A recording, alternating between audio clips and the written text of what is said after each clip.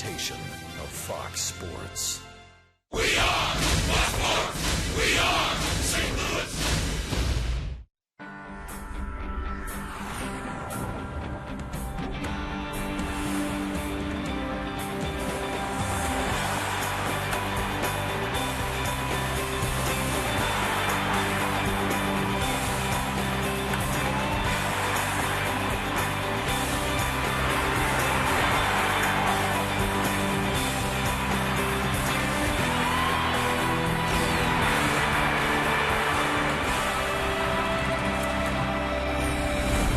Well, you saw many of the shots during the pregame show, the rain falling in downtown St. Louis.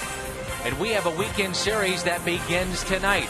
We hope, fingers crossed, the St. Louis Cardinals and the Milwaukee Brewers.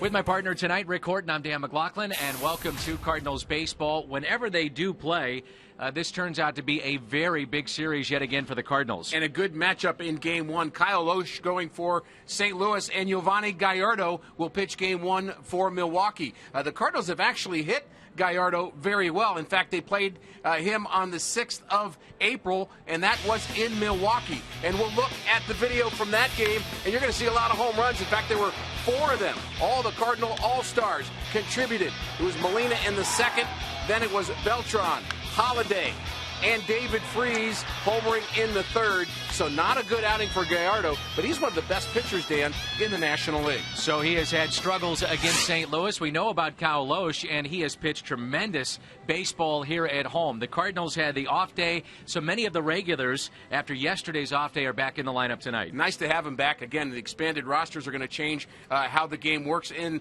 the month of September, but the Cardinals need to get their guys healthy. They really need to get production from Beltran and Holiday both. And they really need a big start this evening from Kyle Loesch. We'll see if he can do it. A pair of right-handers, Loesch and Gallardo.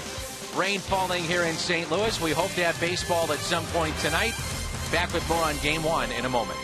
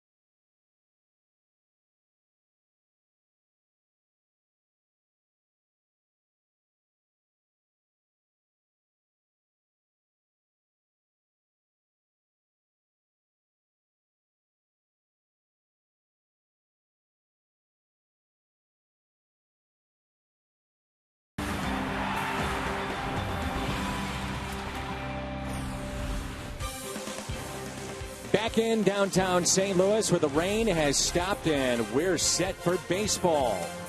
Many thought that this game would be canceled and played a doubleheader tomorrow. That will not be the case. We'll have baseball here tonight with our first pitch coming up in the next 3 to 5 minutes or so. Many of the players are on the field right now getting loose and stretching.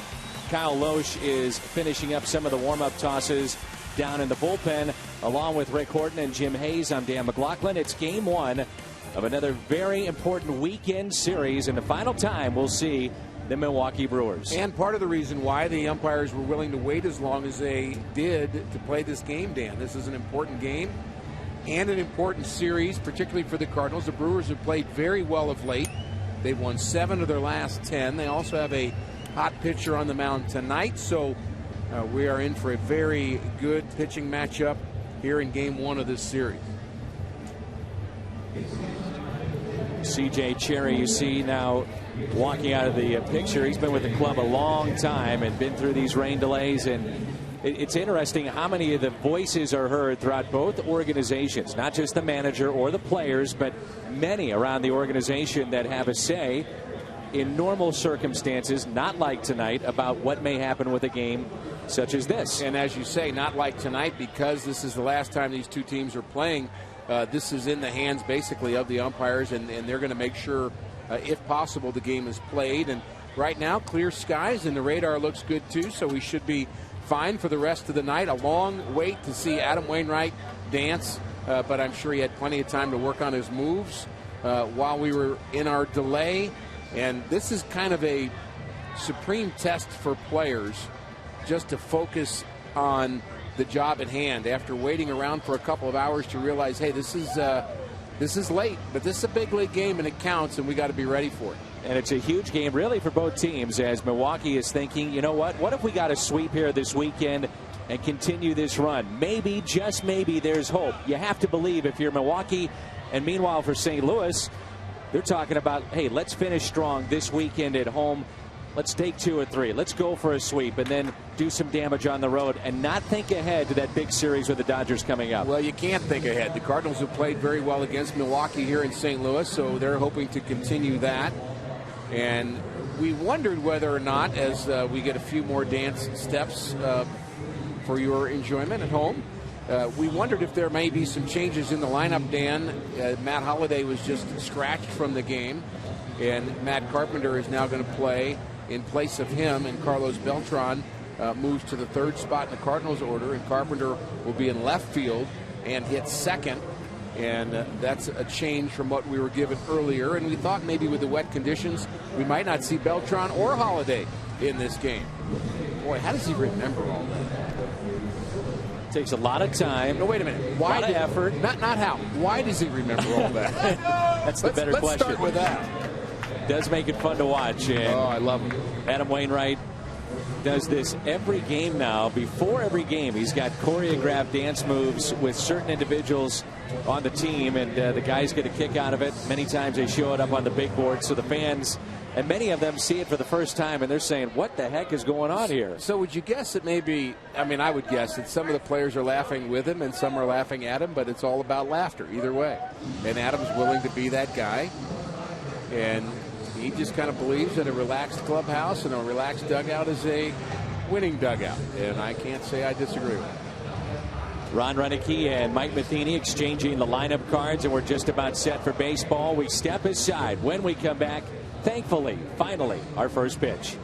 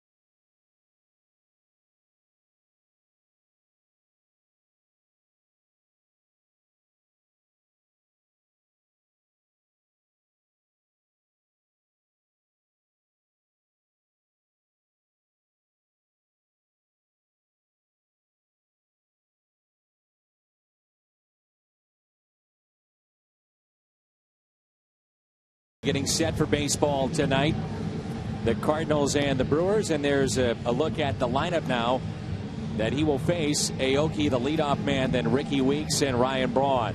Corey Hart, solid year at first base. Taylor Green, Carlos Gomez, Martin Maldonado, Jeff Bianchi, and then Yovani Gallardo, who's hitting 155. Loesch on the mound for St. Louis, and Kyle has had a terrific season. Yeah, clearly the guy in that lineup you worry about is Braun, but Kyle Loesch has had a season that not only has produced 14 wins, but he has been very, very durable. He's making his 29th start, as is Gallardo for Milwaukee, so they are not missing any turns, and Loesch has a way of getting deep into games. In fact, before a couple of games ago, he'd had 15 straight games, Dan, where he'd gone 6 or more innings, and you think that doesn't help out your bullpen to have a guy that durable and that competitive for that long in a ball game, and that's what Kyle Loesch has been. A couple things to look at early on in this ball game. Number one, Matt Carpenter normally is a corner infielder. His natural position is third base, and Carpenter is in left field tonight. Very slick field, but it does tell you what Mike Matheny and the coaching staff, how they feel about his bat. They want to get his bat in this lineup some way, somehow. So tonight, with Holiday as a late scratch, he's in there. First pitch is taken for a ball low, and also in right field, Beltran, you know, the sore legs and the knee, and something that you have in the game of baseball. The infield is covered up, but not the outfield. So you know that is wet out there. Carpenter coming on, and he calls off the shortstop, and tonight that's Descalso, one away. So look at the Cardinals defense. Carpenter is in left, Jay in center, and Beltran is in right. Freeze, Descalso on the left side of the infield. Schumacher, Craig on the right side. And behind the plate, the Gold Glover. One of the great players in the game today, Yadier Molina. Another way Mike Matheny could have gone is to put Alan Craig in left field and let Carpenter play first base. But with Craig having knee issues off and on, and he seems to be at 100% right now, and has also played very well at first base, I might add. But you almost would think that would be a more natural thing to do, put Craig in left and have Carpenter play first. So we'll have to ask Mike his reasoning on that. Rain delay of 2 hours and 20 minutes, and Ricky Weeks to the right side. Oh, rest of the bag, that's and why Loesch is there. That's it. We got our answer. Nice play.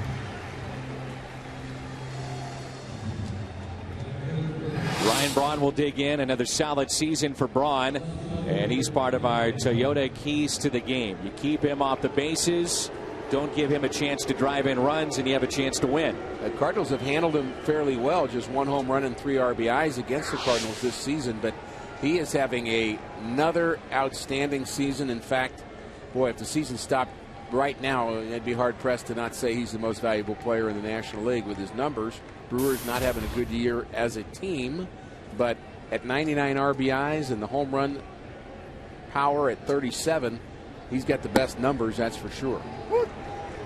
A strike on the outside corner to Braun. Cardinals have done a pretty good job with Braun this year. 37 home runs. That ties his career high back in 2008. He's 2 away from 200.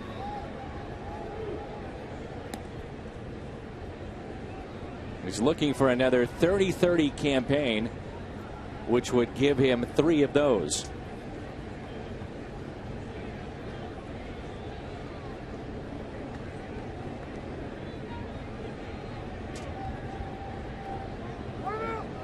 Time is called. Watching Braun hit over the last few years and really kind of marveling at his ability, one of the things that you learn watching him is you can't stay one way with him in terms of how you pitch it. You might think you can get him in, and that's where they set up there, and Loesch gets that sinking fastball past him on the inner half, and you can think, okay, well, I'll go back there next time and do that. But he has the ability to adjust from at-bat to at-bat in the course of a game, and part of the reason he keeps putting up big numbers. You have to mix things up, and Loesch is, again, a master at mixing things up. 1 ball and 2 strikes. We noted last time that we saw Milwaukee how far Braun was off the plate. He actually has moved in slightly back towards the plate in his stance. But as you talked about, you think, well, then you can go outside. But he's able to take that pitch to right and not only take it that way, but hit it for power. Oh, he can reach it. Trust me. They set up way outside. The 2-2 spoiled by Braun.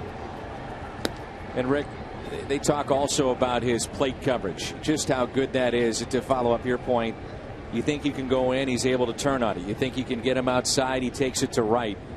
And he does so with great power. Typically, if a guy moves off the plate, he's having trouble with the ball in. He's not worried about the ball away. He knows he can go out there and get it. But he's finding himself being jammed more than he wants, as he was on that particular pitch. So Loesch has gone in, away, and in. And that's what I mean by being a step ahead of Braun. Yachty sets up on the inside corner, and nice to have a pitcher that can actually throw it where you set up.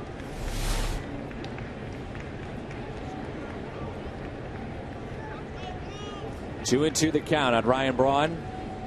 On deck, it's Corey Hart. Outfield is deep.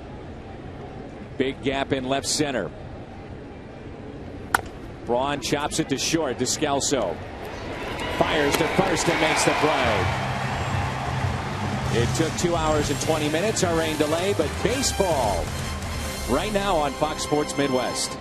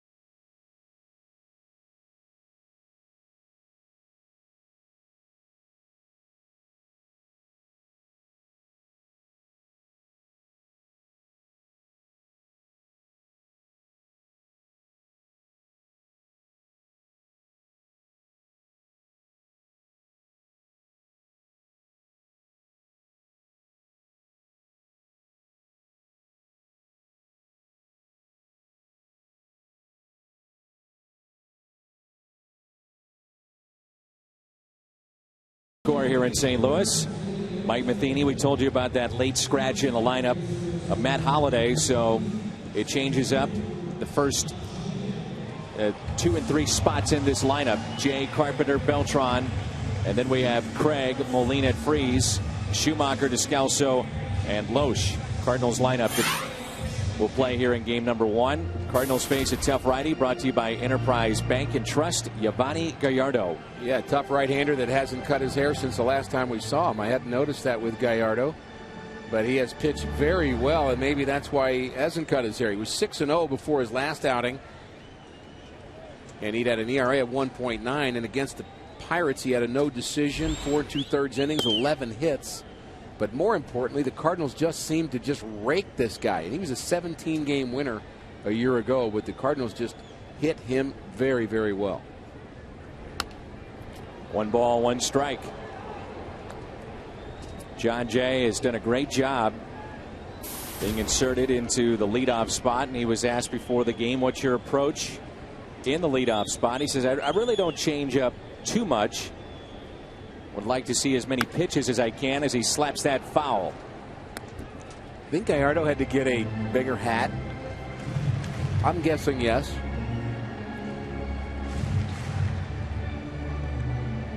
That's a lot of hair right there. He can pitch. 3 years in a row, 200 or more strikeouts, and on his way to his 4th straight. At 176 so far, you figure he has 5 more starts.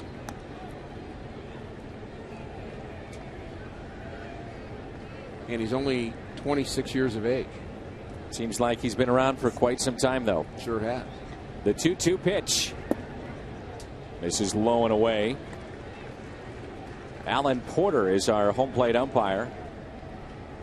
St. Louis and Ron Kolpa at first as you get a look at the numbers for Jay since early August. Daryl Cousins, our crew chief, and Jim Wolf is also here. The 3-2. Jay slices one into left center field for a base hit. And you wonder if a piece of Yovani Gallardo is already saying, here we go again. Meet the defense behind Gallardo tonight for the Brewers. Braun, Gomez, Aoki in the outfield. Green, the Yankee, the left side of the infield. Weeks and Hart on the right side. And Martin Maldonado has been a nice find for Milwaukee this year. He's behind the plate. He sure has. He's only 2 for 12 against the Cardinals, so they've handled Maldonado well. And if you're wondering about his ability to throw, he's at 26% caught stealing, so the Cardinals may run. Bring up an interesting point. You have a guy like Carpenter that primarily throughout his career in high school and college was noted for a high average, sees a lot of pitches, but also a guy that could drive the baseball, where two spot, a lot of times the prototypical number 2 man is asked to bunt, move a runner over, those kind of things to involve small ball. I like him in the 2 spot. I mean, I really do. I think he's got the ability. Well, you can really see Carpenter in a lot of places. That ball gets away. Jay reads it very well. And that should be a pass ball for Maldonado.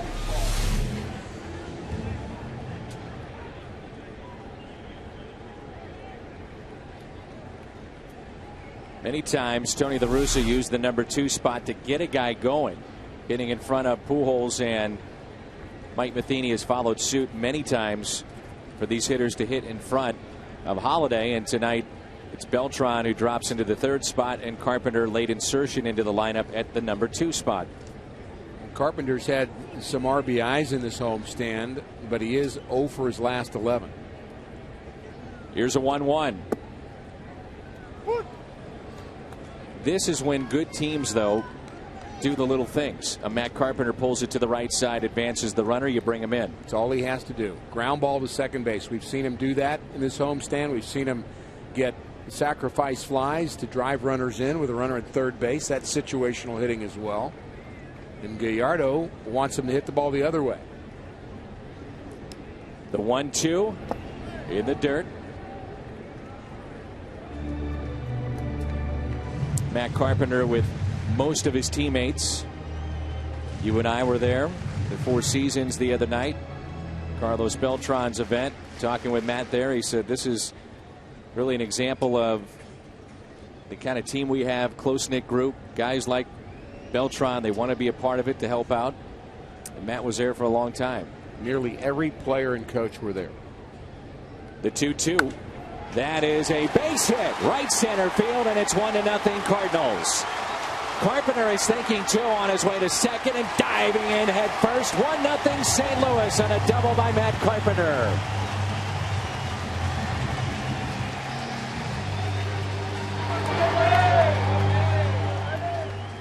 I like the at-bat, and I like the hustle of Matt Carpenter on this play. All he's trying to really do is pull the ball to make sure he gets Jay to third. But he hits the ball right on the nose, and he gets even more than that. No problem scoring for John Jay, and Carpenter sees some daylight and gets a double out of it. There's your ground ball to the right side. Beltran advancing the runner, tapping it to the right side. Carpenter advancing to third. And it brings in Alan Craig. Already a 1-0 lead for St. Louis. Move him over, get him in.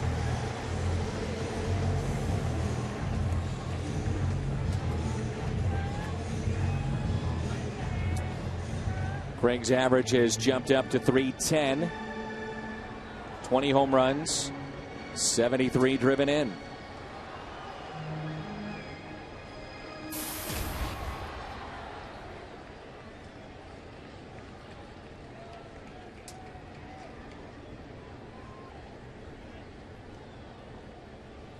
Runner at third. One out. Pitch to Craig. Taken for a ball, low and away.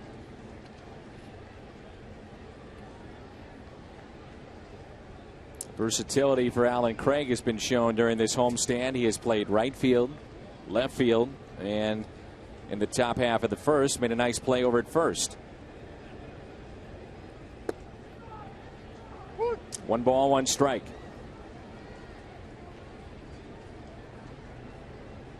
Asked him the other day about switching positions, and he said it doesn't matter one bit to me. Bring a glove ready to play, and I love to hit. Craig off the end of the bat into shallow center. Gomez will make the catch. Here comes a throw to the plate. Carpenter on his way in, and he is safe. They call him safe, and it's 2-0 Cardinals. Maldonado, he can't believe it. Ron Renicky out of the dugout. He wants to have words with the home plate umpire. Very, very close play at the plate. Craig gets an RBI, drives it to the outfield. Good throw from Gomez. And the throw, Ricky caught it near his armpit. and I think that's the problem. He does not have the ball in his glove by the time Craig is hitting the base, and he makes that transition to his hand a little bit late. But what is tagging Craig right now is not the baseball, it's his glove. And the ball is loose, and the umpire saw it. The ball was in his hand, not in his glove. Good call. Right on top of it. RBI for Alan Craig, number 74. Here's Yadier Molina. Already a 2-run lead for St. Louis. The Brewers have won 7 straight games started by Gallardo. That's how good he has been against the rest of the league, but struggling obviously in his career against St. Louis. Pitch up and in on Yadi. Gets away from Gallardo. Matheny doesn't like that. I don't blame him. Molina took Gallardo deep earlier this season. Perhaps a coincidence. Here's a 1-1.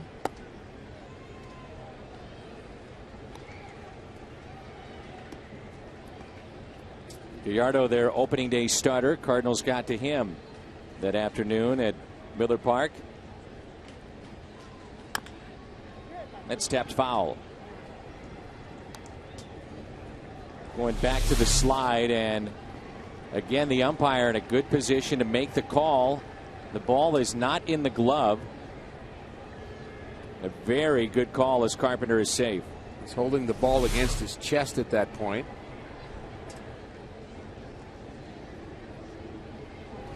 And I know that it is not fashionable, nor do most baseball fans just really enjoy saying positive things about umpires. But, you know, for umpires to make calls like that real time without the benefit of us looking at it 3 different times, they're really good at what they do. They really are. And these are the best. I mean, the reason they have to go through an incredibly challenging road to become a major league umpire. And, you know, we kick them every once in a while, and we're mad at them every once in a while. But you know what? They're pretty outstanding at what they do. The Yankee puts away Yadier Molina. Cardinals play 2. 2-0 after 1.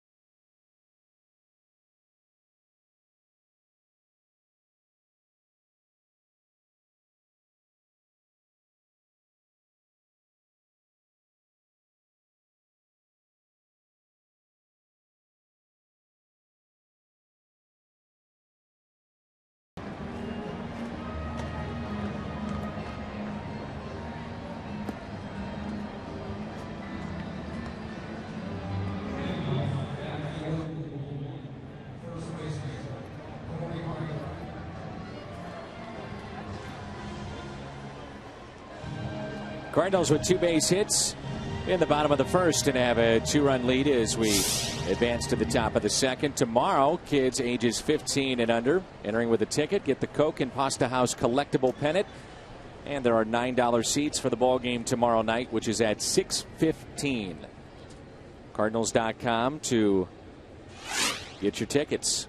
Here's Corey Hart, and he looks at strike one. Remember, this season began with Matt Gamble, who was supposed to be their everyday first baseman, replace Prince Fielder. Hart moved in from the outfield and is now back at his natural position.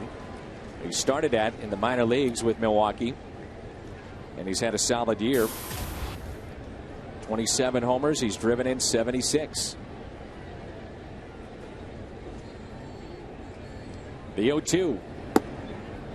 And I think it makes a lot more sense for Corey Hart to be hitting where he's hitting in the lineup, too. I mean, there are times we've seen him in the leadoff spot, which I don't really think suits him. He's an RBI guy. He has power potential. He's only 2 for his last 13, however, but still dangerous with 27 home runs.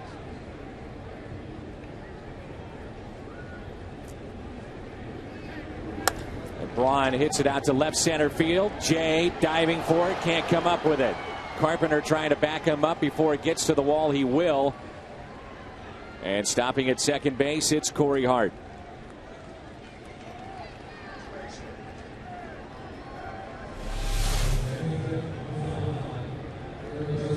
One more look at that.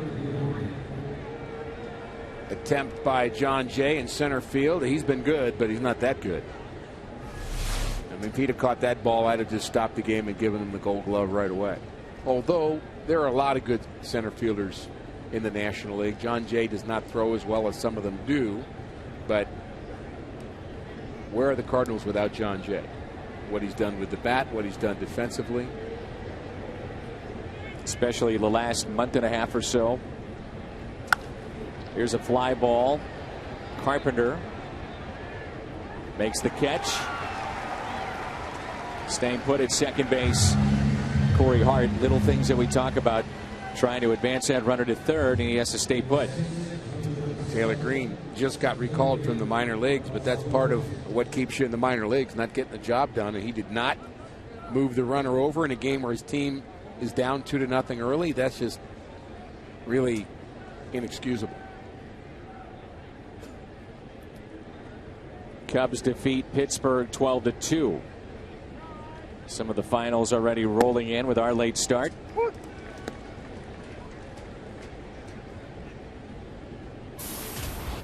Houston over Cincinnati 5-3. Aroldis Chapman gave up a 3-run homer. First time he's ever given up a 3-run home run. Here's the 0-1 pitch. And Gomez nearly came out of his shoes. So if Taylor Green would have flown out to left field on a 1-2 pitch that was away, that's one thing. But for him to be first ball swinging and to not get the ball to the right side, it's just ridiculous. And for Gomez to be swinging at a pitch eyeball high shows a little bit of lack of discipline as well. Although he too is putting up some good numbers. 16 home runs. He's driven in 44. 0-2 pitch. Tailing in and almost caught him. Loesch this season defined by his pinpoint control and also the outstanding changeup that he's been able to use at just about any point in time in a game. Any count, any situation. Circle change. We might see it here. Slider instead. Flare down the right field line, and it's foul.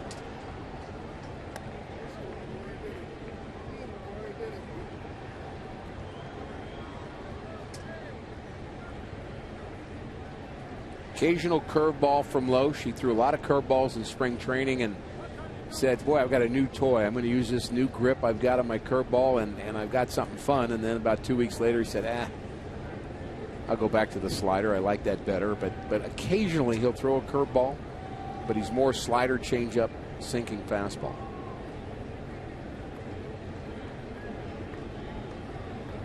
Second half has been much better for Gomez. Regular playing time. 2 balls and 2 strikes.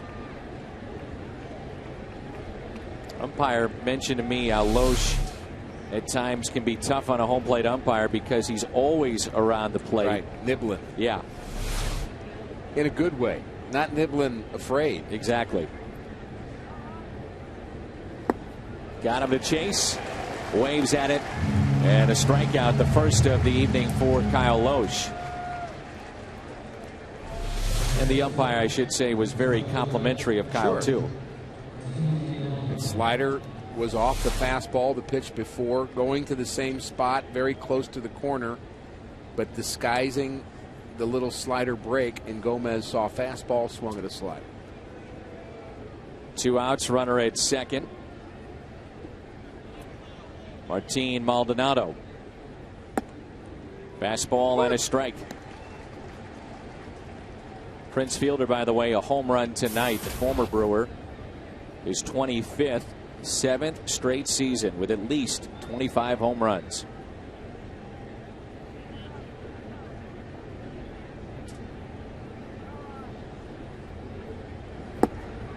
Oh, and 2.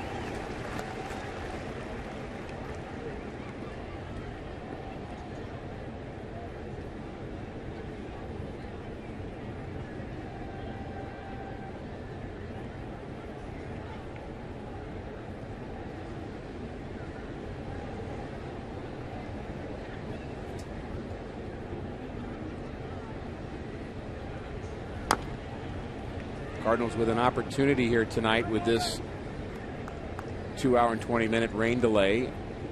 The Astros have already beaten Cincinnati 5-3, and the Pirates have also lost. They lost 12-2 to the Chicago Cubs. We're all Cub fans right now. And the Atlanta Braves beat the New York Mets in New York to start that series. In that Cubs game, Starlin Castro reached 500 hits. He's only 22. Already 500 hits in his career. Youngest of 500 since Robin Yount. A tie into the Milwaukee Brewers. The Hall of Famer did it at the age of 21. Boy, that's amazing, isn't it? Oh, yeah. 500 hits by the time you're 21.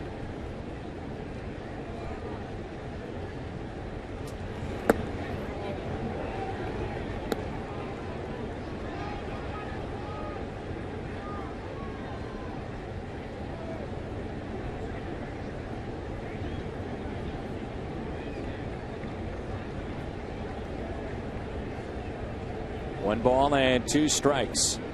Runner at second, Corey Hart. 2 down. Change up. And a strikeout of Maldonado. Back-to-back Ks for Kyle Loesch. It's Freese, Schumacher, Descalso coming up.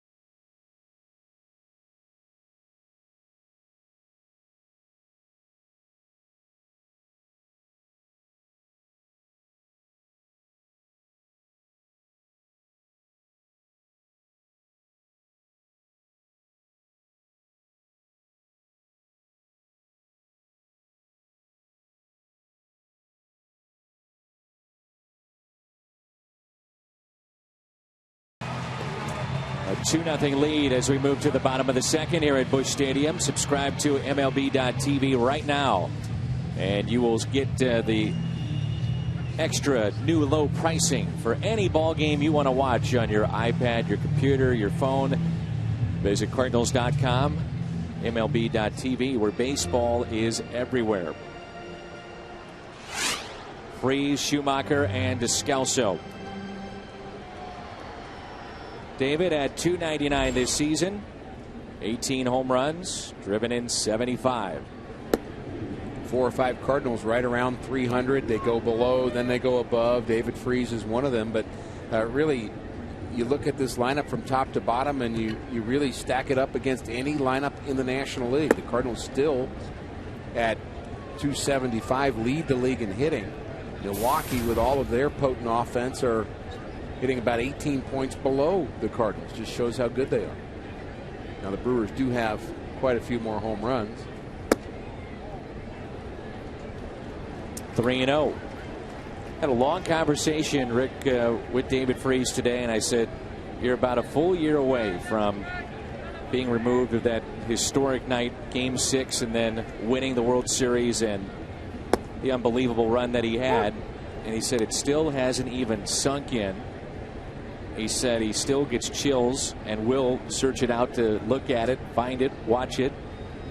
But he said the best thing is it's really slowed the game down for him. Little bouncer up the middle. Weeks makes the play. And his point was, when you go through that pressure of postseason play and you're able to get through it and have success, and now you go down the stretch of this year's postseason, he said things just, they slow down. You relax and you have fun. You play baseball. Yeah, once you've been there, you know you can handle it. The downside potential of that is to get complacent, and that's not what you're saying, and that's not what David is.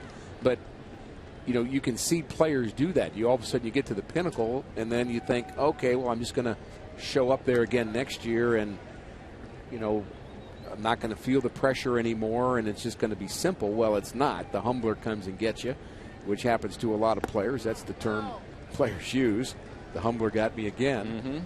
And you do get humbled in this game, but the fact that the speed of the game and the excitement and all the things that go around it, David's used to by now because he's handled it at its best. Schumacher flies out to left. Braun initially came in and then went back to make the catch for out number 2. Actually had a light rain falling for the David Freese at bat. It seems to have stopped again, and our understanding is that the rain is all pushed to the east. At least that's what we're hoping. And hard to imagine, Dan, 2 hours ago that we would be playing baseball tonight. There was talk of playing a split doubleheader tomorrow, and the plans were underway for that, but somebody gave a weather account that said that we think at 9:30 it's going to blow through and it'll be fine the rest of the night, and that's so far been the case. 0-1 to Descalso. 1 ball, 1 strike. Percala's been out a week, and Descalso getting his 5th start of the possible 7 games since Rafael left the lineup. Mike Matheny talking before the game about Daniel and what he means defensively, and also they feel that because he's getting regular playing time that his offense will get a little better as well.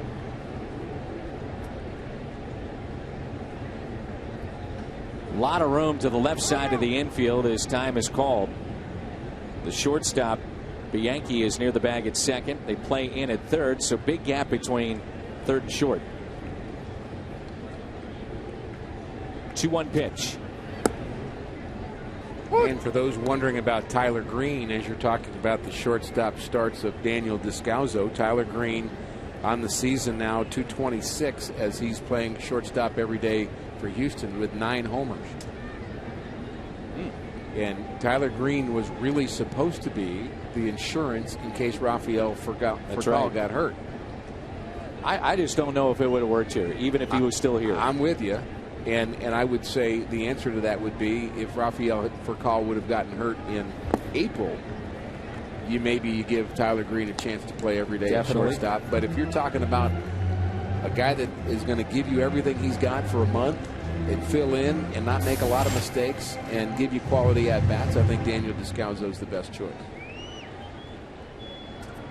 Count is full on Descalso. 2 outs, nobody on. And he waves at it and strikes out. First strikeout for Giovanni Gallardo. Jim Hayes joins us. The news of the day coming up in the third.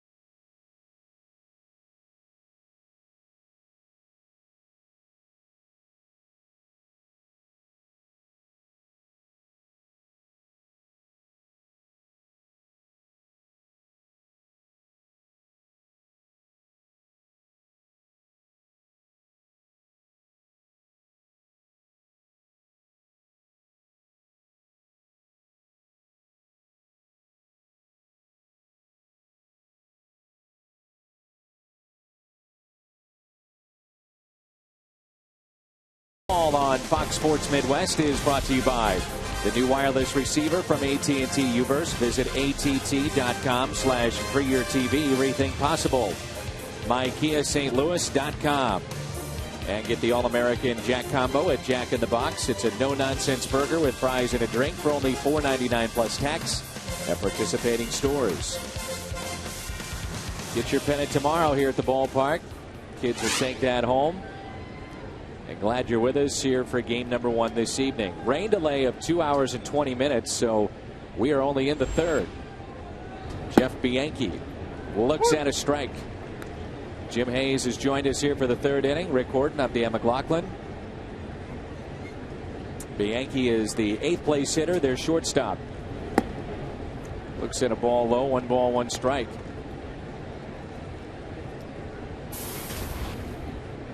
Because of the rain delay tonight, Matt Holliday is a late scratch, precautionary measure. The field conditions slick, wet in left field, and we haven't seen him now for 3 games and did not see him because of back spasms as well. Left the game with lower back stiffness, and then on Wednesday he had a scheduled day off, said the back was good to go. But I talked to him today, and he said he used the off day to see the team's back specialist. Also got acupuncture and said he was good enough to play. He was in the starting lineup, but apparently sitting around during the rain delay wasn't exactly what he needed. Slowly hit to second base. Schumacher charging and makes the play.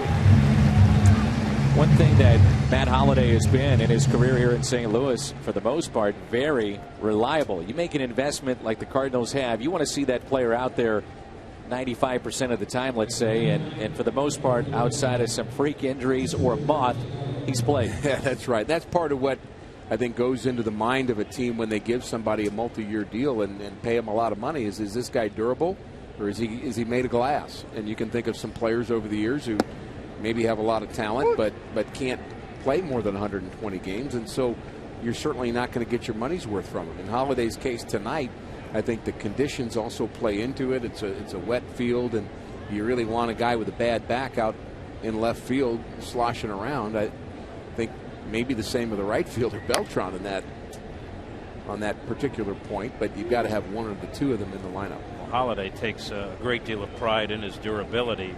You know, he's dealt with some little things, and he's always found a way to fight through it and not have that extended absence because he wants to play. And I get the feeling he wanted to play tonight, but they thought better of it with, as you say, the weather conditions.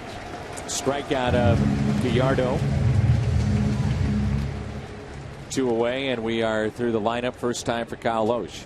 And we may see Holiday before it's over, too, in a pinch hit role. And one of the things that's happened of late, the Cardinals have had to rest some of their firepower, whether it's Freese or Furcal or Beltran, Berkman. You've got some guys off the bench who can supply some power. And frankly, that's something the Cardinals have lacked this season. You look at their bench production, pinch hit-wise and home run-wise, it's been low.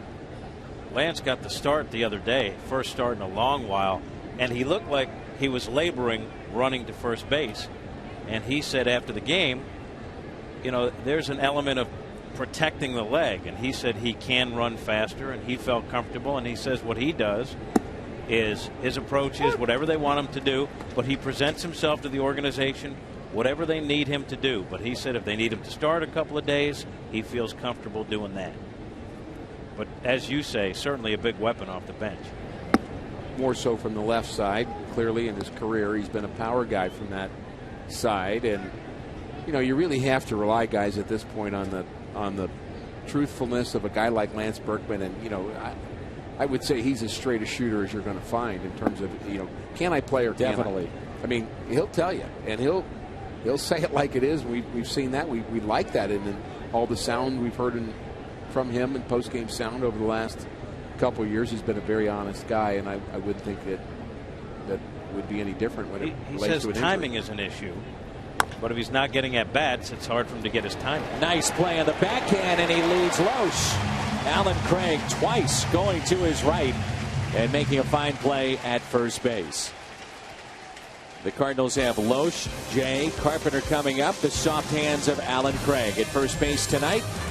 Leading his wide receiver, Kyle Loesch, on this football weekend.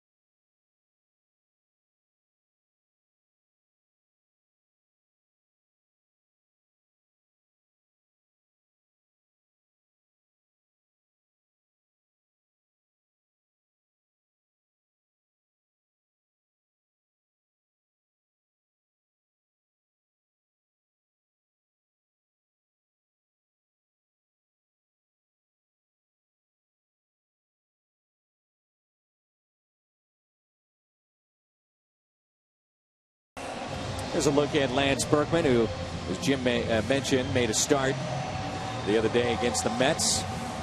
Our house at home since July 1st, and the National League ranks the record very good, 25-9 ERA, outstanding. Opponent's average second best, the runs per game fourth, and the average at 287. You hit, you pitch, you win.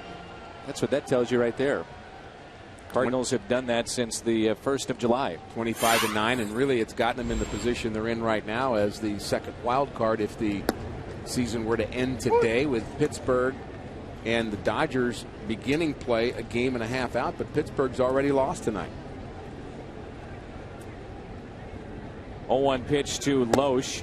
Just saw that shot of Lance Berkman On Thursday, he told Fox 26 Sports in Houston that he is open to the idea, potentially, of heading back to Rice. There's a ground ball where he was the 1997 College Player of the Year, and returning to finish up some studies that he'd like to get done, and also helping out the baseball program as a coach, not the head coach, but helping out with the program. And he said that would give him a better idea if he really wants to get into coaching. Does he want to do it at the collegiate level? Does he want to do it here? But he is a very good communicator, and as you talked about, Rick, a guy that has great knowledge, will shoot you straight, and you would think he'd be the perfect fit if he wants to coach. Well, you also see the way he has a responsible kind of mindset towards wanting to get his degree, and very few players kind of get back and find the time and the effort and the heart to do it. Andy Bennis went back to college, local guy here, went back to St. Louis University, and we applaud him for that. I see him on the side of buses talking about SLU. He does. He is their poster boy. But it's really I think a testimony to the way these guys want to kind of be responsible and finish what they started. And you know, the fact that he was not able to finish his degree, I think probably just eats at him a bit. He wants to get back, and if he's going to get into coaching, why not be professional about it? Jay fights it off and a base hit. John Jay is 2 for 2. Yeah, there wouldn't be many student assistants around college baseball with the kind of with a World Series ring wallet that Lance has, yeah, and, so it's and not a World about Series ring. It's not about the money, clearly, for Lance Berkman. John Jay taking that pitch on the inside half, little inside out swing. His hands have been a little more quiet of late.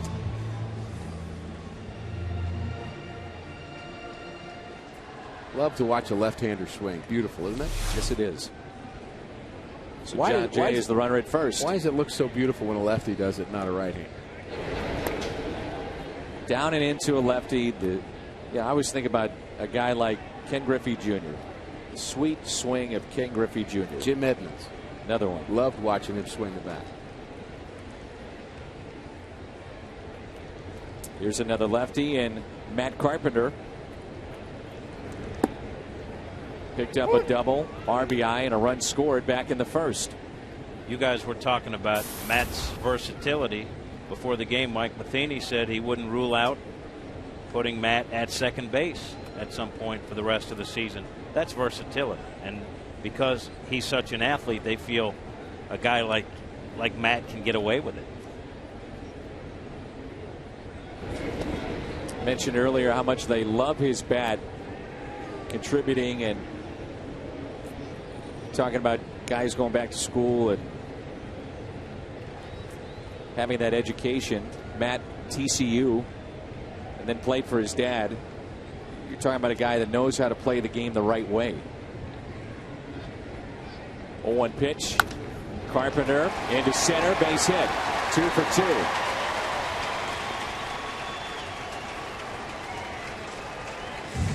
So the lefties have been fun to watch at the top of the order. Jay and Carpenter now both 2 for 2. Carpenter not supposed to play tonight.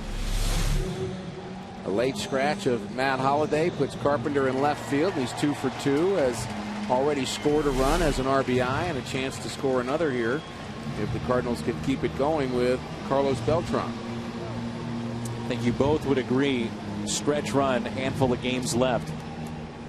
He's been streaky in his career. Be huge if Beltran could get on one of those hot streaks. No question.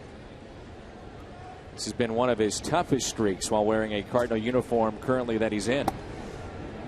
Well, he's had stretches this season where the knees were barking a little bit, or there was something else that was nagging, and he's bounced back. This has been a prolonged stretch, but you got to figure at some point it'll kick back in, Ricky.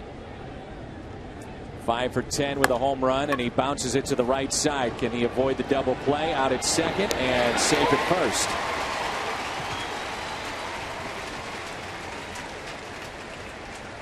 We've seen him have, Jim, a couple of other slumps throughout the course of the season they got out of quicker. I think this one's a little more prolonged for him. And, you know, he's so hard to judge because he's so smooth, and you think, boy, his bat looks slow. But, you know, when he's hitting the ball hard, his bat looks slow. It isn't. but it just looks that way because he's so smooth. Carpenter does a nice job of going in hard at second base, tripping up the shortstop, literally, by kicking him in the shins. Good hard baseball. Mike Matheny terms Carlos as a guy who doesn't waste energy. He's very efficient in everything he does. Now Craig with 2 outs, runners at first and third. Alan Craig already a couple of nice plays defensively over at first. And Jim, we were talking about versatility of guys. Daniel Descalso has shown his versatility at shortstop, and Mike is sticking with him. He says comparisons to Rafael Furcal defensively for Descalso are unfair. But he says that Descalso does a very good job. He has 2 young guys he can also plug in there. He says at his best, probably second base for Daniel Descalso. But in terms of Ryan Jackson or Pete Kozma, he says both guys have a lot to offer. But at this point, he feels more comfortable with Daniel Descalso. I liked Descalso at third last year. I thought that's where I like him too. His late inning play at third base when he was filling in for David Freese was pretty good. Popped up right side out of play. And the filling in for Freese, which, you know, Tony La Russa was very quick to point out last year, that was as much a matter of resting David Freese's ankles and giving him some innings off. But, you know, you've got a guy that's fielding as well as Descalso at third. You also want him in there the last couple of innings, so maybe a little bit of both. And clearly, you know, shortstop is his third best position. He could play first base, and, you know, to be versatile also now, the backup catcher. Got to throw that in. Emergency catcher. You're going to go with 12 pitchers, and you're going to be a bench player. You better be able to play 3 or 4 positions. The 2-1. 2-2.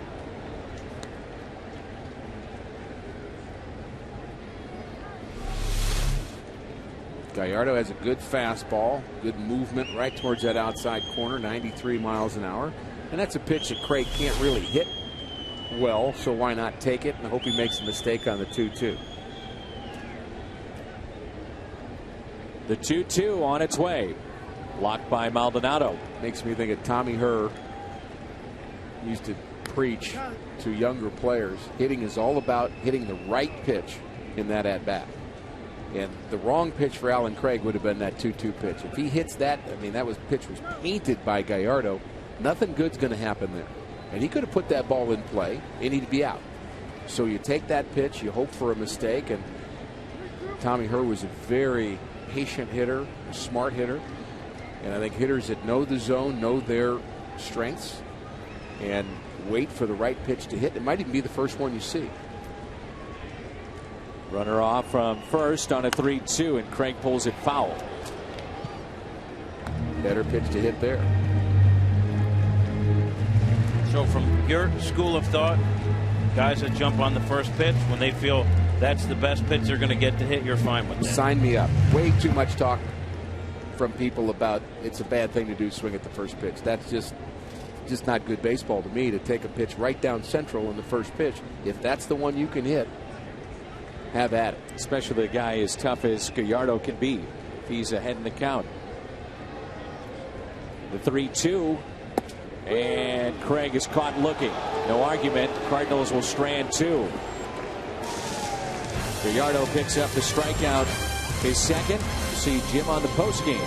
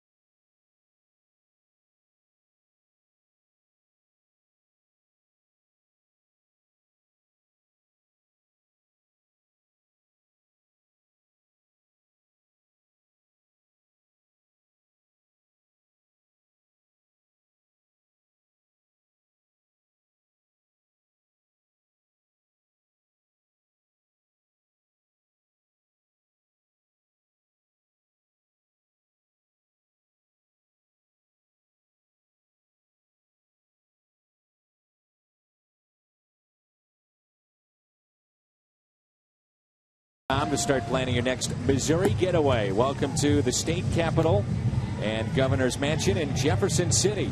Missouri State Capitol was completed in 1918, covers 3 acres in downtown Jeff City. Make sure you take the tour, take in all the sights, and find out more about the Missouri State Capitol at visitmo.com. That's our final presentation of the year from the group at the Missouri Tourism. And we thank them very much for all their participation and helping us throughout Cardinals baseball on Fox Sports Midwest. Visit mo.com to find out about all those great places to go to. Ricky Weeks with a base hit into right center. Beltran is over, backhands it, and throws a strike into second base. Holds Ricky Weeks to a single, and he's 1 for 2 on the night.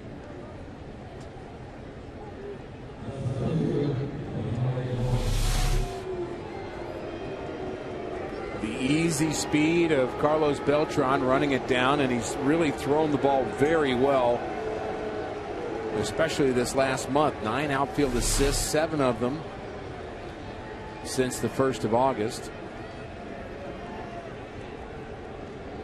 Here is Ryan Braun, greeted by boos here in St. Louis. Grounded out to short his first time up. There's strike 1. Now, we were talking in his first at bat how Braun will have consideration, and numbers wise, rightfully so. Take a hard look at what he's done for MVP. Last year, you couple his numbers with the fact that his team was very good, made it into postseason play, helps your cause. It's always interesting to hear how a voter will vote. Does he come from a winning team? Is it the best numbers? Is he the best player in the game or the league? But this year, you had the controversy in spring training, and that was overturned, and you wonder if that's in the back of the minds of voters this season. Well, I'm sure it's in the back of the mind of a lot of voters. Yep. I don't think they're going to ignore that, and you know, I can't say beyond a shadow of a doubt whether he's guilty or not. I know that basically his suspension was overturned. That's all we really know, but certainly the shadow of doubt out there on the other side from the writer's point of view that are going to vote on that MVP to say, well, I'm just having a hard time voting for him because I'm not sure. And so that's going to be out there. There's no question. Human nature, isn't it? No doubt about it. 1-2 the count on Braun.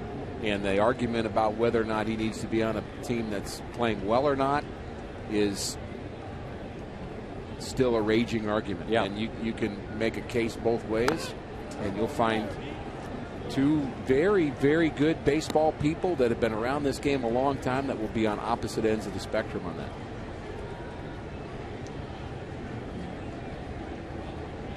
The Braves have won 5 of their last 6 games, and it's their pitching that's carried them. 27 consecutive innings without scoring an earned run, and they have scored just 2 over the past 32 innings, but yet they're finding a way to win. It's been done with pitching. 3-0 over the Mets this evening. Their pitching faltered last year when the Cardinals overtook them. And still would be a bad idea for the Cardinals to push to chase the Atlanta Braves again this year. But it was really the back end of their bullpen that faltered. The young pitchers that just could not close out the season as dominating as they were. Venters and Kimbrel, they were just so nasty. But they struggled down the stretch and they couldn't score a run. 2-2, a line into right field for a base hit. Beltran firing from right field into third, hits the runner, scoops away. Braun will advance to second base, and Weeks has to stay put at third. Well, you got an idea there, Rick, about the arm of Carlos Beltran in right. That was a cannon. And right on the money, too. Unfortunately, the ball hits Ricky Weeks, who's going to be a close play at third. Trying to get outfield assist number 10. Weeks runs very well, and he's going to test Beltran. And the throw hits him right in the back and gets away. And Loesch was a little late backing up third. He's still on the run right now, but fortunately that ball doesn't go into the dugout. Otherwise, it'd be 2-1. Bad news is, by throwing to third base, you're allowing the tying run to get to second base in Ryan Braun. Ball 1 to Corey Hart. It was ruled that he went to second on the throw. I don't agree with the ruling. It should be an error on Beltran because he wasn't going to go. The throw was low. It was a good throw. 2-0. But Descalzo did a nice job of convincing Braun that he was going to cut that ball off, so Braun wasn't going to go to second base. Ball got away, and he did go.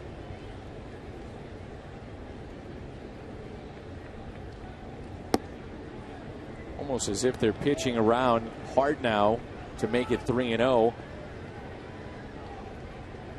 Green is on deck. First base is open, but nobody out. 3-1. Sure looks like it. They're being very careful with him. You've got the young third baseman Taylor Green up next, followed by Gomez. And now Loesch battling his way back into the count now. And, you know, you see that happen a lot where a pitcher is very careful at the beginning of the count, and then you get a couple of strikes. Then you start to gain the confidence, and then you throw one right down central. So Kyle Loesch is going to have to guard against that, thinking, well, I've come 2/3 of the way back. I might as well come all the way back, but you still have a dangerous hitter at the plate in Corey Hart. Held on to by Molina. Look at that. He strikes him out. When he got to 2-0, the next pitch was way outside, and it made you think that he was going to pitch around Hart, but clearly that's not the case. Hey, that's awesome pitching right there. To be down 3-0 on Corey Hart, to come back and throw a 3-2 changeup way out in front. It's a perfect look of what happens to a hitter when he's fooled by a changeup. He releases too soon. The ball's not there. End up off balance. Ball 1 to Taylor Green, who's hitting 195. Flied out to shallow left, first time up.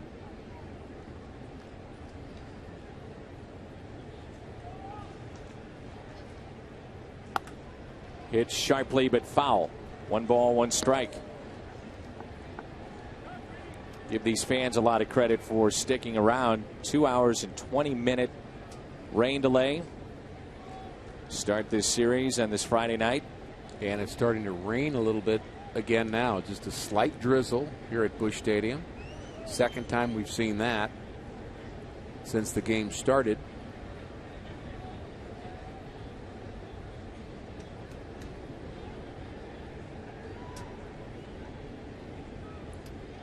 One pitch. 2 balls and 1 strike.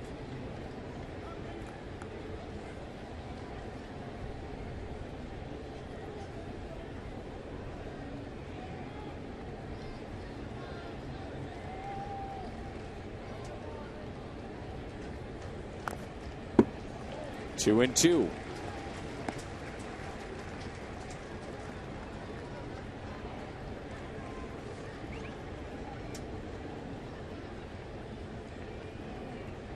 Brewers minor league player of the year last season.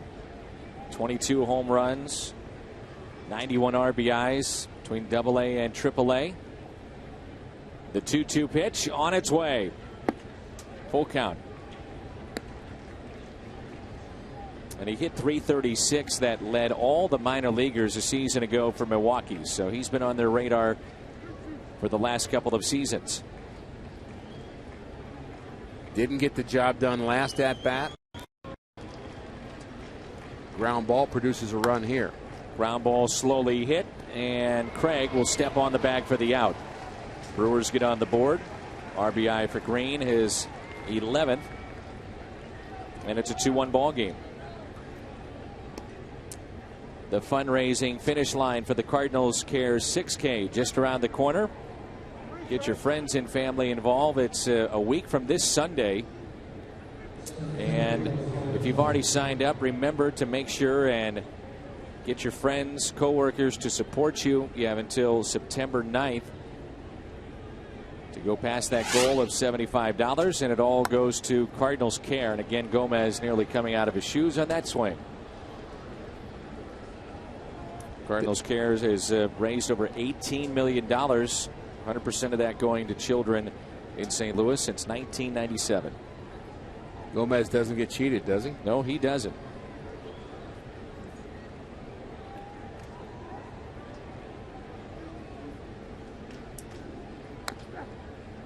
That's strike two.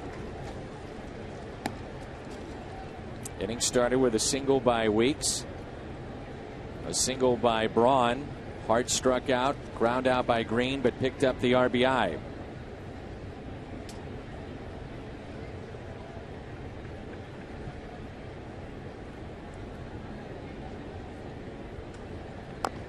Off the end of the bat and a foul ball. Gomez wanting to show off his speed on that little tapper that went foul. He has 30 stolen bases. He's been a big part of their offense. Cardinals not seeing Aramis Ramirez in this game, but we'll see him before it's over. And you mentioned Matt Gamble, him being hurt. They also had other injuries too. Their shortstop, Alex Gonzalez, who was coming over from the Atlanta Braves, and we think as good a fielding shortstop as we've seen in the National League the last couple of years. He got hurt in the early going, so he's out. Slowly hit to the right side. Schumacher is there. Gomez retired, and he's 0 for 2. Yadier Molina leads it off when we come back.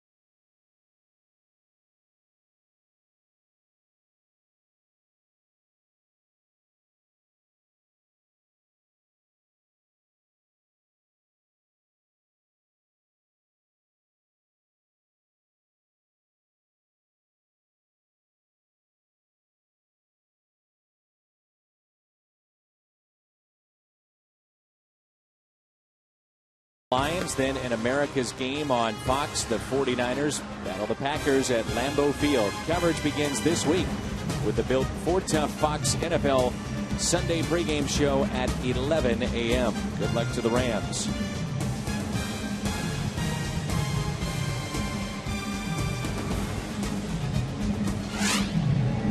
Molina will lead things off. Then Freese and Schumacher. If you're just joining us, 2-hour and 20-minute rain delay to start the ball game. That's why we are only in the bottom of the fourth. RBIs tonight back in the first inning for Matt Carpenter and Alan Craig.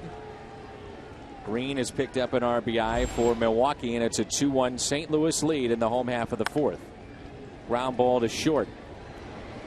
Taken by Bianchi for the first out.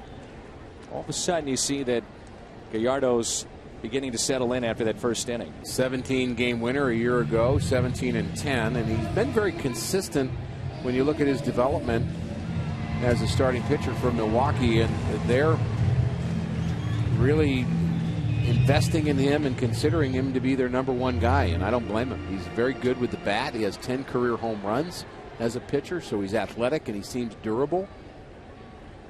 And for some reason, the Cardinals have just hit him well. 1-9 in his career against St. Louis. Almost hard to imagine that. as good as he's been overall. 1 ball, 1 strike.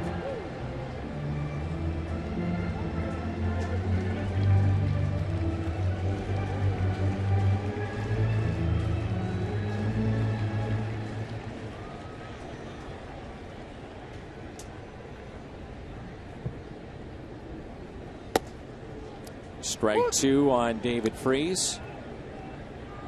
Mentioned that David is part of a fundraiser coming up here at the ballpark to benefit Johnny Venus, who is a drummer for a local band called Greek Fire. They will be here performing for the ball game on September 18th. And Johnny Venus dealing with cancer right now, so David has decided to step up. The Cardinals have as well $20 tickets for that game. Half of those proceeds will go to the recovery for Johnny and also cancer research as Freese grounds out. 2 outs, and it brings in Skip Schumacher. Find out more about that. The tickets at Cardinals.com. Only $20 tickets. Benefit the local leukemia foundation. Research for treatment. Benefit Johnny's recovery. We hope that fans take part in that. Discounted seats. Cardinals.com to find out more. And if you know about the band Greek Fire, Story of the Year will be here. Cabo will be here. All performing acoustic sets in the Ford Plaza. These are local bands that travel the country, travel the world. Well known in many circles, so should be a very special night. Again, that's Tuesday, September 18th. We hope to see you here at the ballpark. 0-2 on Schumacher.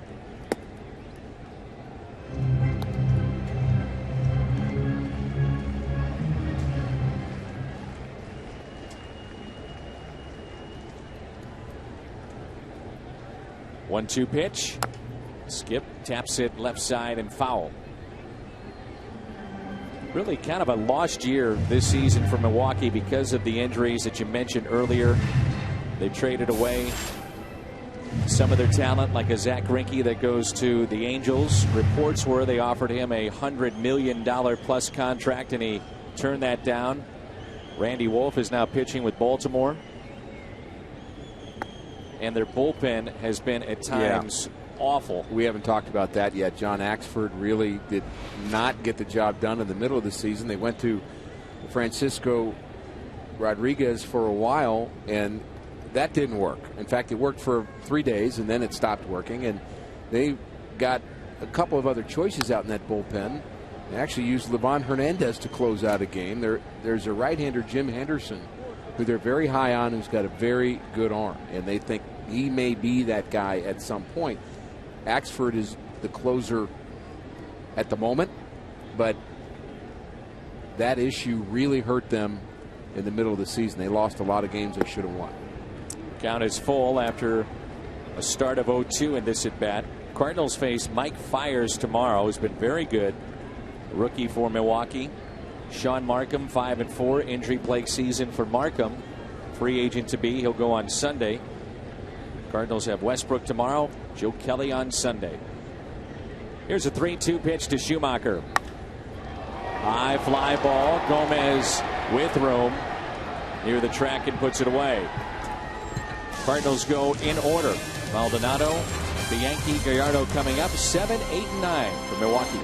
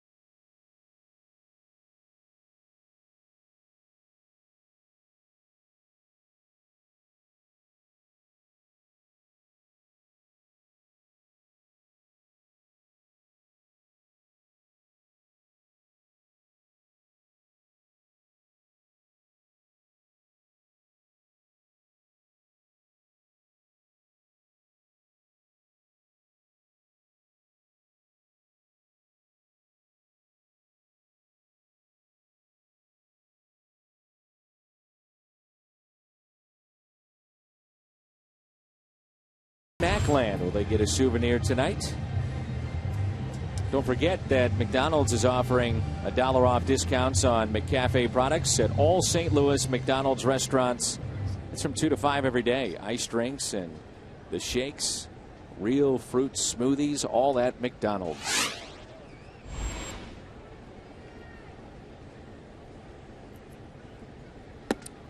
There's a strike at the knees to Maldonado, underway here in the top of the 5th.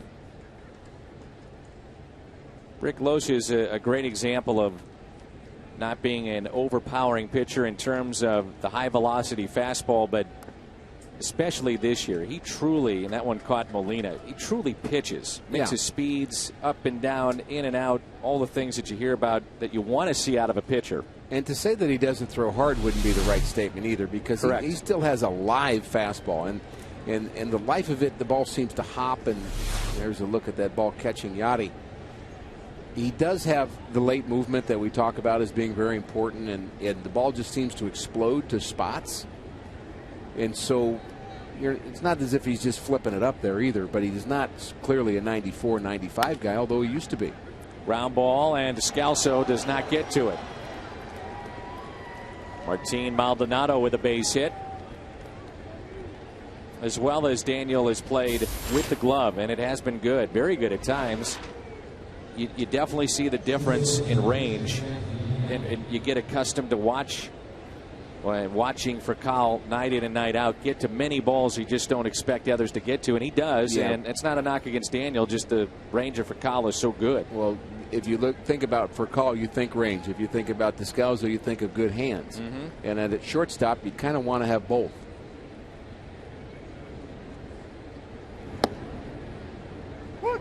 Strike to Bianchi.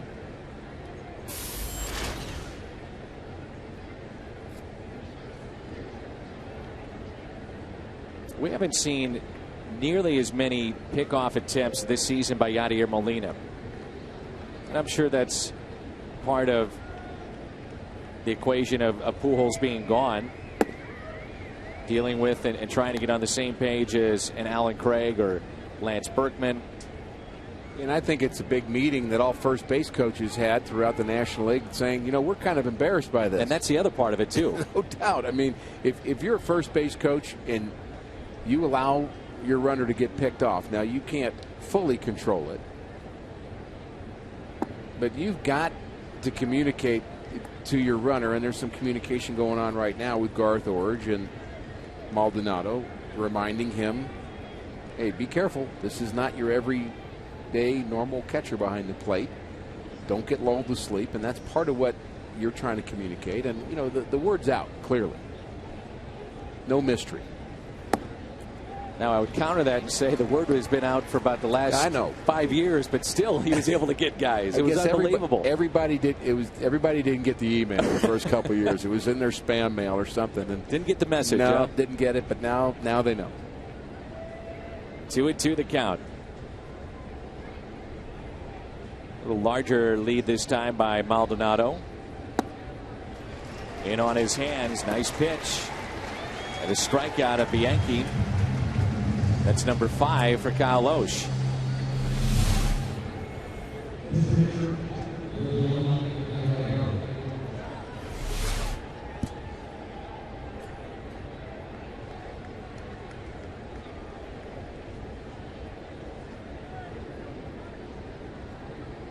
Gallardo, and as Rick said, you have to be careful with him. He does have a home run this year, and he's driven in 8, squaring around to bunt, and pushes it foul for strike 1.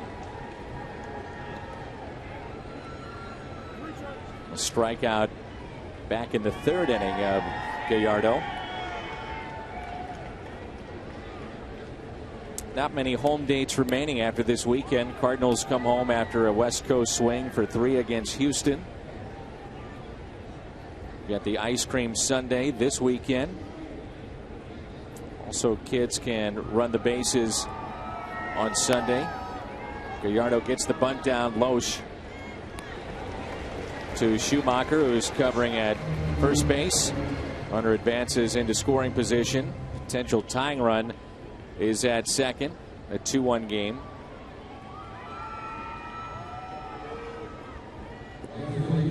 So ice cream Sundays, and that again will be this Sunday. Kids can run the bases after the game. So 3 with Houston when we get back home, and then on the road. And the Cardinals wrap up the season, the regular season, with Washington and Cincinnati here at Busch Stadium. It's what you hope for when you leave spring training. You want to have meaningful games in September. Every team wants that. Then you'd like to follow it up with meaningful games in October. But there is something about being in this game at this level when you have no chance. I mean, it's tough, Dan. I mean, I know it's the big leagues, and you say, well, why can't you love it? You're in the big leagues. But when you have no chance to win and everybody's talking about the teams setting up for the playoffs and the pennant races, and you're not a part of that, you're just the guys that might be spoilers. I mean, it really is disheartening for players that are geared to win and to be winners. Here's a 2-0. Norichiki, Aoki. A 2-1 Cardinals lead here in the top of the 5th inning for St. Louis.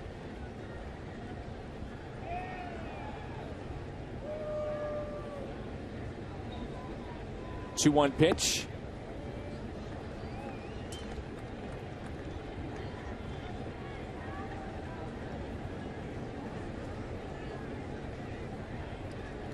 When we first saw Aoki play the first week of the season, he was overmatched.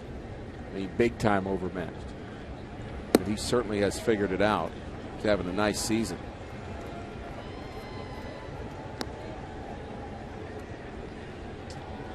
After the injury to Gamble, we saw Hart move into first base, so Aoki a chance to play. Frankly, Nyjer Morgan's been a bit of a disappointment for this team. Very much so. He went 139 at-bats to start this season without an RBI. It's hard to do, isn't it? That's a major league record. That's how hard it is. Yeah. I mean, you think you just fall into one. Here's Ricky Weeks. Takes a strike, doesn't like the call. Weeks is 1 for 2 with a run scored. Loesch has struck out 5. And he has allowed 4 base hits, 4 hits aside thus far.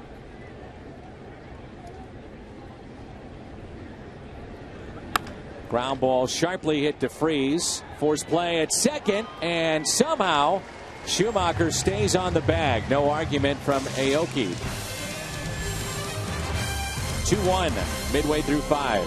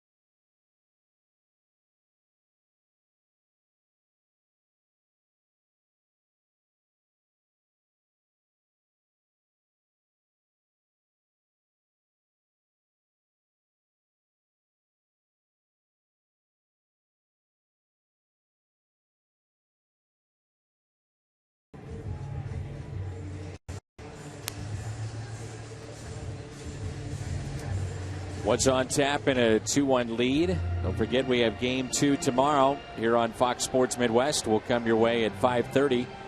Presented by Budweiser. Fires 8-7. The rookie against Jake Westbrook. The veteran is 13-10 this year. What's on tap brought to you by Budweiser. Descalso looks at a breaking ball and a strike underway here in the home half of the fifth.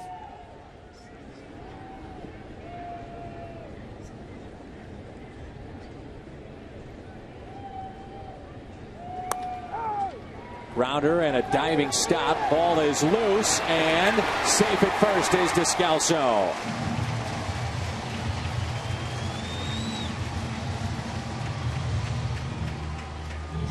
Kind of good work all the way around right there. Corey Hart almost makes a very good play diving to his left, but Descalso hustling all the way smelled a hit. Here's a look at the ground ball. He smothers it. It scoots away from him a bit. He tries to backhand it. And as athletic as you can be, tough play. Is he safe? Yes, he is. Good look on our Plaza Tire Service Foxmo. Strike on Loesch. First time up, grounded out to second base. 0 for 1.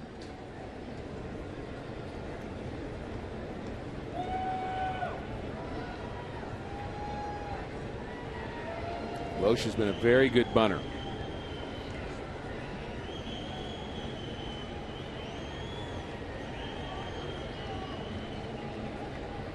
The 0-1 pitch. Shaking his right hand. That's strike 2. Yeah, and the goal here is the third baseman's going to be charging harder. You're trying to bunt this ball to first base if possible. That ball kind of bearing in on him and tips off his bat and seemed like it might have jammed his finger a bit. He'll be bunting again, 0-2, I would imagine. And again, the first baseman has to hold the runner on, so bunt it to first if you can. Pulls back at the last second, 1-2. Also want to announce, Dan, that it is our favorite day of the week. It's Friday, and on Friday we have our Hungo Award, which is the most important part of our week. And we're going to kind of open it up to Cardinal fans on Twitter to vote for the Hungo this week. We're going to go kind of fan-based with our Hungo Award. And if you go to Ricky H49 and vote, we'll tabulate on Twitter, Ricky H49. And that would be you. That would be me, and I'm going to do the math. And for our post-game show, we'll announce the best Cardinal player this week. Who's made a difference? Who do you want to get the Hungo? Ricky H49. That's your Twitter handle. You got it. Ricky H49. So we ask that you tweet to Ricky, and we'll count up thousands of those tweets that come Ricky's way, if not hundreds of thousands. Ball down low to Jay. Early leader, but I'm not telling you who it is. 'Tis the voting season.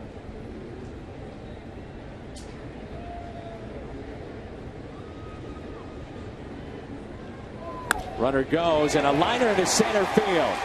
Jay is 3 for 3. I know who's got my vote. Hey, your vote doesn't count unless you get on Twitter. I'm sorry. Jay is 3 for 3.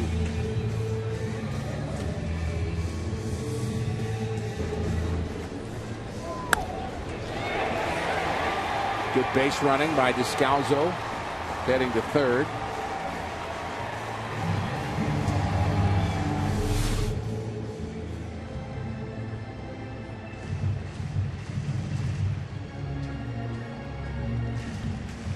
One out, and here is Carpenter. Top of this lineup. John Jay and Matt Carpenter are 5 for 5.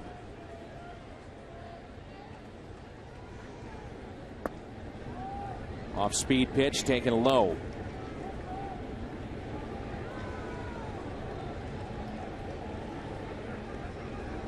Key in this ball game tonight, what these teams have done with runners in scoring position. And opponents have hit 195 with runners in scoring position against Loesch this year. Brewers have not done much. Again, breaking pitch that's low, 2-0.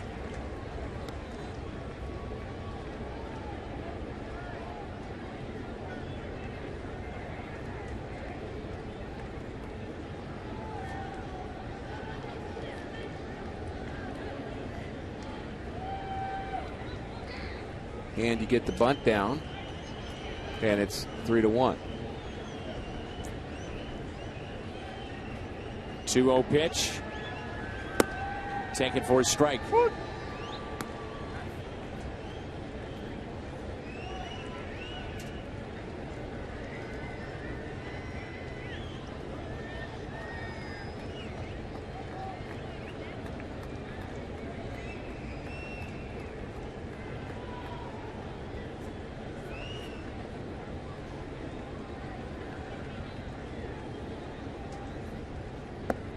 Check swing, and he went.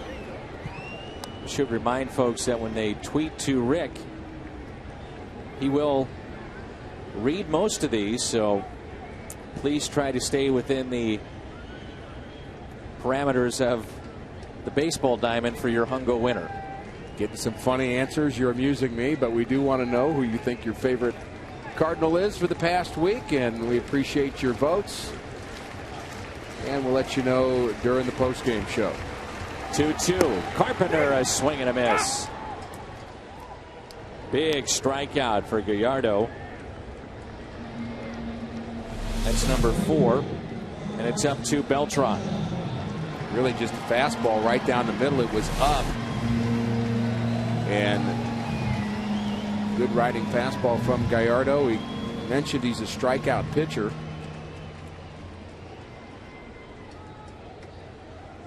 And vote for the Hungo. Ricky H49. 2 outs, 2 on. Beltran late with that swing. Twice he is grounded out. He's 0 for 2. Average has dipped to 263. Don't even need a convention for this vote. This is just Twitter. That's it.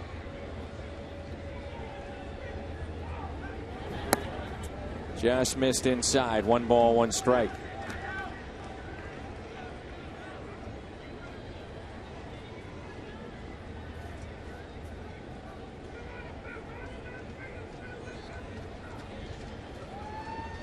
Good time for him to break out right here, wouldn't it be? Mm-hmm.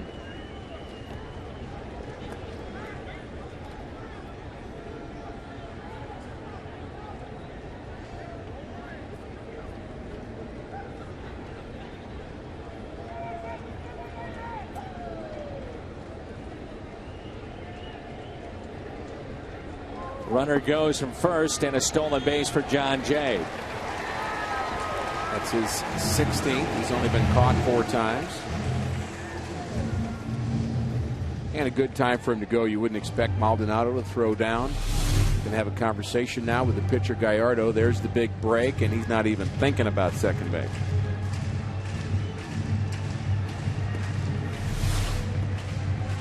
We even had some votes coming in from those in the sports world that cover other sports that would like to see some former players of the Gridbirds as a part of this.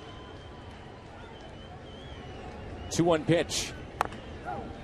Boy, Beltran would love to have that back up in his eyes.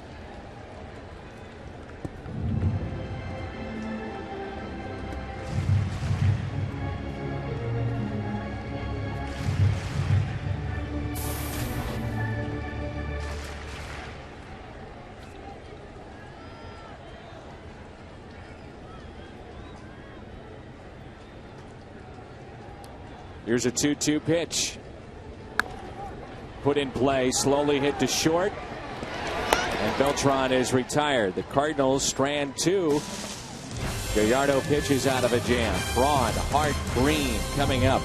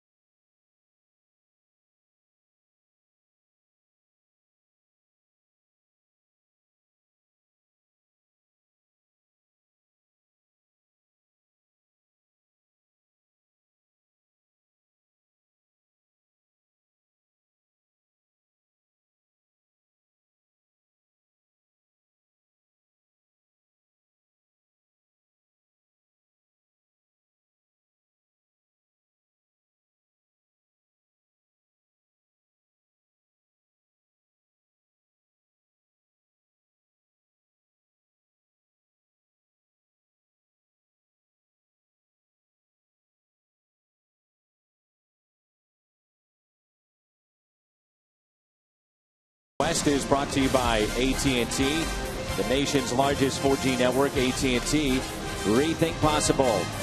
And by Ford, the official vehicles of the world champion St. Louis Cardinals. Tweets have been rolling in for the Hungo tonight. Ricky H49, Ricky H49, and send in your tweet. It's Braun, Hart, and Green.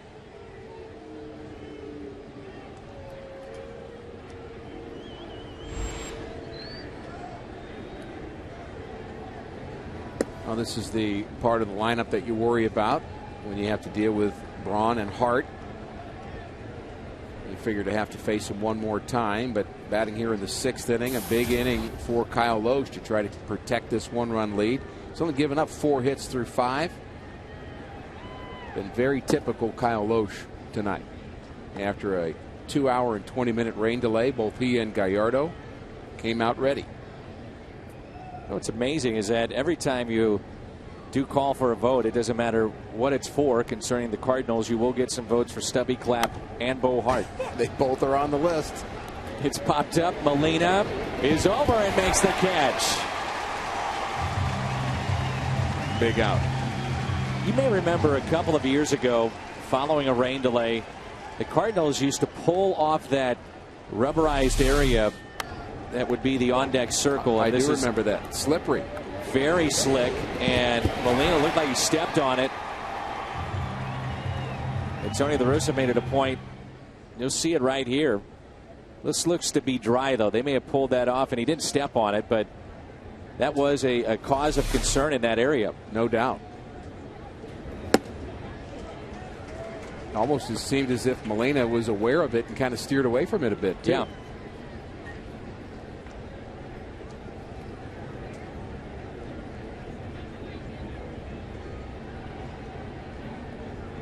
Oh, 1 pitch. And this is Hart driving into the right center. John Jay, who gets my vote,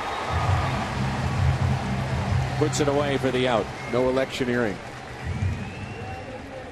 Good point. Molina wants his ball down. Look, he's asking for it. Open glove. And it hangs up just a bit. Again, that's not a terrible curveball if it's well set up and you throw it to the right guy. It's a lot like the curveball that Adam Wainwright threw to Ike Davis that was a 3-run home run. Kind of spins lower half, not real sharp, but not a bad location. But if they're looking for it, then it's a problem.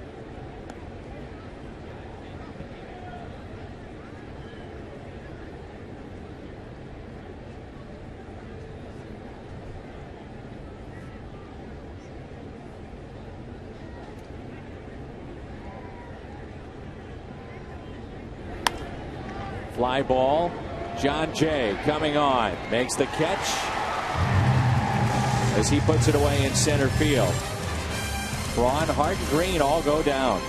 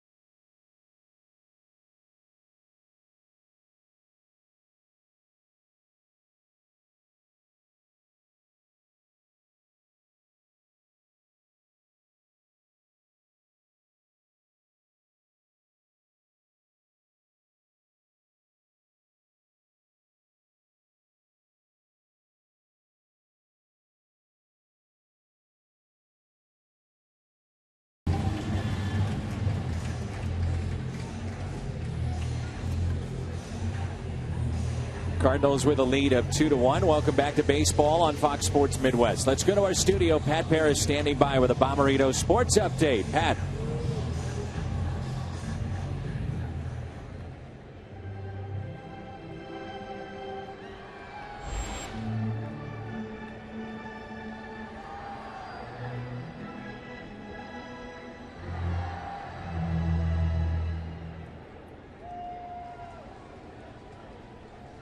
All right, thank you, Pat. Here's Alan Craig in a 2-1 lead. Looks at a strike on the outside corner. It's Craig, Molina, and David Freese.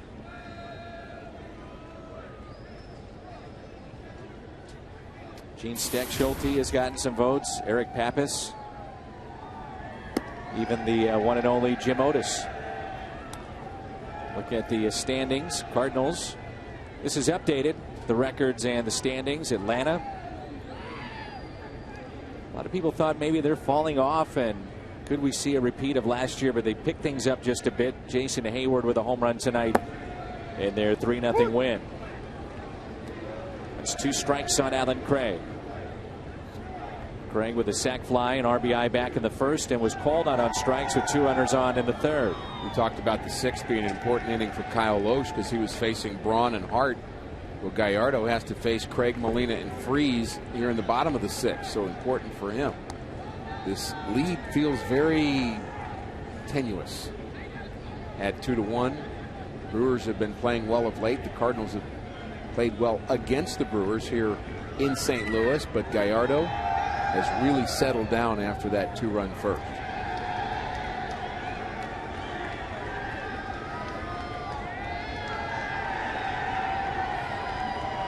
The 2-2 pitch outside. You think about the hungo, and sometimes it just goes for one play. Sometimes it goes for a moment. You're thinking back to a moment this year. Carlos Beltran picking up Andres Torres, missing the bag at first on Monday afternoon. 3-2.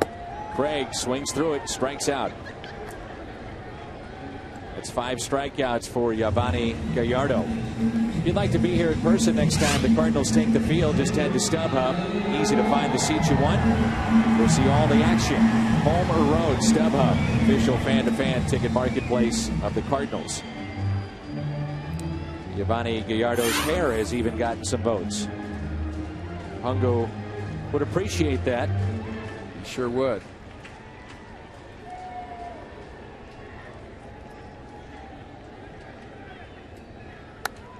That's popped foul and out of play. Molina tonight twice has grounded out to short, and he's 0 for 2.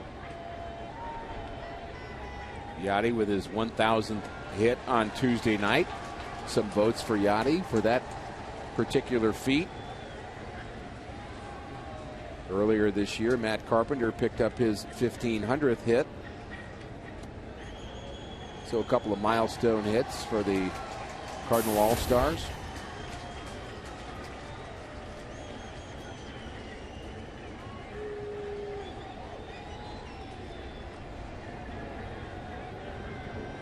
One ball, one strike. Fouled back by Yachty.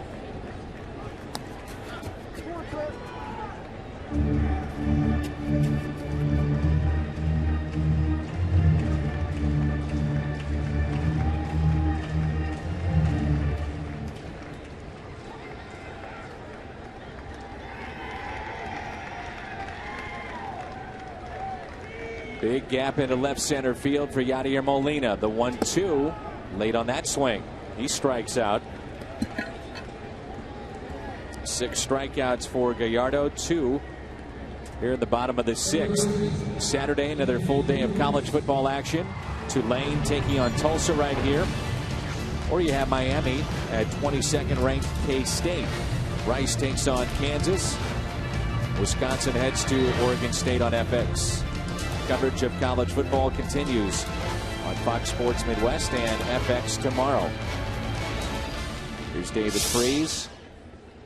Dan, I'm struck by how nice this field looks after all the rain that we had this afternoon. In fact, a vote for the grounds crew for the Hungo Award for allowing us to have Cardinal baseball tonight. It really does look good. The infield looks great. And we had a ton of water here this afternoon. That rain was nasty.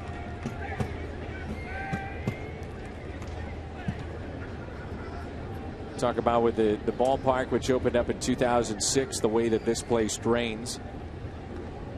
What they have underneath the grass. It can take an awful lot of water on. But again, it's the track and the outfield grass that is not covered up.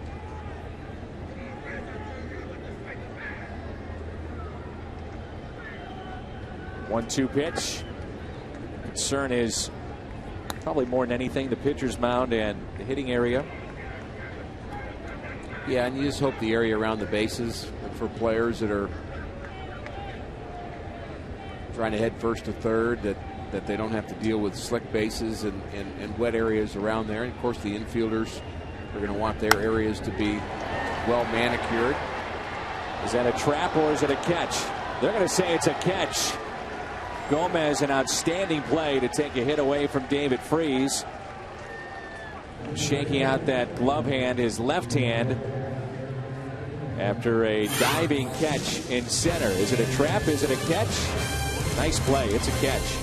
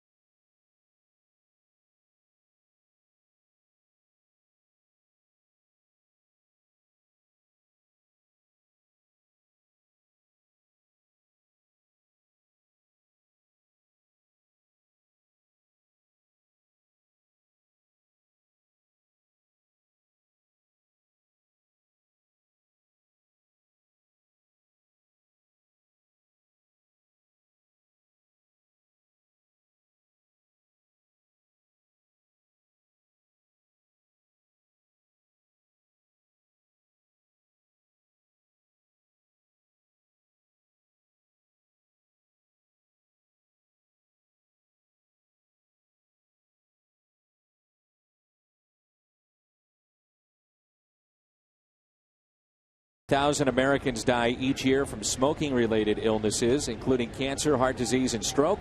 10,000 in Missouri alone. Call a Missouri Tobacco Quit line to quit now. 1-800-QUIT-NOW.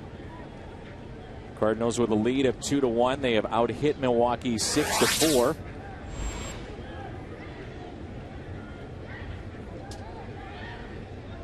And here is Carlos Gomez. See if that wrist is okay. High fly ball out to center. That could be your Hungo Award winner, John Jay, as he puts it away.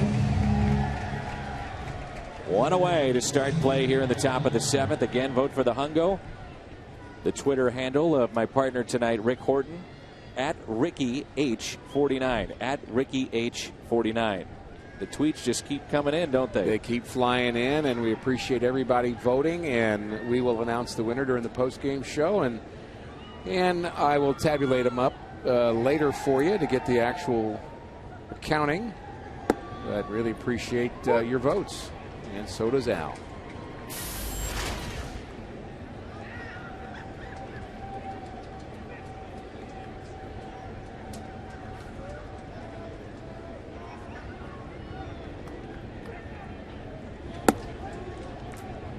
Mentioned earlier how the Cardinals have had their opportunities against Giovanni Gallardo.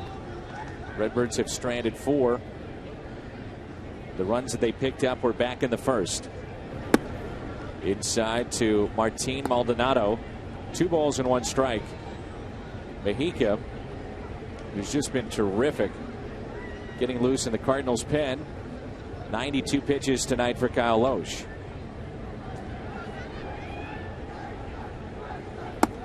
And we mentioned in the open at 14.7 pitches per inning. I mean, that's just a number, but what it tells you throughout the course of a season is Loesch can keep the pitch count down for the most part, so he can work into the 7th inning and sometimes beyond. The 4th best pitcher in the National League in terms of pitches per inning. You throw 20 pitches in an inning, you're basically a 5-inning guy. Taken just a bit high. 1 out walk here in the top of the 7th. That's his 2nd walk. Had a walk of Aoki back in the 5th. That's a month's worth of walks for Kyle Loesch. 94 pitches.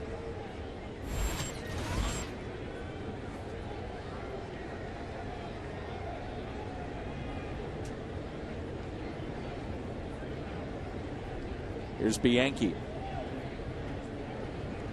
He's grounded out to second, also struck out in the 5th. Outfield straight away. Takes a pitch low and outside. Gallardo, the pitcher, is on deck.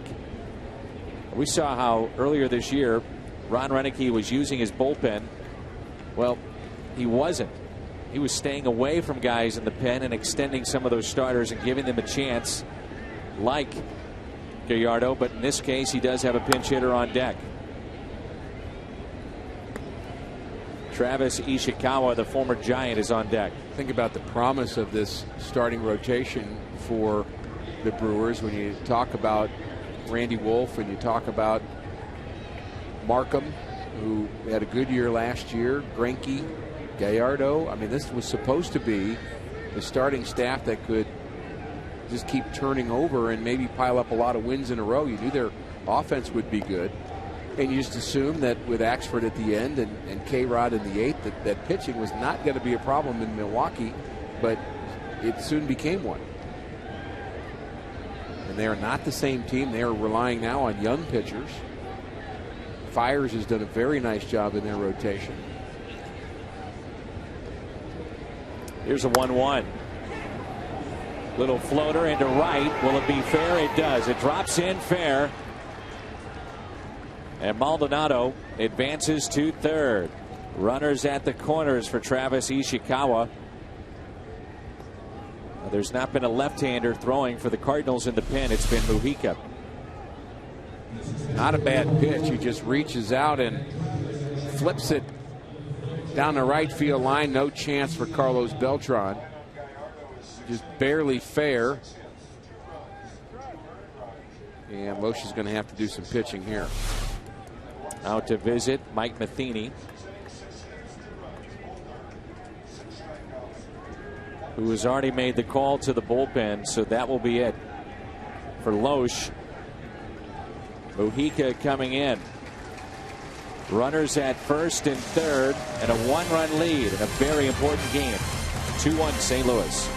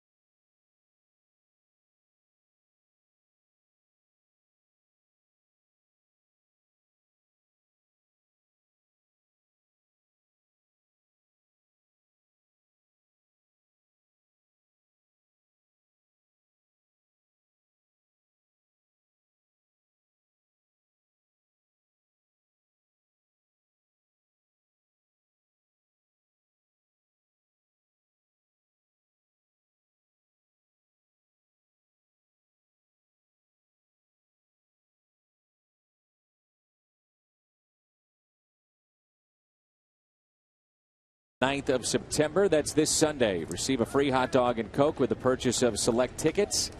Cardinals.com/values. I want to remind everyone that there are $9 seats available for tomorrow and Sunday. Mojica is into the ball game, and essentially the game on the line right here. And he's been solid as a Cardinal. Our Mid-America Chevy dealers called to the bullpen. Mojica, a seventh-inning pitcher, and has yet to be scored upon as a Cardinal. 57 games, ERA at 3.15. The Cardinals gave up a first-round draft choice to get him, and he has certainly been worth it in terms of what he's done as a Redbird. One out. Here's Ishikawa. He has been their number one pinch hitter, Dan. 10 pinch hits, 6 RBIs for Ishikawa.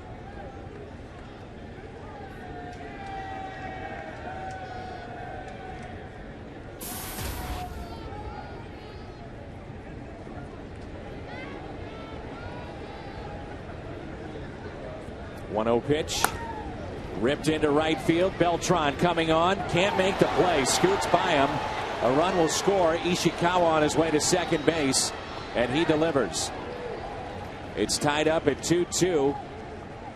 And with that play in right field, both runners advancing to a second and third.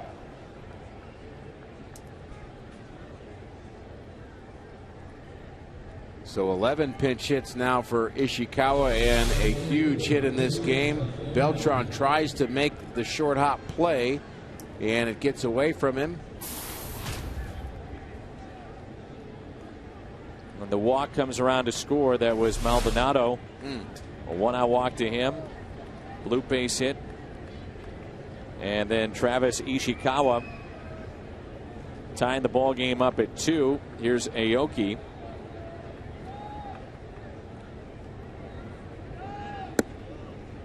And again, no lefty even throwing in the bullpen.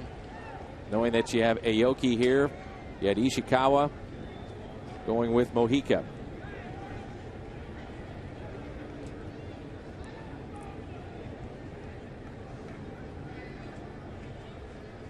Infield is drawn in. Runners at second and third. Now, if you bring in a lefty to face Ishikawa, you probably would have to deal with Aramis Ramirez instead. So the thought would be that Mojica against Ishikawa is the better choice. But Ishikawa won that battle. Cardinals have to have the infield in to try to cut this run off. 2 balls and 1 strike.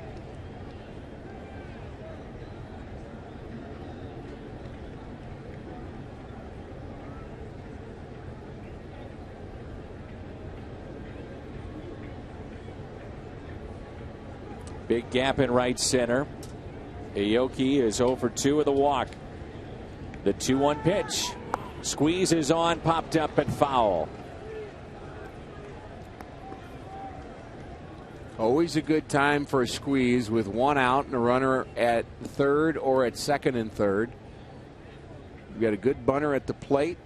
The key is to make sure that the runner does not leave too soon. You're really leaving the minute the pitcher's foot hits the ground on his delivery. You don't have to leave earlier than that.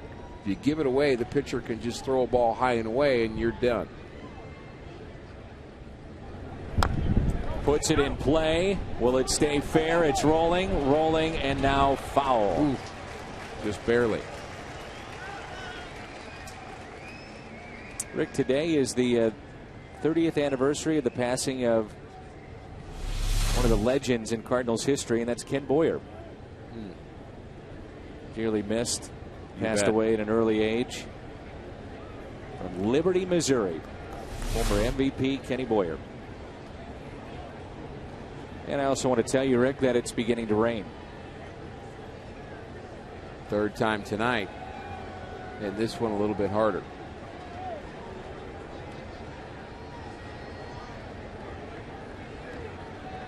Two balls, two strikes. Runners at second and third. Again, a foul ball. Rain delay of 2 hours, 20 minutes. Announced crowd of 38,648. 38648. Line on Gallardo, 6 innings, 2 runs, 6 hits, no walks. He strikes out 6. And we're tied up at 2. Many of the fans starting to head for cover as the rain has definitely picked up. Puts it in play. Ground ball to second. Schumacher to the plate. Right to Yadier Molina. Running back. Just running back. Yadi's doing the right thing right there. What you try to do when you get both runners on the base is you try to tag the guy out who's not out. Now, the base belongs to the lead runner. But what you try to do is you try to tag the lead runner out and get him to leave the base. When two guys are standing on the base, one of them's already out. Remember, this is a play that Yadi did exactly like this in Pittsburgh. And that's why he's going for the second man, is what you're talking about. He's trying to tag out. Well, first he went to the second man, but you try to tag the first guy out too, because if you tag the guy out whose base it already is, and that's the runner at third base currently, correct, and you get him to leave the base, then you tag him again, right, and they're both out. And that's how he did it in Pittsburgh. Learned that from Tom Herr as well. Second time we've mentioned him in this telecast. That's how good a baseball guy he is, but it's also the intelligence of Yadier Molina. Turns out to be a huge play. Rahika getting that ground ball out. Runners at second and third. Aoki able to get to second after that ground ball. 1 ball, 1 strike on Ricky Weeks.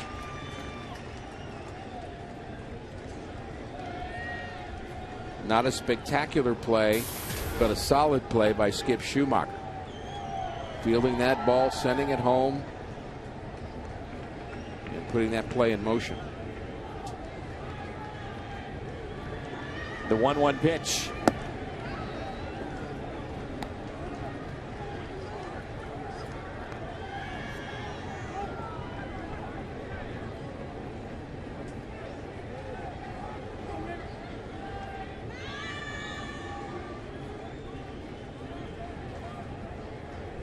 Weeks has singled and scored back in the 4th. Rain continues to fall. Ground ball that's foul. And the count is 2-2. Rahika can get out of this jam with only 1 run scored. He's done his job.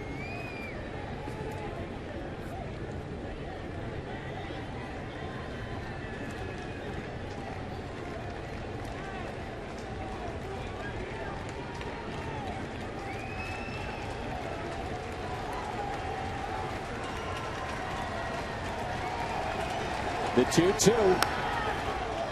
Good pitch to hit right there. Up in the zone a bit. Mujica has a very good split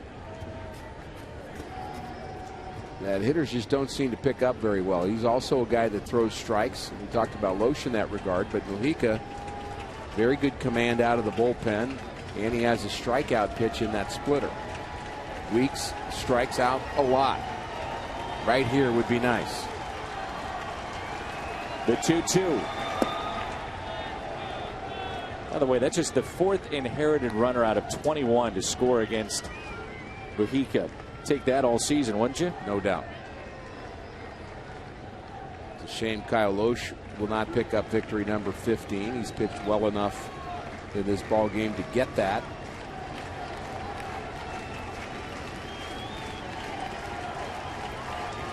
Three-two pitch. He got him. Struck him out. Mujica again. Guy has been fantastic. Strikeout of Ricky Weeks. We're tied up 2-2. Time to stretch.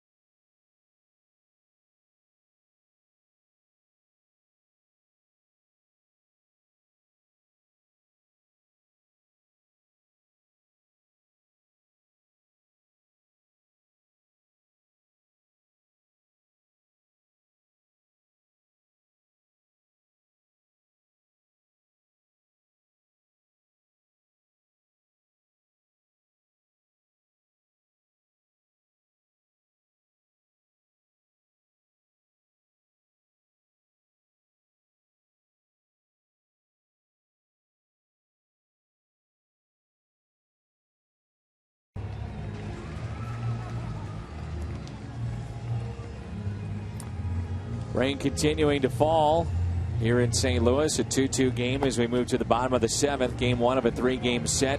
Cards and Brewers. Heads up play yet again from Yadier Molina. And again, Rick, explain exactly what he wants to do here. Well, there's 2 runners on the base, so one of them's out. And the one that's out is the guy that's the trail runner. So what he does is he tries to tag Bianchi and get him to get off the base, and then he would tag him again, and then they both be out. But the minute there's 2 guys on the base, the trail runner is already out. And this play happened May 7th, 2010. And there's Molina again, and there's 2 runners on the base. So what he does is he tags the lead runner, then he tags him again, then he's out. That's LaRoche. It's LaRoche's bag, not the trail runner's bag. So when he tagged LaRoche, he's just trying to get him to get off the base, which he did, and then he tags him again, and he's really out. You have to be fast thinking to make that play work. Here is Schumacher to lead it off against K-Rod. Rodriguez is into the ball game.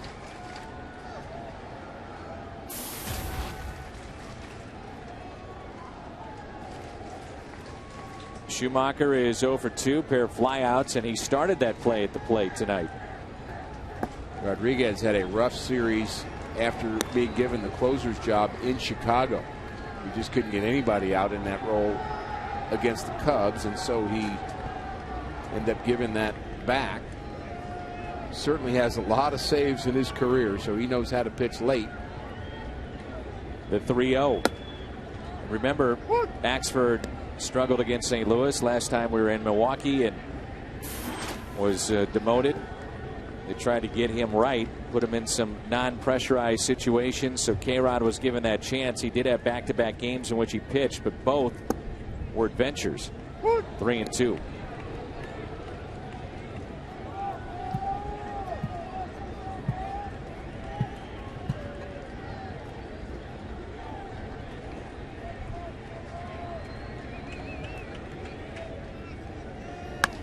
Schumacher with a fly ball out to left. And there's one away to start the bottom of the 7th.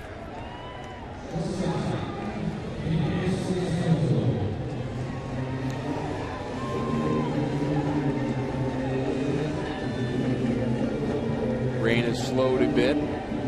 Still a slight drizzle going on here at Busch Stadium. Really a well-played ball game and a well-pitched ball game.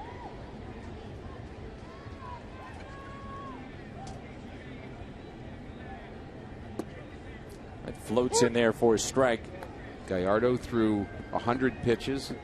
Gave up 2 runs in 6 innings, no walks, 6 strikeouts. And Loesch, 2 runs in 6 1/3. So his ERA is at 2.81, still up among the leaders. Here's the 0-1 pitch. Descalso rips it into right field. 1 out base hit. 2-hit night for Daniel. Shane Robinson will be the pinch hitter for Mexico. Loesch, 97 pitches. And again, only the 2 runs that you talk about, Rick. And then Gallardo on the other side, the 6 innings, 2 runs.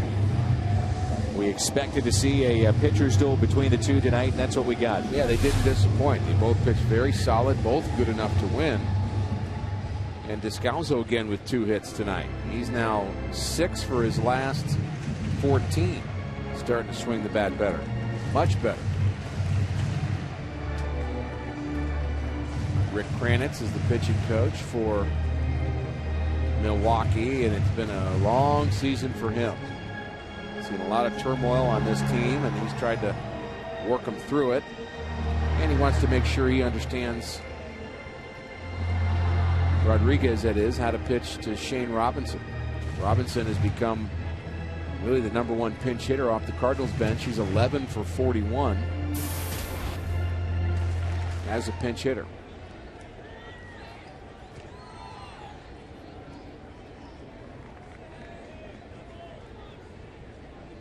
One out and a runner at first.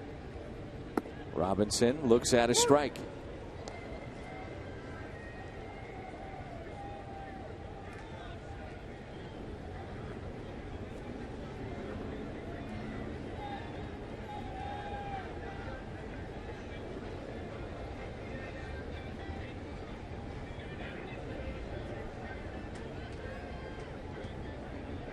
Not really the best situation to use Matt Holliday in the 7th inning, but he's still a bullet for Mike Matheny at some point. You just wonder how stiff his back really is and whether or not he's even available. Again, we point to the violent swing of Matt Holliday.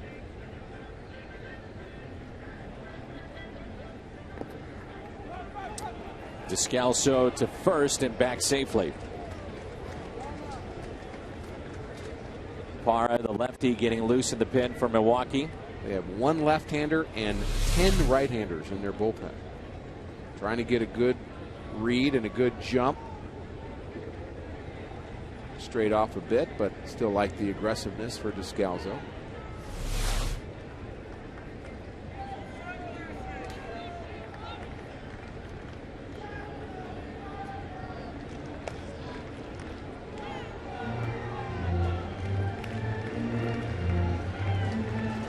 San Francisco in the top of the 8th, leading the Dodgers by the score of 4-2. I like that news. Cardinals definitely have an opportunity tonight. We mentioned that the Pirates have already lost, and so has Cincinnati.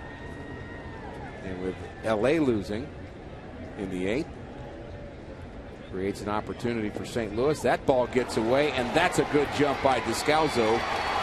He read that very well. Maldonado jumped on it as quickly as he could, but Descalzo took that big secondary lead, Dan, and he just took off right away. Almost looked as if he wanted to steal initially, and you could see Rodriguez slip here, and then Maldonado kind of boxed it a little bit, and I wonder if Descalzo with that initial jump may have got him to jump a bit. And you wonder too if he actually may have read the kind of the unorthodox delivery of K-Rod, who about fell down on that pitch, which made it an errant throw, and maybe anticipation was part of that for Descalzo. Go ahead run in scoring position. 2-1 pitch. Robinson hits it sharply to Hart.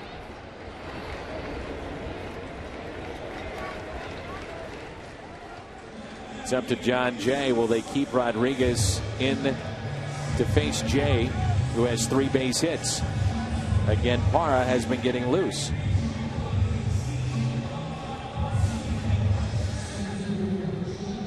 Three hits tonight. His average has jumped up to 323. With one left-hander in your bullpen, you've got one chance to use him. If he's going to be your situational guy, and if now's not the time, when is it? Facing Jay, and then you mentioned Carpenter to follow. Parra's ready. Who's he up for?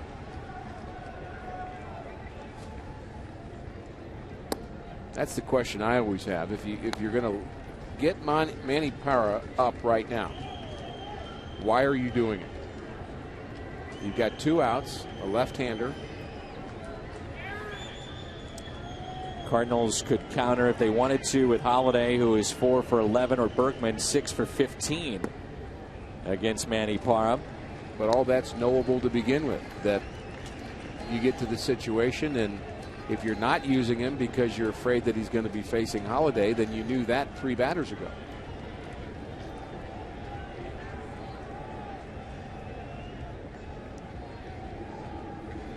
(2-0) pitch. Take a look at our Schnucks difference maker tonight. John Jay with 3 base hits, all singles. Good to see him go the other way. That time up the middle, also a run scored. Hitting the ball hard too, isn't he? Yeah.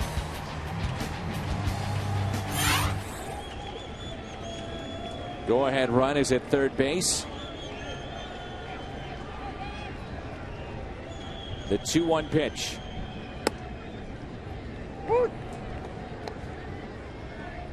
Matt Carpenter is on deck, the top of the lineup for St. Louis tonight.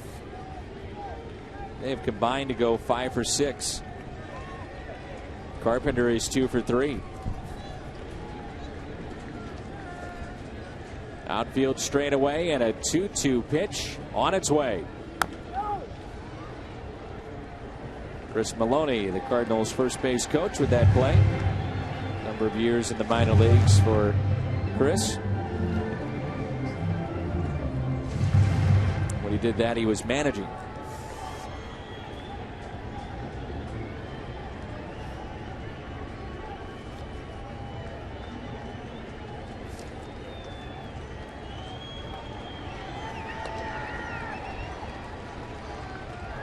The 2-2. Jay rips it, but right at second. And Ricky Weeks makes the play. Couldn't hit it much harder. He's 3 for 4 on the night. 2-2 after 7.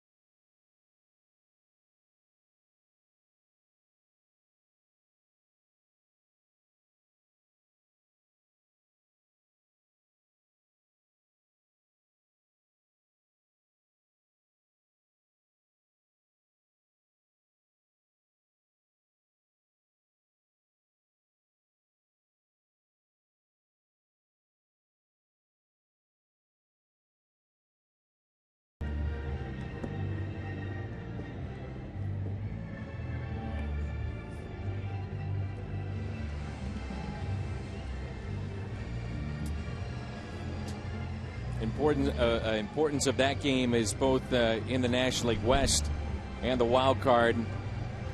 Dodgers are 4.5 games back in the West. Cardinals holding on to the second spot in the wild card. Mitchell Boggs is into the ball game, and Ryan Braun will lead it off. Solid year for Mitchell. ERA just over 2. And the record of 3-1 and 62 innings pitched. It's sharply to third. Freese has it, and he makes the play.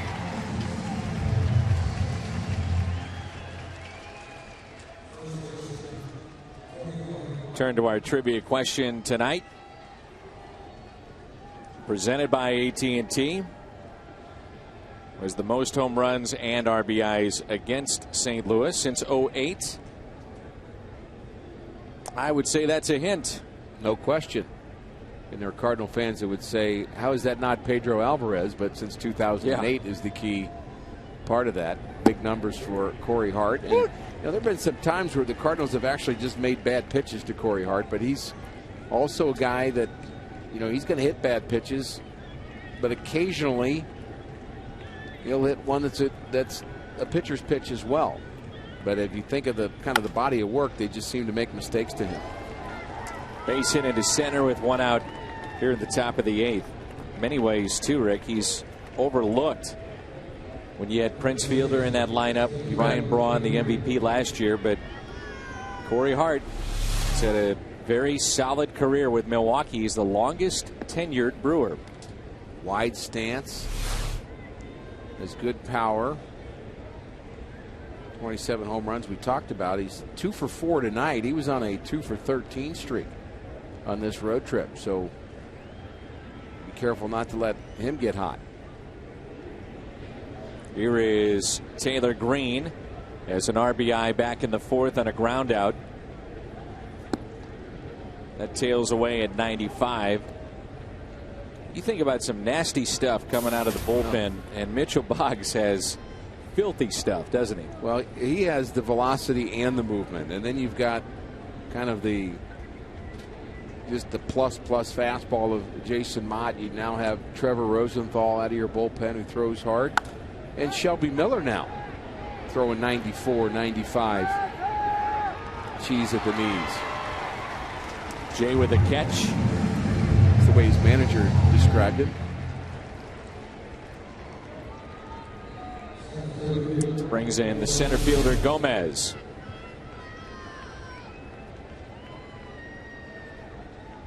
Fastball down in the zone. Good movement from Boggs.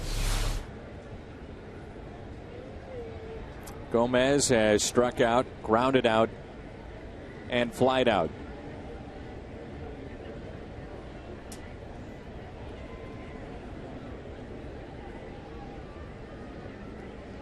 I asked you the question, Dan, before the game, and I'm going to revisit that right now because we actually may need the answer to this question.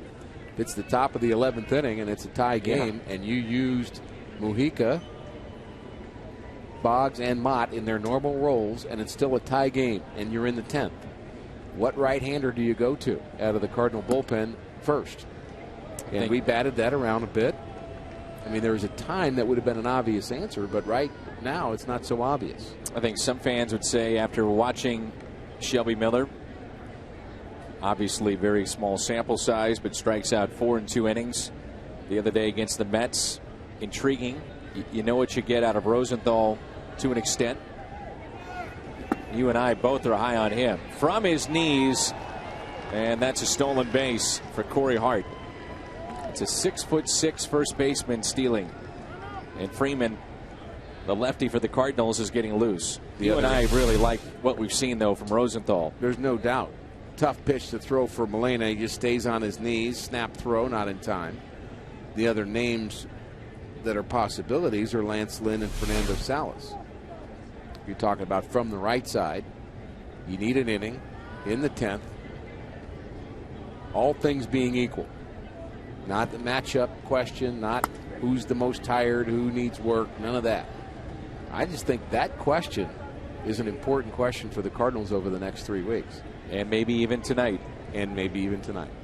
You have a game this evening that if you're tied, you're going to the ninth potentially. Your closer comes in at home. And after that, we shall see.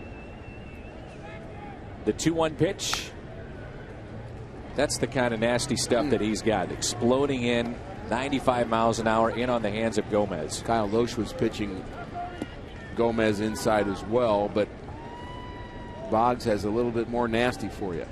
Runners in scoring position. The Brewers just 1 for 10. Really only 2 hits in this game with runners in scoring position. Credit the pitchers. That's why it's 2-2.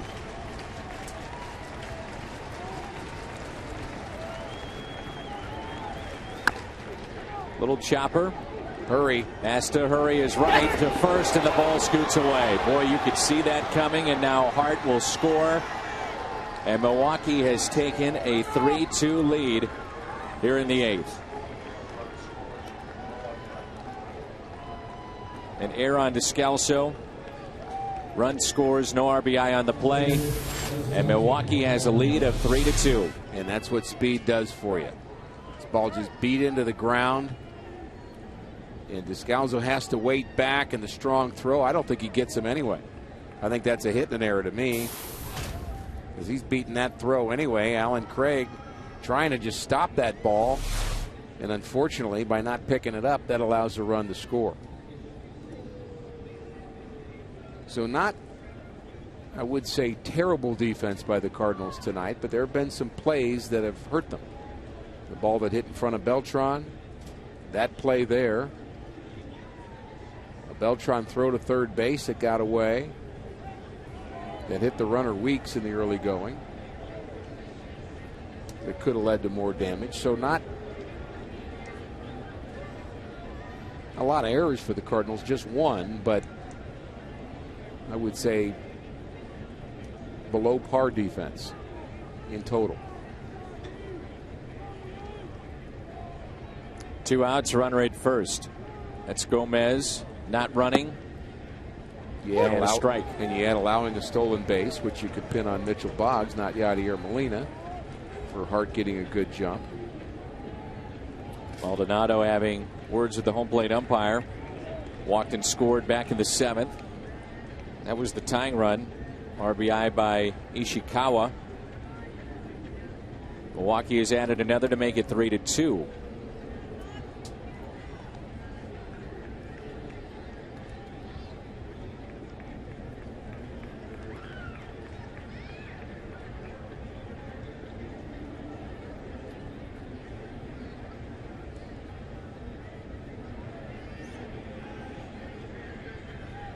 The 0-1. Runner goes. Molina, no chance.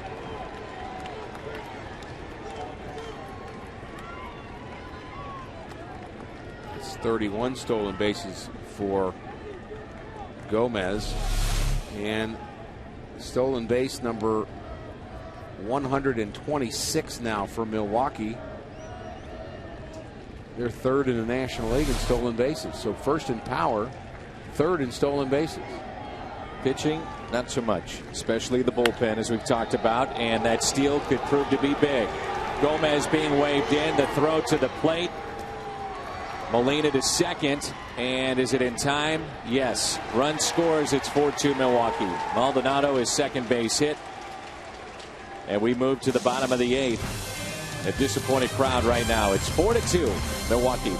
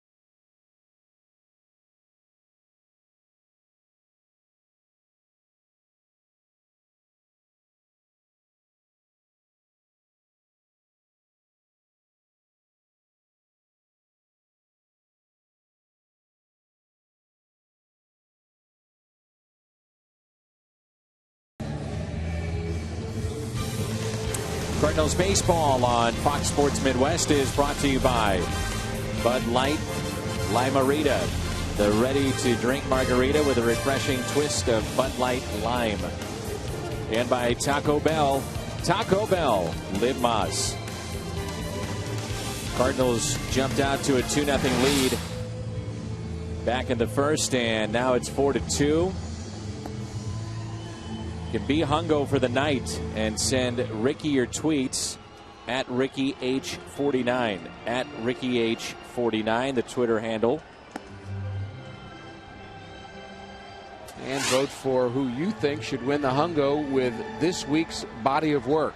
Every Friday we do that. We'll have it for the post-game show.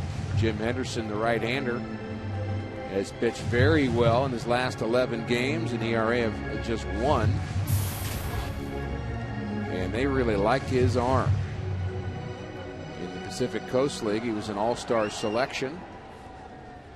And they've called him up, and he's kind of stabilized the bullpen a bit.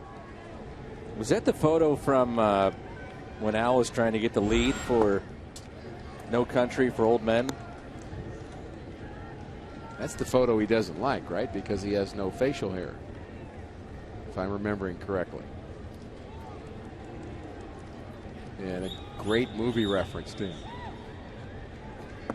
2 balls and no strikes.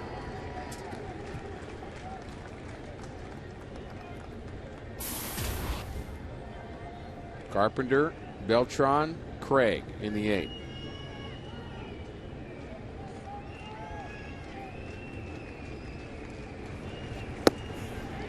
Two and one.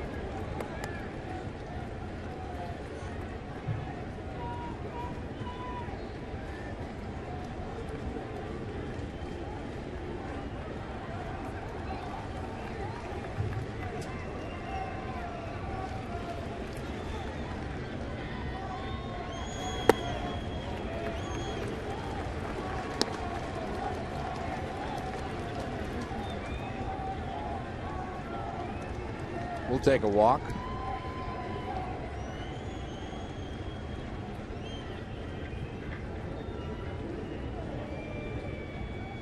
Three-one pitch, and there it is, leadoff walk, and the tying run comes to the plate.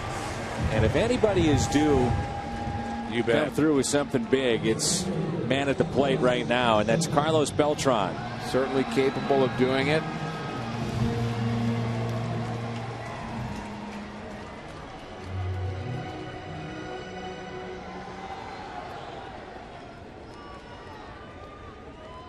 For 3.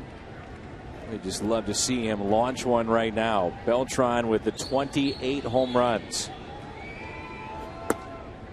You have Alan Craig on deck. The Cardinals still have at their disposal Matt Holliday. Initially, he was in the lineup, and then after the long rain delay of 2 hours and 20 minutes, did not start the ball game.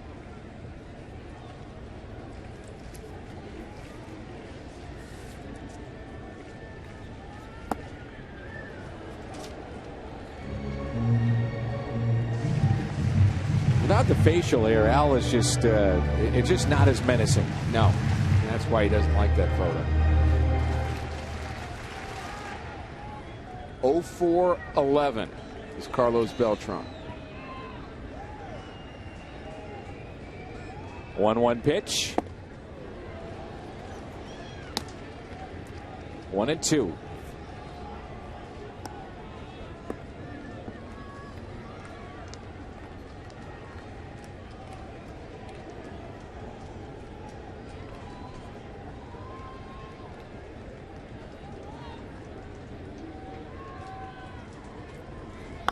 Beltran with a fly ball into shallow right, hits it a mile high. Back to the bag, Matt Carpenter. 1 away. This copyrighted telecast is presented by the authority of the St. Louis Cardinals and may not be reproduced or retransmitted in any form. And the accounts and descriptions of this game may not be disseminated without the express written consent of the St. Louis Cardinals.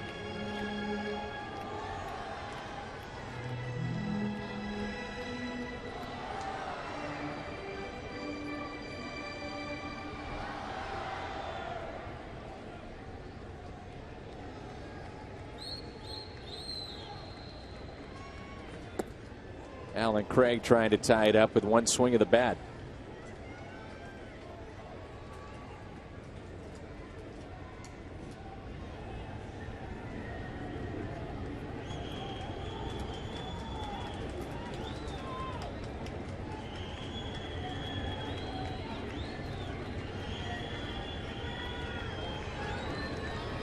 Oh, 1 to Craig. Late with that swing. 0-2. And you can vote for the Hungo.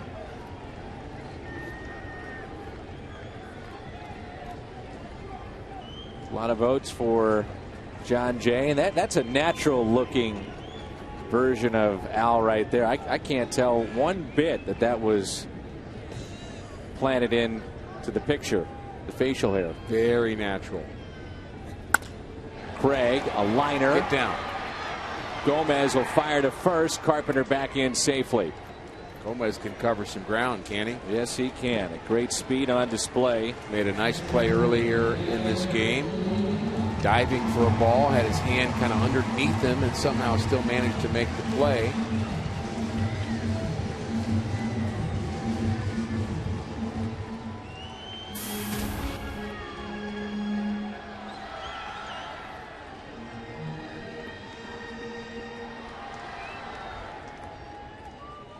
It's amazing with the advancement in technology to be able to come up with the likeness that our guys in the truck just put together on that facial hair. Top notch. Yachty is the tying run. Taps it foul. And that's the one thing, Dan, about the Cardinals' order is, and we've not seen a lot of home runs late in games, but you've got Molina with 17, Craig with 20, Beltran with 28, David Freese on deck with 18. You've got a lot of players up and down the lineup that, with one swing of the bat, can change the complexion of a game. Yachty with 17 home runs this year. Ooh, looks at a ball just outside. Evens it up at 1 ball and 1 strike.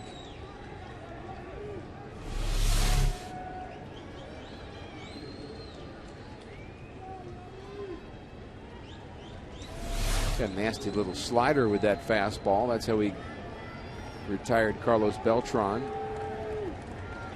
Alan Craig with a good at-bat, came up empty. 1-1 pitch. Good cut by Yachty. You bet it was. The scramble for that souvenir. Right below us.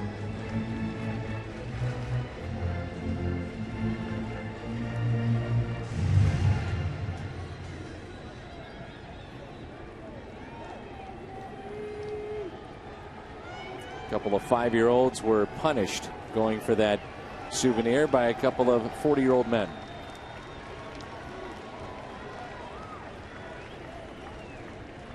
Here's a 1-2. 2-2.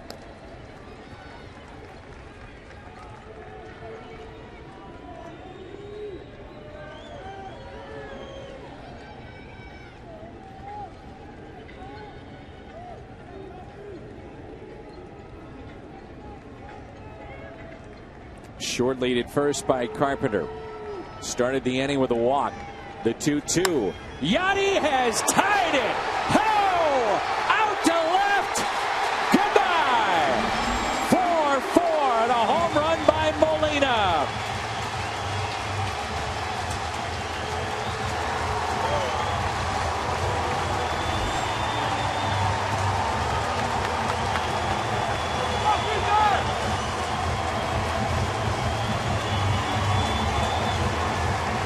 There's your one swing of the bat.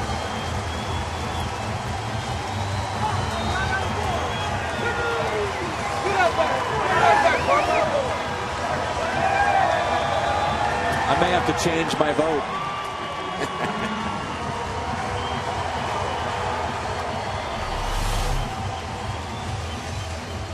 Fastball down and in, and Yachty turns on it. A no-doubter. I like the reaction of the fans behind home plate. You could tell the minute he made contact that ball was leaving the ballpark. Home run number 18, now has 65 RBIs. And we just got a couple of votes for Yadi, and they're pouring in. 404 feet for Yadier Molina. Freeze a big rip on a 95-mile-an-hour fastball. Cardinals led the ball game 2-0, trailing 4-2 until just a moment ago. With one swing of the bat, he's tied it up at 4-4. And what a year it's been for Molina. Such a clutch player, isn't he? You bet. That was fun to watch.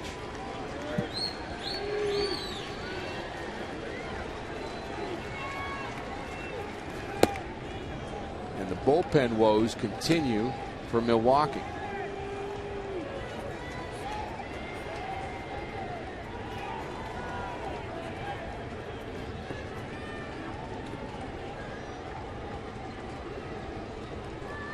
One and two the count on David Freese. Nasty slider that you spoke of, and Freese saw it there. But Molina has tied it up late into the evening and now morning hours here in St. Louis. Tied up at 4.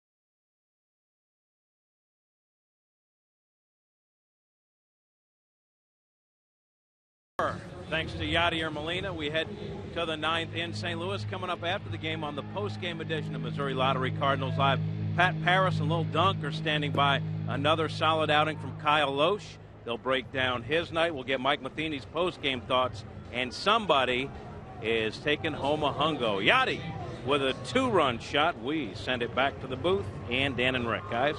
All right, Jim, great job. And let's tell you some of the changes now for the Cardinals, as Mott is into the ball game for St. Louis, his 55th appearance. Tie ball game at home. Closer comes in. Also, Adrian Chambers takes over at left.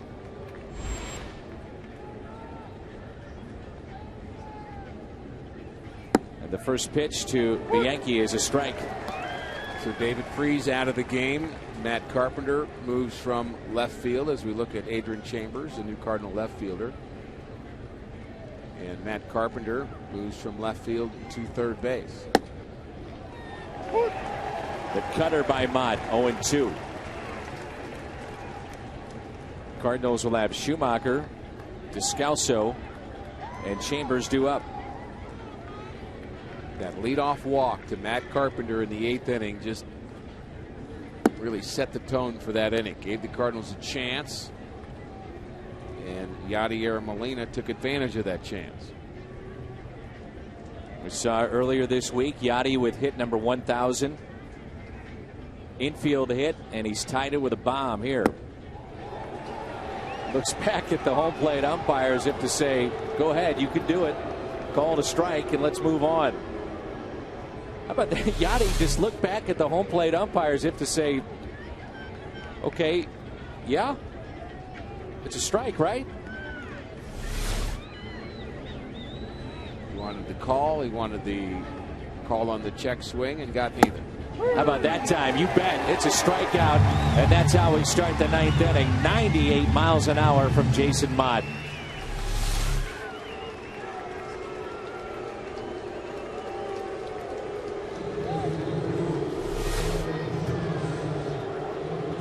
You're hearing those boos. You're thinking maybe Ryan Braun, and then you look up and you realize, oh, wait a minute. It's Nyjer Morgan.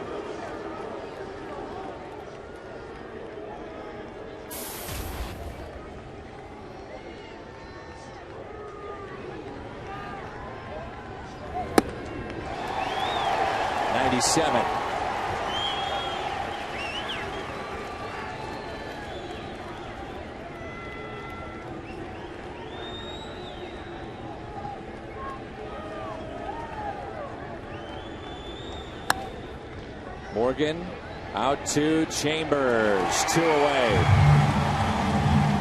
Just sent a jolt through this stadium. A home run by Yadier Molina. The fans that have stuck around having some fun. It's a unique experience late in the game like this.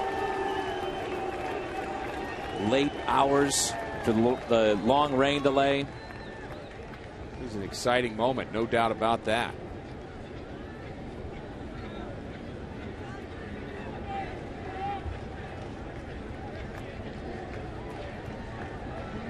Aoki, top of the lineup. That's strike one. And Jason Mott looks very good. Talk about players being good during the day and during the night. Well, you never really know how they are in the morning. That's where we are, and Jason Mott's throwing 98 miles an hour in the morning.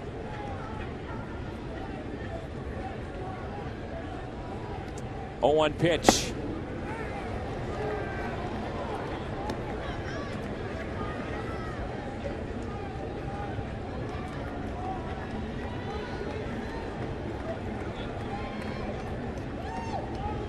Pitch number 10 on its way from Mott.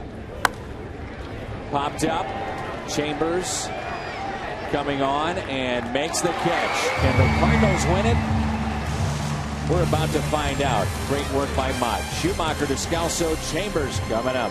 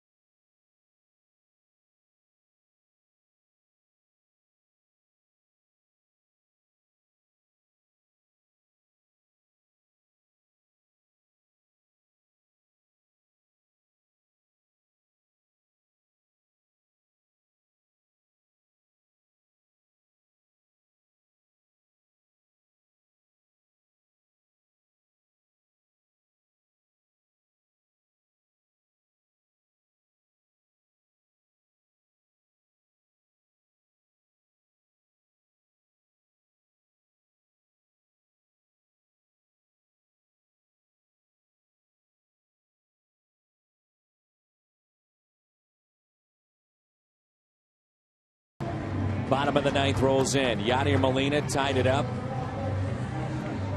with a 2-run homer.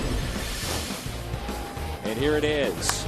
Just launching this with our Nissan drive of the game.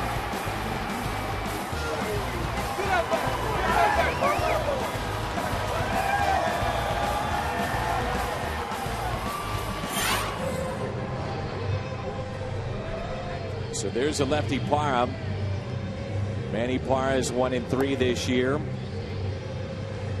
52 innings of work. He's been back and forth bullpen and rotation over the years for Milwaukee. I think right now an interesting question for Mike Matheny is, what would you do with Jason Mott? He only had 10 pitches in the ninth inning, and for Mike, if this game goes to the 10th,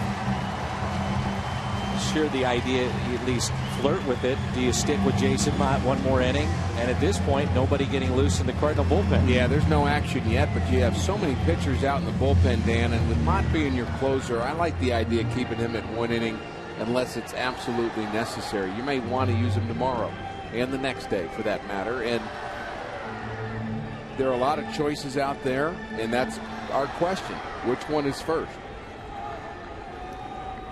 Matt Holliday leads it off against Parra. Mott does not look like he's out of this game right now, though. He has that sense of maybe wanting to go one more inning and maybe being able to. Matt Holliday did not start the game, so pinch hitting for Schumacher here.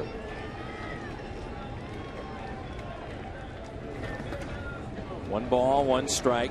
One reason to send Mott back out. And again, let's hope the Cardinals score a run here and it's a moot point. We don't ever know whether or not Mott would have gone back out. But you're going to be facing Weeks, Braun, and Hart in the 10th. So that may weigh heavily for Mike Matheny to stay with his closer one more inning. But Matt Holliday again can make that unknowable. He is 4 for 11 against Parra. One ball, one strike. He could win it with one swing. Little bouncer towards second.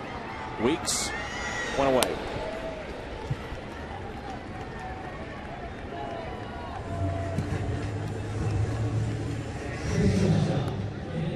You posed the question prior to our first pitch tonight, and you said, well, what if you used the exact guys that we've seen here tonight? What do you do in the 10th? And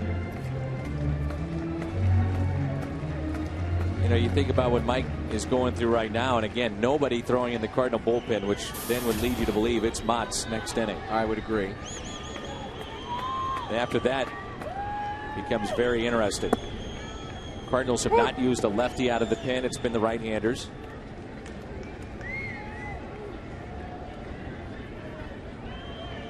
I think I would, if I had to pick all those right-handers I asked you about earlier, Rosenthal, Miller, Lynn, Salas, all things being equal, at this point I'd say Salas. But that is not an easy question, and it's not an easy answer. One ball, one strike on Daniel Descalso. Pair of hits in the ball game tonight.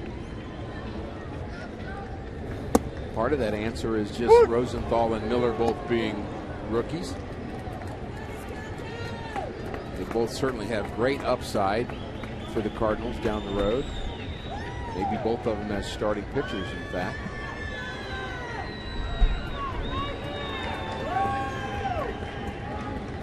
One-two pitch. Descalso stays alive.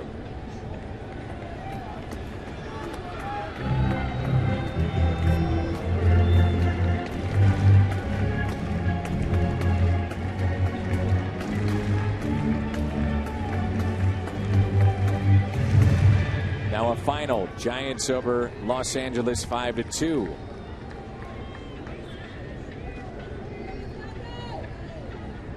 One ball and two strikes. One out, nobody on. 2-2.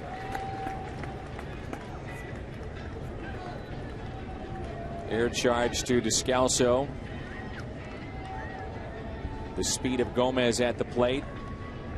Ball thrown to Craig at first that got away, led to a run. Brewers would add another. Cardinals have come back to tie it up.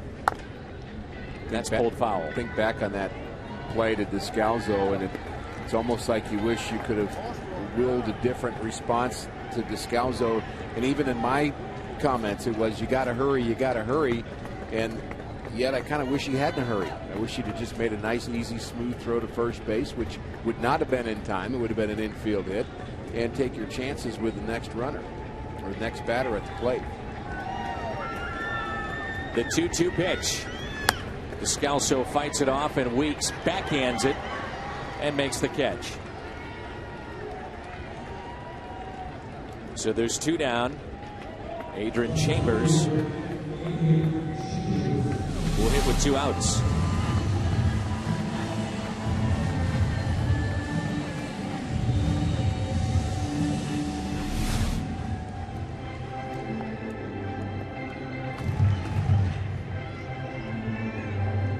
Everything else around Major League Baseball is a final tonight.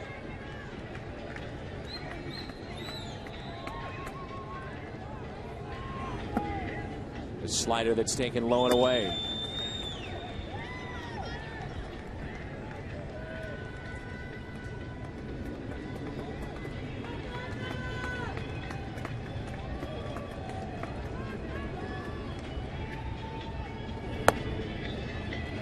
Two balls and no strikes. You think about the speed of an Adrian Chambers and how that could play into the ball game here late. Clearly the fastest man on the roster right now for St. Louis. The 2-0. Off of Parra. Goes to Hart, and the tag is there. Parra is jogging off the mound, apparently okay. Big bats coming up for the Brewers.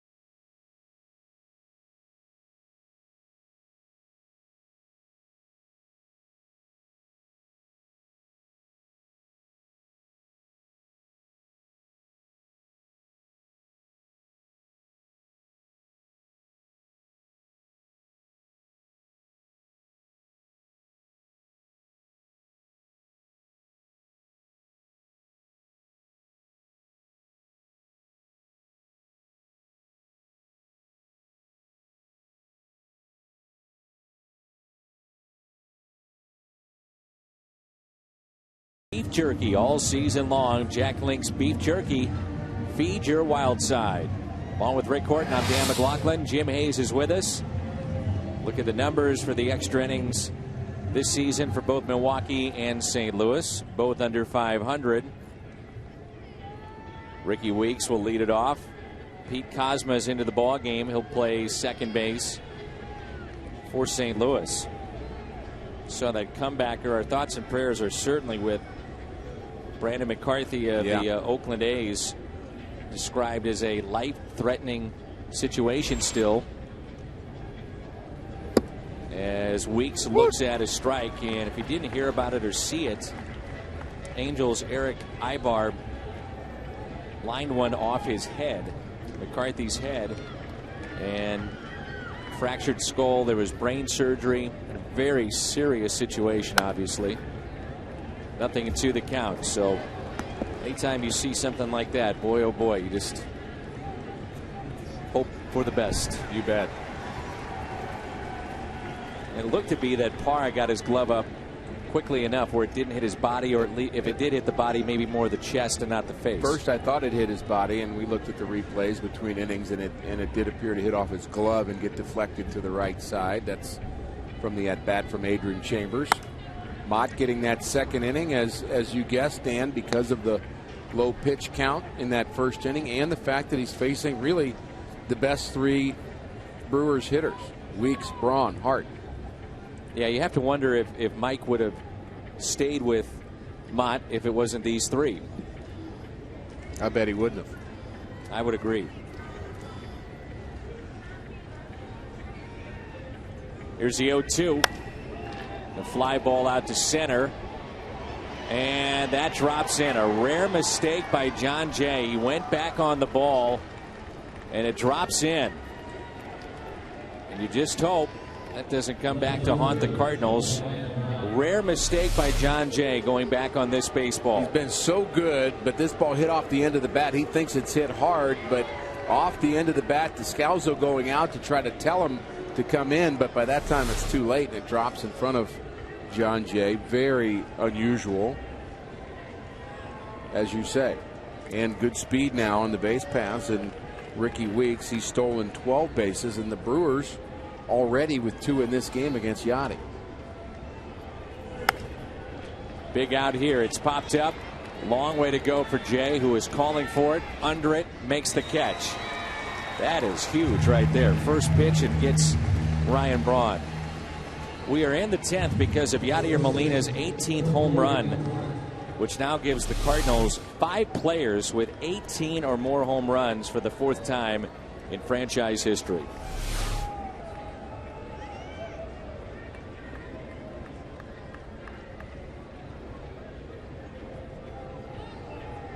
Another tough out in Corey Hart. Good fastball hitter. Mott has a good fastball.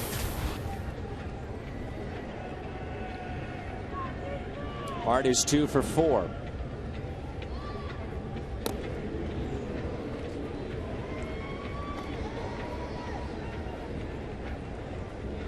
After this weekend, we are in San Diego and then 4 with Los Angeles.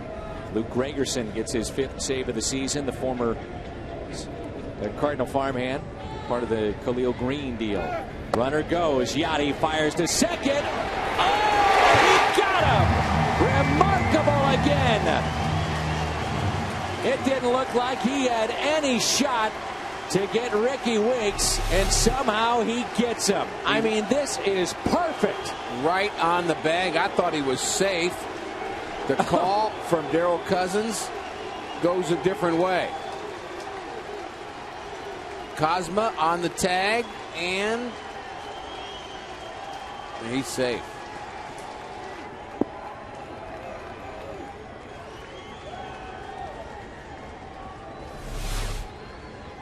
Molina. It does not diminish the throw, however, of Yadier Molina.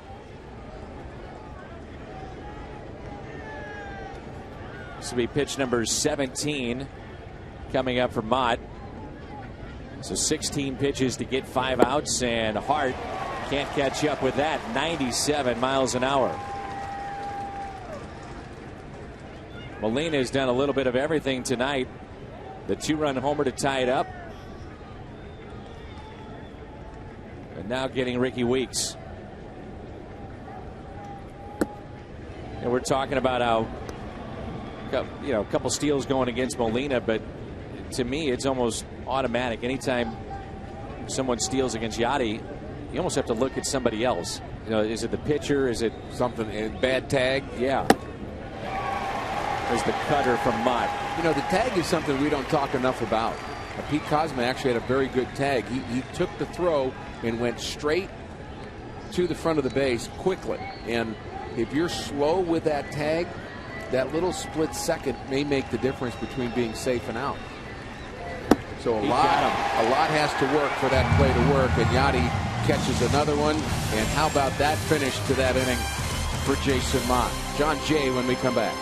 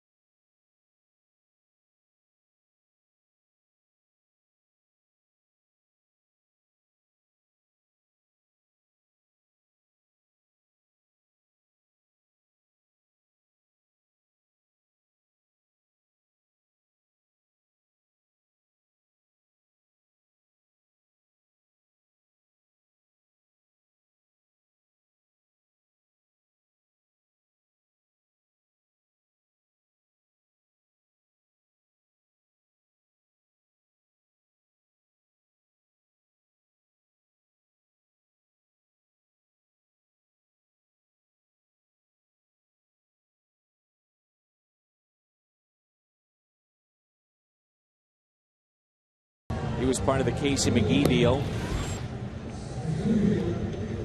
This right-hander takes over for Milwaukee. One of 4 Brewers relievers with more than 60 appearances on the season, so he's been busy.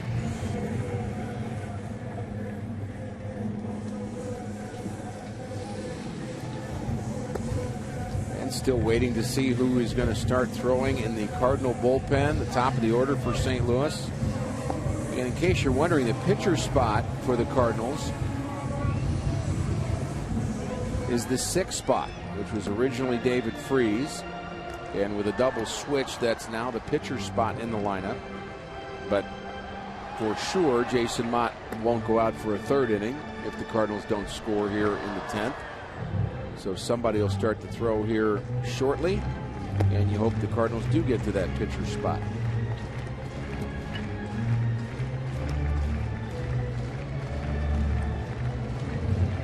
At Ricky H. 49. At Ricky H. 49. Voting for the Hungo. A number of vote changes, which I must tell everybody means that you just get to vote for each one of them, but that's okay. Yeah. We're going to count them all up. We've had hundreds of votes. Closing in on 700 votes so far for this week's Hungo Award winner.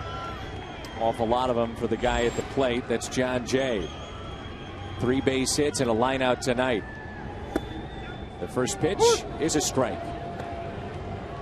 With the 3 base hits, John Jay is now batting .322. Jay, then Carpenter and Beltran.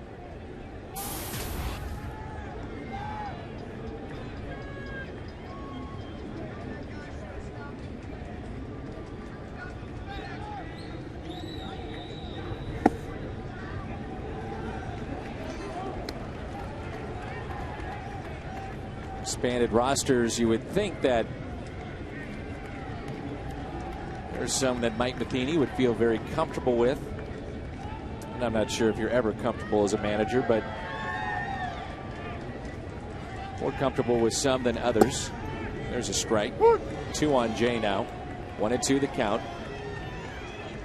Nobody is throwing at this point in the bullpen.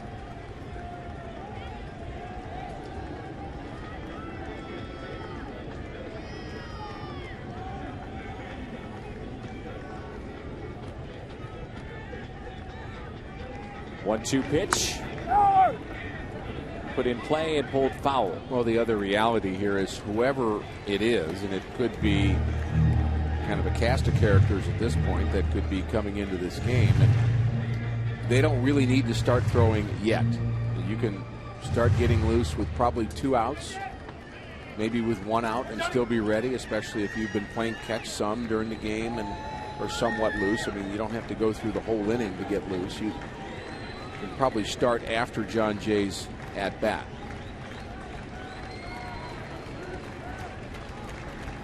Here's a 1-2. Swing and a miss.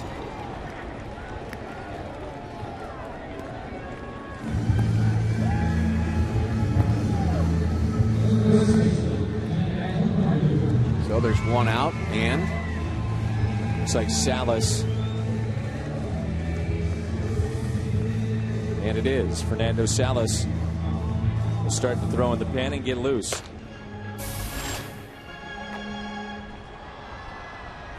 Matt Carpenter is 2 for 3 with a double and an RBI. Beltran on deck, hitless. Taken low and in.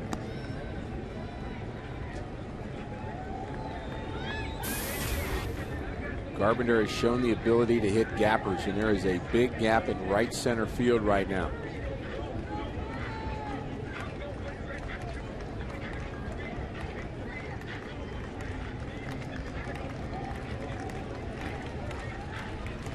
One-0 pitch. Good rip by Carpenter. Very good swing. 1 ball, 1 strike.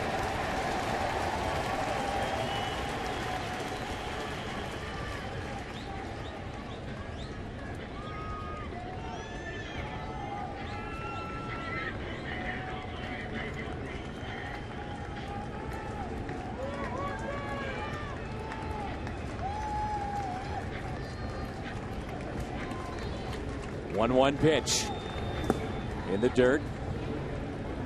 Yadier Molina's on the cover of the latest edition of Cardinals Magazine, so there is no curse of Cardinals Magazine when you're on the cover. So Yadi is being looked at in the magazine as the best all-around catcher, and to read some of the quotes from some of the biggest names in baseball, it's very interesting to hear their take on it or to read about it. That's at Cardinals Magazine this month.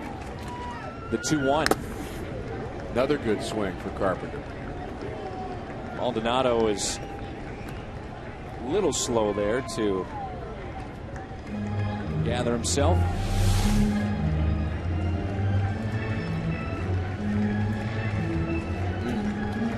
Maldonado has the fingernails painted. He also has tape around the fingers, so should be no way that a pitcher doesn't see what he's putting down.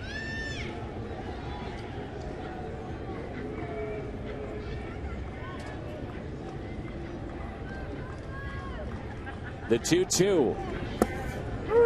Called third strike, and Carpenter has words with the home plate umpire. Doesn't like that call, but he had his say. He better kind of quit at that. The Cardinals bench is getting a little more thin as this game goes on, and see if he has a gripe. Here's the curveball. Very close to the bottom of the strike zone. Here's Carlos Beltran, hitless tonight. He is 0 for 4.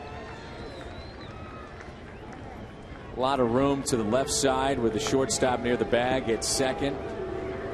Well off the line at third. You mentioned the tape on the fingers. The first catcher I ever worked with that did that was Tony Pena. Tony used to give really fast signals, and in a place like New York and Chicago, those are the two that come to mind, where the lights were not great from the pitcher's mound to home. And if you had a gray uniform and you were just flashing those numbers down, sometimes they were hard to see. So the point is that the tape on the fingers give you a better indication between a 1 and a 2 and a 3, because you don't want to get crossed up at 10 minutes to 1 in the morning. Could be the difference in the game. The Cardinals, by the way, Dan, we mentioned just 3 and 9 in extra inning game, but they've also had trouble winning one-run games and close games. A chance to do a little bit better here tonight in both those categories. 1-0 pitch to Carlos Beltran. Here it comes. 2 balls and no strikes.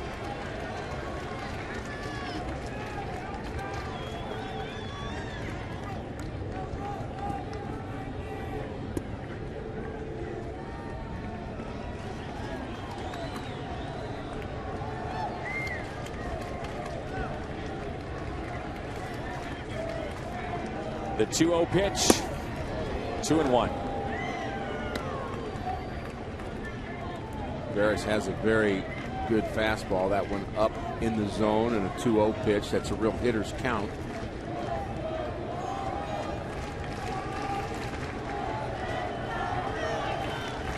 He is due and sitting on 28 home runs. Beltran taps it foul, and it's now even at 2 balls, 2 strikes with 2 outs and nobody on.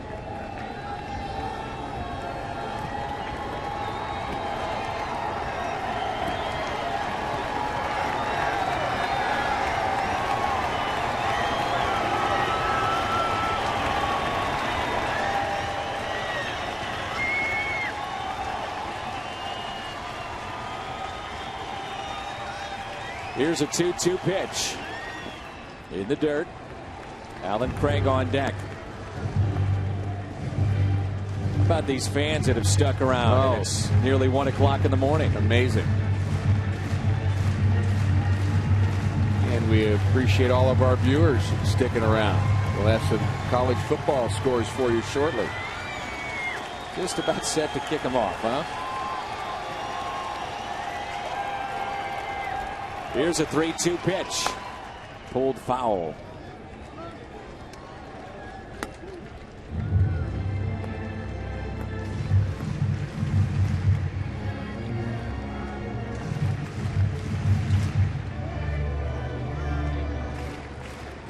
Nice note here from Matt George. Big Cardinal fan, big fan of our broadcast. Thanks for the comments. 3-2 pitch, and he got him. Beltran hitless tonight. He is 0 for 5. And that sends us to inning number 11 after a 2-hour and 20-minute rain delay.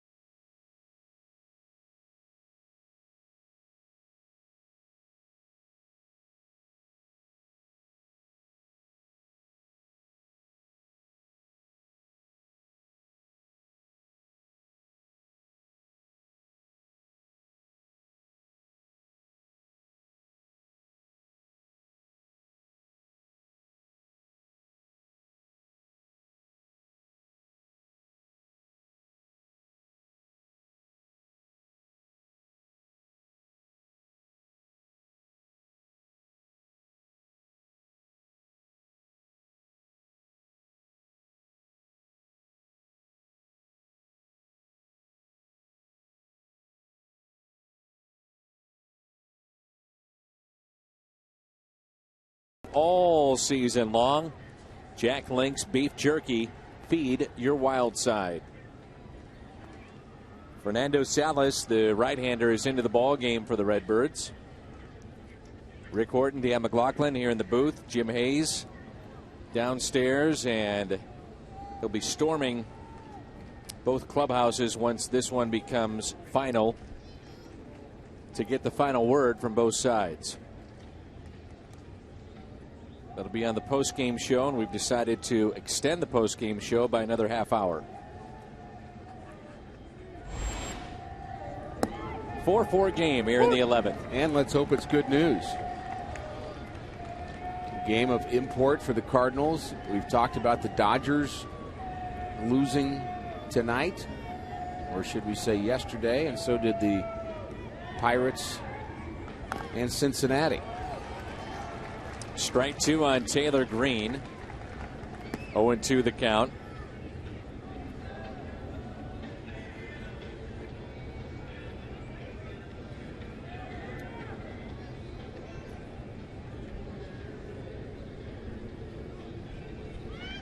Oh, 2 pitch, and that's tapped foul again. A lot of fans in a game like this try to move up, get as close as they can to the action.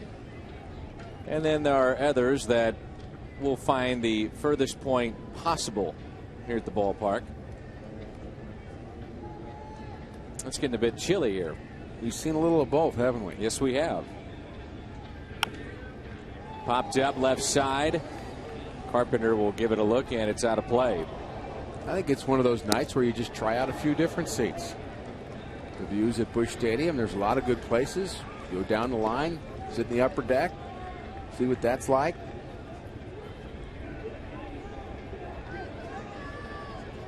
Fans came prepared tonight, didn't they? Yes, they did. Here's the 0-2. 1 ball and 2 strikes.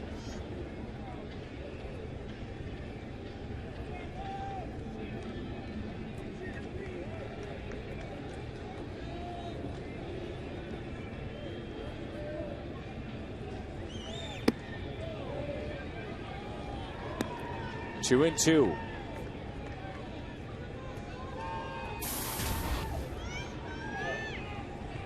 So Fernando Salas is the answer to the question that you and I talked about 10 hours ago. Off the end of the bat. Popped up. Pete Kozma makes the catch.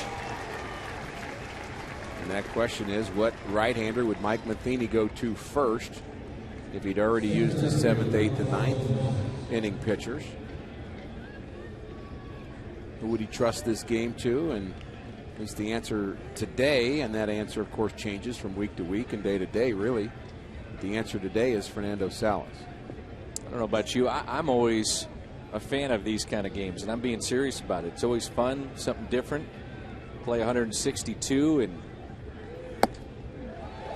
here we have a game that's 1 in the morning, and there are implications with this game for both sides. No question about that. And again, we talked about the mental toughness that both teams would have, Dan, to go through the 2-hour rain delay. And I understand they're big leaguers, and they get paid a lot of money to show up and play. But the grind of the game, you've got to try to really push yourself every single day to be sharp. And you're not just pushing yourself to play. You're talking about pushing yourself to play at optimal levels athletically, peak performance. And so you got to get your peak performance in after a 2-hour rain delay. And now you're playing in the 11th inning. That makes it even harder. Strikeout of Carlos Gomez.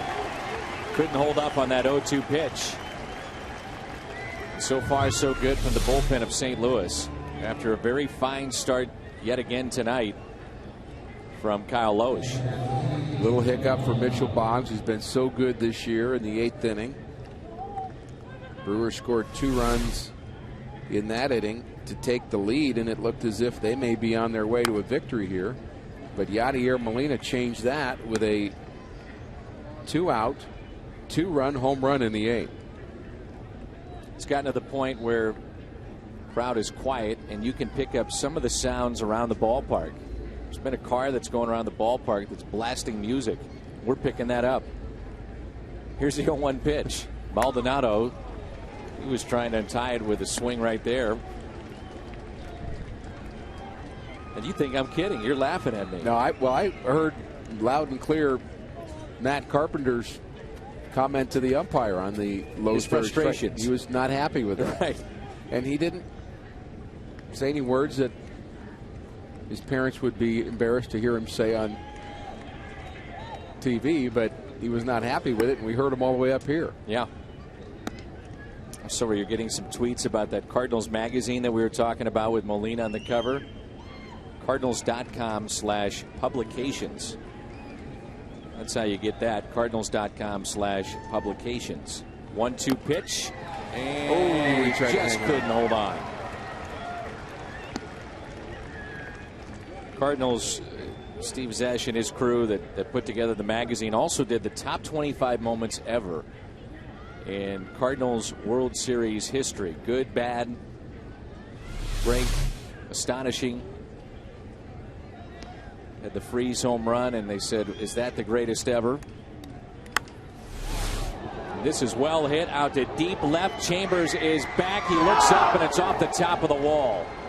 Fires it back into second base, and they got him! Oh! It goes from a near home run to being thrown out at second base. Big time throw from Adrian Chambers. Right on the money.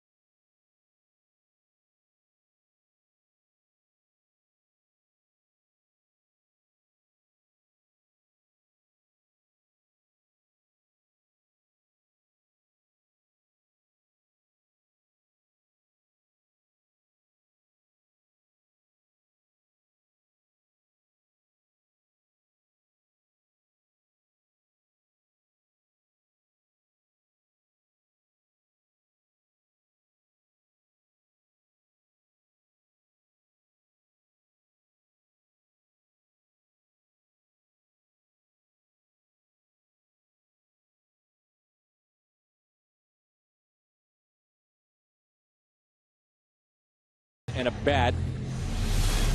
Salas is due up third in this inning. Maldonado, I think he thought, you know what? I've just untied it. Adrian Chambers said, I don't think so. And Pete Kozma really wasn't in a good spot to receive this throw, but he surprised everybody. Applied the tag, and what do you know? There's Maldonado. He thinks his ball is going to be gone. He hits that ball hard, and now he starts to turn it on. A little misstep at first base, too. But, again, don't discount the throw of Adrian Chambers. It was really an outstanding throw. We've seen him throw from left field 2 or 3 times now since he's been recalled, and every throw has been solid. It's been strong, and something he clearly has worked on and gotten better at. We talk about his speed all the time, but that was something else, and he played it off the wall perfectly. Cameron Lowe, sinker baller in game number 61 for Milwaukee. He has the bottom of the 11th.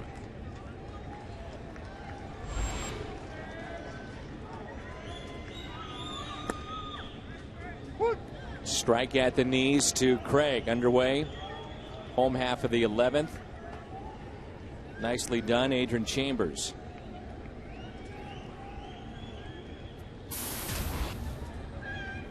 Craig is 0 for 3. 0-1 pitch. Expanded rosters, and last time we were home against Pittsburgh. So the 19-inning game with no expanded roster. So tonight, why not? No problem. Shouldn't be.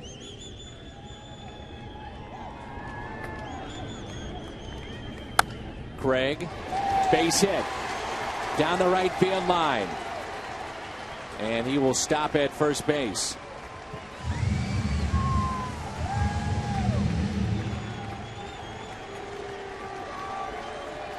And look who it is coming up. Yadier Molina.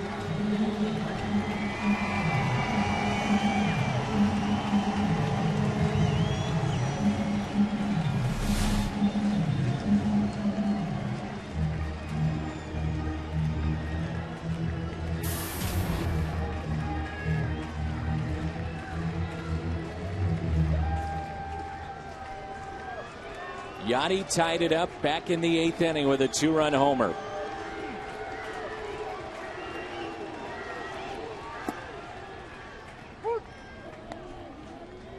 That home run was number 18.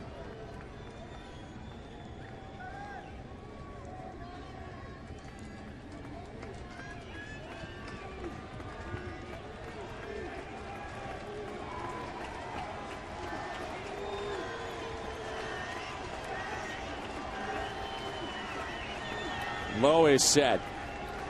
0-1 pitch to Yadier Molina. He was trying to win it, wasn't he? He sure was. Good swing there. Yadi's had a very nice night. This home run in the 8th inning tied it for St. Louis. And then he showed his defense behind the plate. This came in the 10th inning. Strong throw to second. That nailed Ricky Weeks. And Yadi, always a difference maker. The 0-2. Molina shoots it into right center field. Craig to second, and he will stop there. Winning run is in scoring position.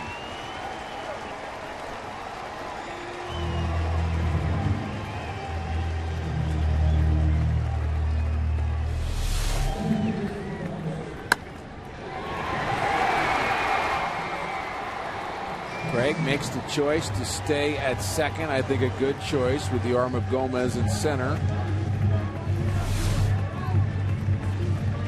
And Ryan Jackson is now called upon, and this should be a bunting situation for him.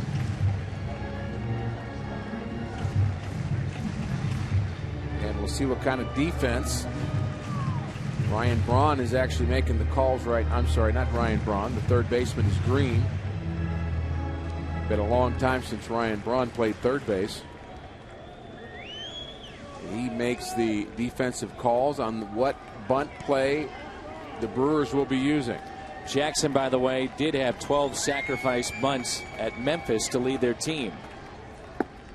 Everybody charging. The wheel play was on.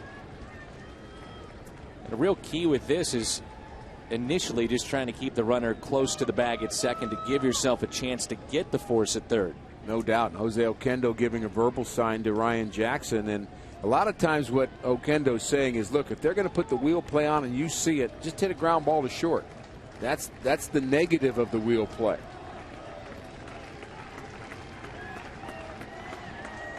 Runners at first and second.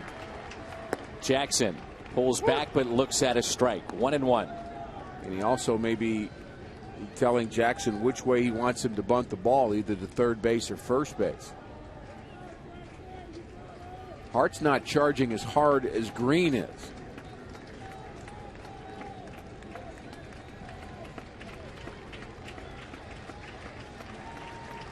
One ball, one strike. Craig, the runner at second base. They're charging again. Jackson takes a ball outside. 2-1.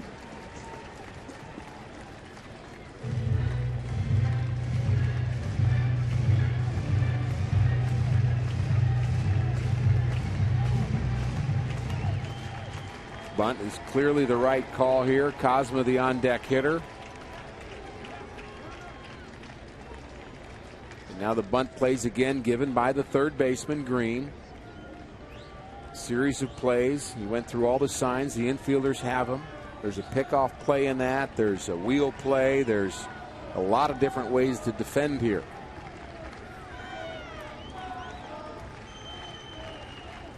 Jackson gets the bunt down. They spin to third and out. Aggressive, and it pays off.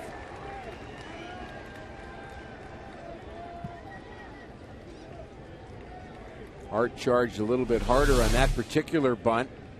There he is coming into the picture, and he gets that bunt. Not really a bad bunt for Jackson. He didn't deaden it perfectly, but they're able to throw out Alan Craig at third. And again, holding him closely at second base with Ricky Weeks was the difference there.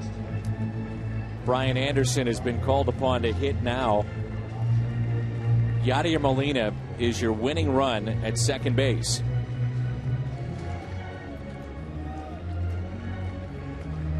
I know where you're going.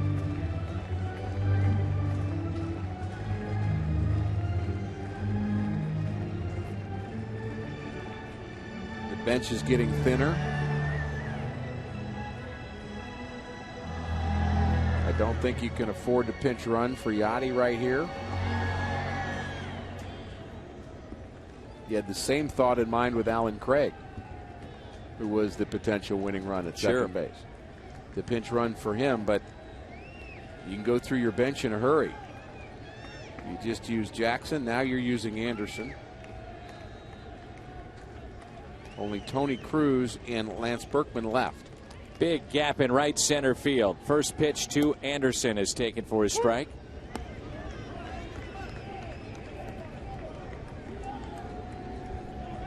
I have a feeling Anderson's going to win it right here.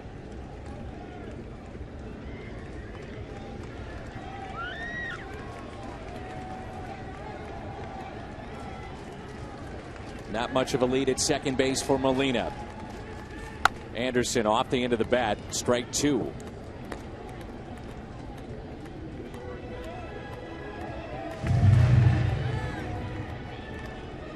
Descalso on deck, and with all the call-ups, the Brewers have used their lefty Manny Parra.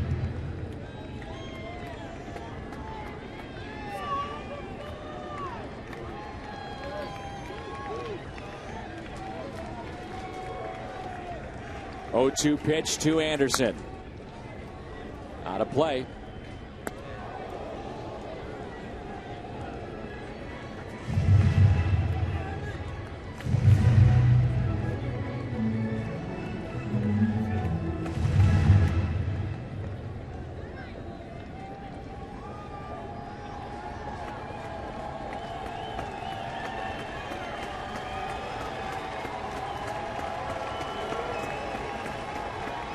Here's the 0-2.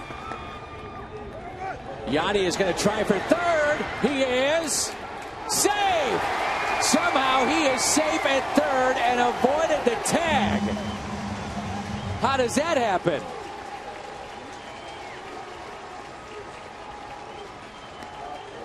A wild pitch. He reads it. Looked like he slid to the outside portion of the bag, Rick, and somehow avoids this tag. Perfect slide. He goes to the back side of the base. He keeps his foot on the base, actually his other foot. One foot hits the bag. It comes off, but he keeps his right foot on the bag as the tag is maintained by Green. Look at that. He keeps that foot on the bag and holds on for dear life. That's pretty impressive. Is there anything he cannot do? And now, six-man infield. Yeah, they're bringing in Braun. Counting the pitcher, they have just two in the outfield now. Remember, Ryan Braun, initially a third baseman in the big leagues. He also played shortstop college, high school, so infield not foreign to him. So a five-man infield plus the pitcher. Isn't this something?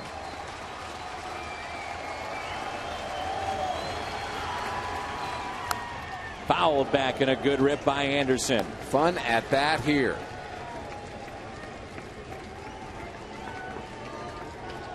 If you're Brian Anderson, you're staring at the pitcher, and all you see is a whole bunch of people standing right behind him. Got three on the right side, two on the left side. Winning run. Molina at third. One out. 1 ball, 2 strikes. The next to Anderson. Tried to go inside and he fights it off. No, we talked about it a lot. Brian Anderson, the last cut out of spring training. Obviously, that's a frustrating situation, but a night like tonight, if you can go home with a game winner, takes away, I'm sure, some of that. All the Cardinals on the top step of the dugout, poised for something good to happen here. It's another 1-2 pitch. In the dirt. 2-2.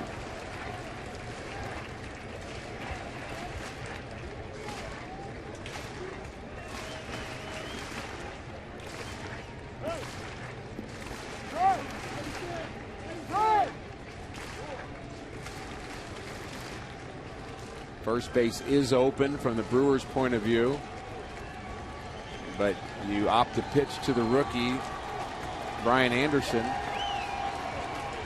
with the winning run at third base.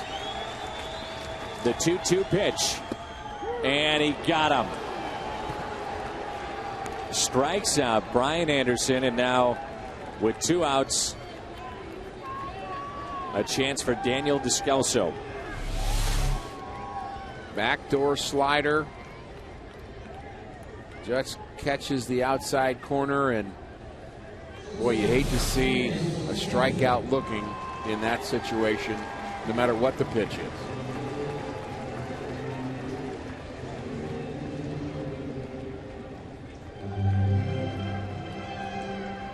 Molina's had a caught stealing tonight from behind the plate. The 2-run homer advancing on the play moments ago. He represents the winning run. Braun back to left field. First pitch to Descalso. Foul ball. Daniel with a pair of base hits tonight.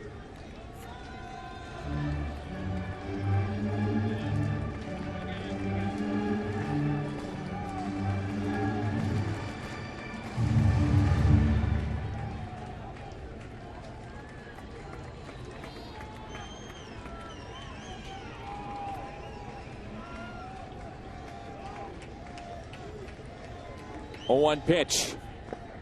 Oh. Found it very interesting that they did pitch to Anderson. First base open, load him up, play for that potential double play, but move worked out for Ron Renneke. It did. I think he just felt that, I guess I want Brian Anderson to beat me and not Daniel Descalso. Descalso runs fairly well, so the double play wouldn't have been a simple thing.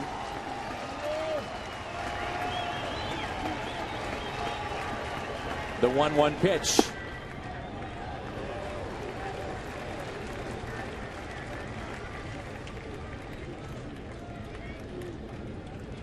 I'm still rooting for that wild pitch. And so's Yadier Molina, the runner at third. His hustle got him there to the third, and his instinct. 2-1 pitch. Now 3-1. Adrian Chambers is on deck.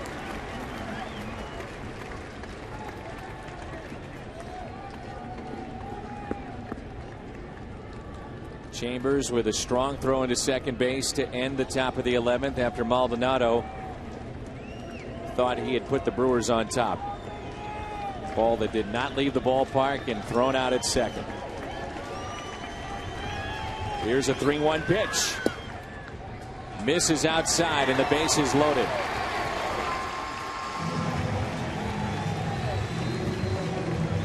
I love this game. Bottom of the 11th. 1:22 in the morning. Adrian Chambers. Chance to win it for the Cardinals. And Rick, Chambers hit .413 with runners in scoring position this year at Memphis. Let's hope that translates to the big league level. 2 outs, bases loaded. Think about the speed of Chambers and how that may play into this ball game too. Beat out a hit. Room left side. First pitch to him. Ball inside. Almost take a strike here, don't you? I was about to say the pressure certainly has to be on the shoulders of Lowe.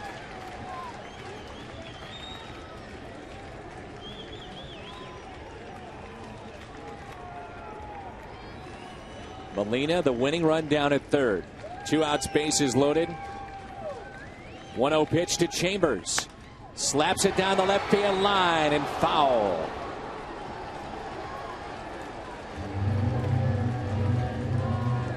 Even the ball boy or the ball man may have started today as a boy and has turned into a man. It's been a long day. Makes a tremendous play off the sidewall. He's still into this game. I like it. And so are the fans here. They've been great tonight.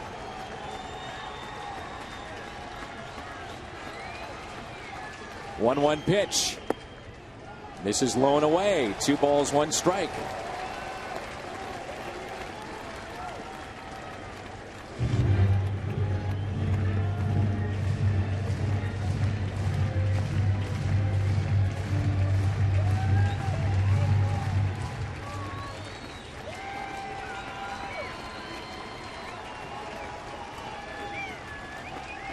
The 2-1.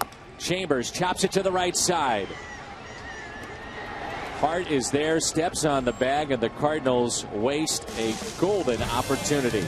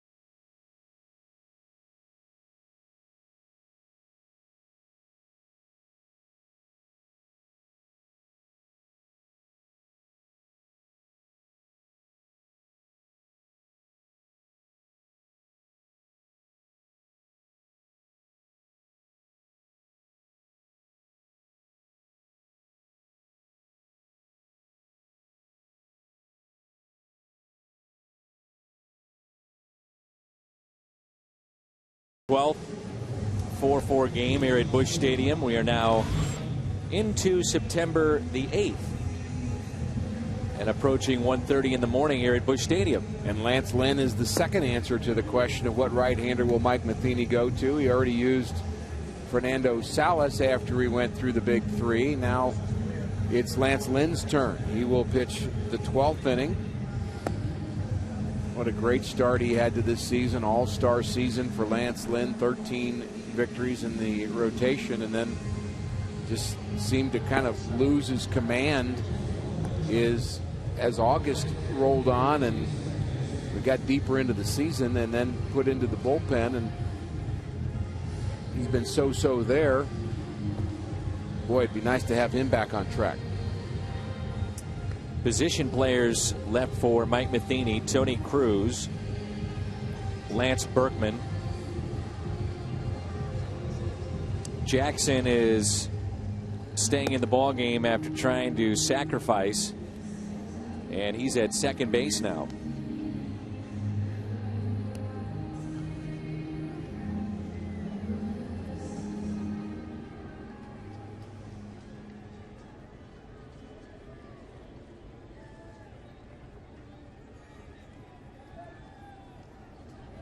Bianchi will be the hitter.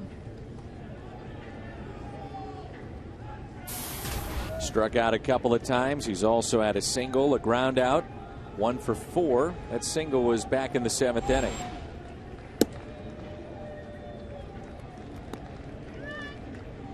With the September call-ups, this game has a different flavor for both managers in terms of worrying about innings out of their bullpen. There's plenty of innings left. Plenty. That's not an issue, but how they use their extra men is a different story.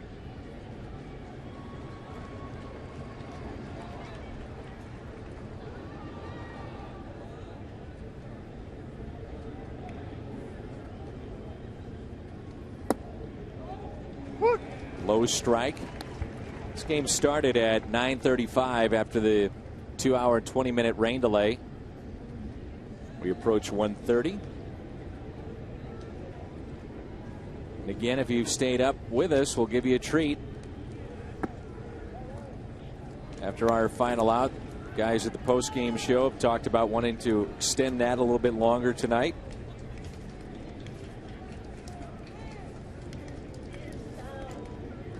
And why not? A lot of situations to talk about. Some missed opportunities in the game for the Cardinals, really on both sides, but both teams not very good with no runners in scoring position in this game. You think about opportunity the Cardinals just had, and none bigger than maybe that particular situation. No question. Got to find a way. Got to find a way to win that in the bottom of the 11th. Logan Schaefer in the on-deck circle for Ron Renicky, 25-year-old outfielder. 3-2 pitch by Lynn. Popped up. Jackson going out, calling for it. And he's got it for the out. Schaefer, the last left-hander left on his bench. He's going to hit for low. So we'll see another reliever for Milwaukee.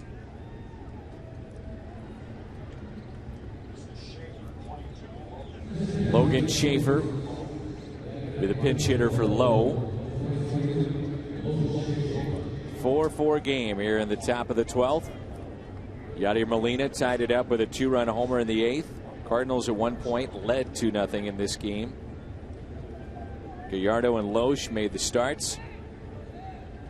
The respective teams. First pitch from Lance Lynn is a strike.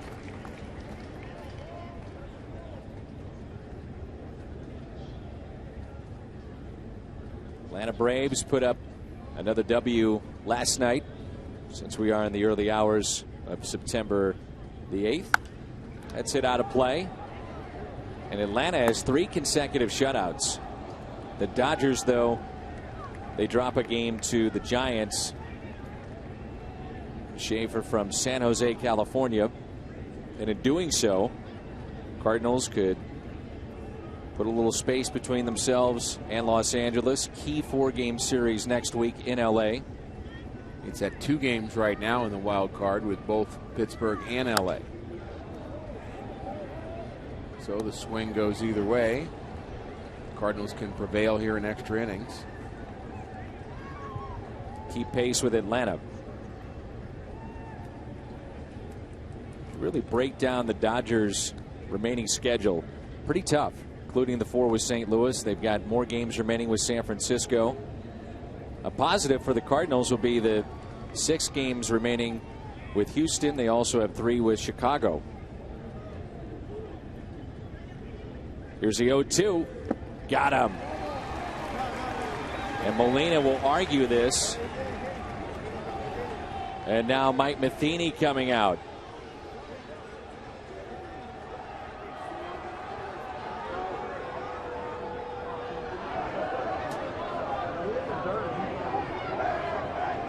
It was certainly a swing. The question is, was it a tipped ball, and was he saying that it hit the dirt? We'll have to look at that on the replay, but right now Molina has at least succeeded in getting a discussion. Here's the swing.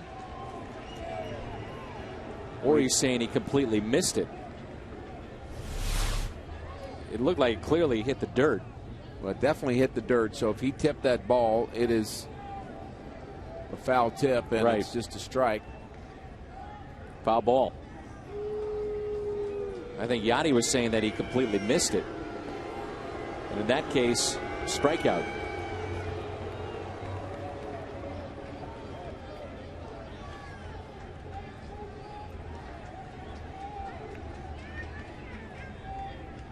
Good pitch either way for Lance Lynn, who's been trying to get better command of his off-speed pitches.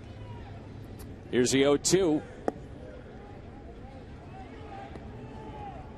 Looks like many of you are followers at Ricky H49.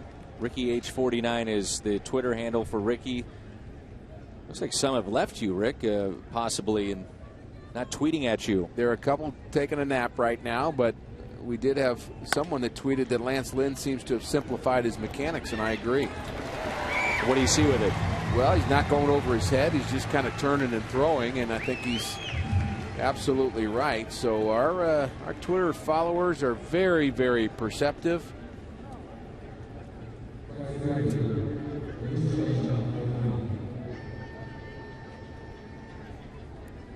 And so far, so good for Lance Lynn. Aoki, and back to the top of the lineup for Milwaukee. 2 outs, nobody on, and a ground ball to short. Descalso makes the play. Can the Cardinals do it in the bottom of the 12th? We're about to find out. Cardinals baseball on Fox Sports Midwest.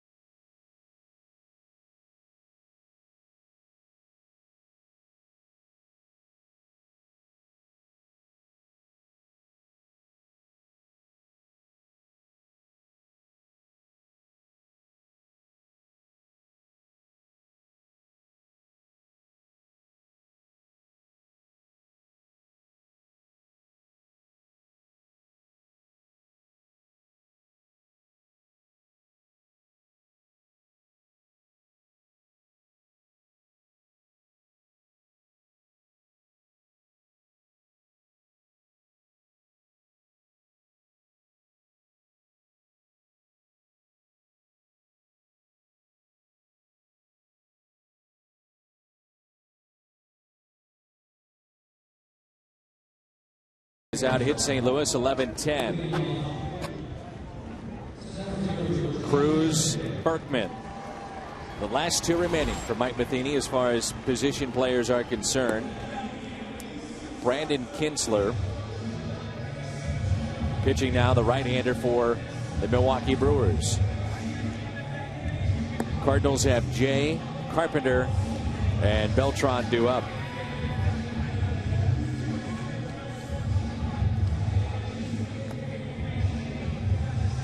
Last inning, Cardinals wasted a golden opportunity. First two had reached against Lowe, couldn't bring him in. John Jay has had a solid game. Schaefer stays in the game. He's in right field. Kensler is your new pitcher.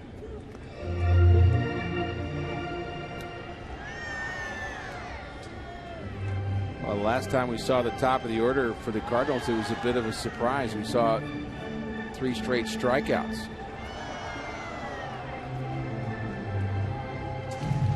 Kinsler, the right-hander, has Jay, Carpenter, and Beltran. Jay has 3 hits. Carpenter's been on base 3 times. And you woke up everybody on Twitter, Dan. All of a sudden, you woke them all up.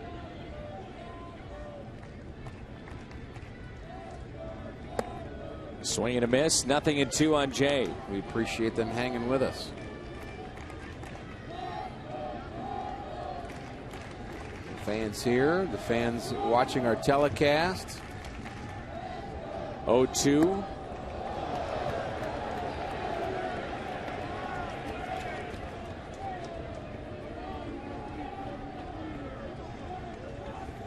Sometimes I say, if you're just joining us, this is what's happened. If you're just joining us now, you don't sleep and you're getting ready for your morning job. Jay again hits it hard. Nothing to show for it. John Jay a couple of times has lined out tonight. We've got some tweets from fans during the game from Spain, from Australia, that are tuning in. And we're glad you're with us.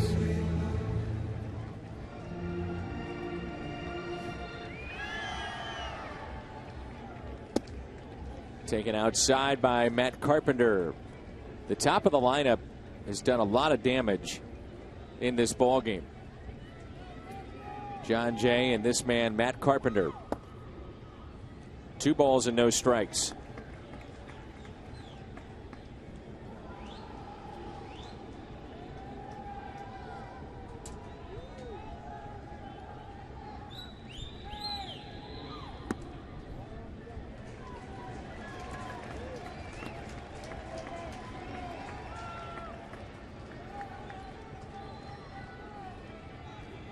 Game in many ways for the Cardinals of missed opportunities with runners in scoring position.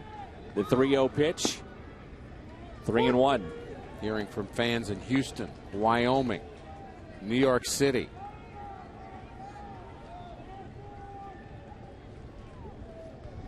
Iowa. 3-1 pitch. And the winning run is on Matt Carpenter.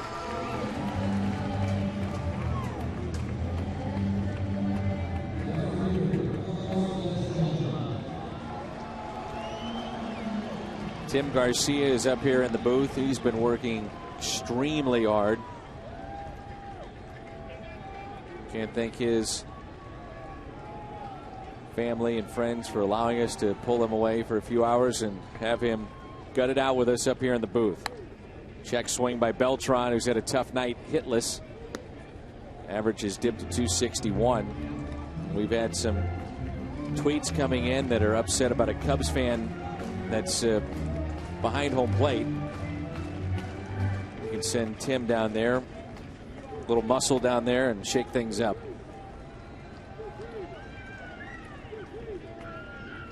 Oh, 1 pitch. Make it 0-2. Alan Craig on deck.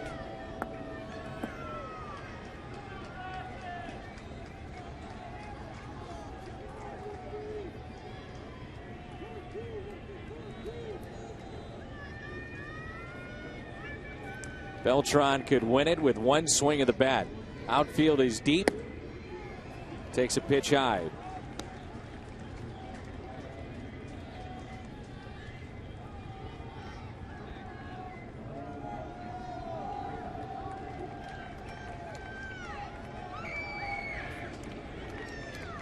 Beltran sitting on the 28 home runs. Takes a pitch low. It's 2-2.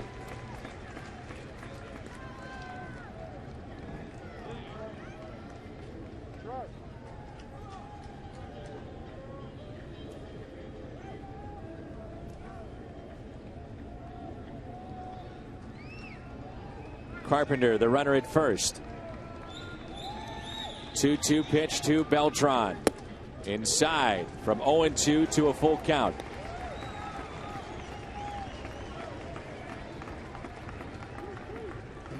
Don't think the Cardinals will send Carpenter here, but it's at least an option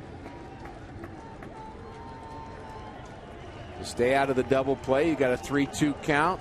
Decent lead off of first. And Carpenter he does is running, and the pitch is taken for a ball. The throw nearly into center field, and Carpenter ran off the bag. But he's all right. He's in scoring position.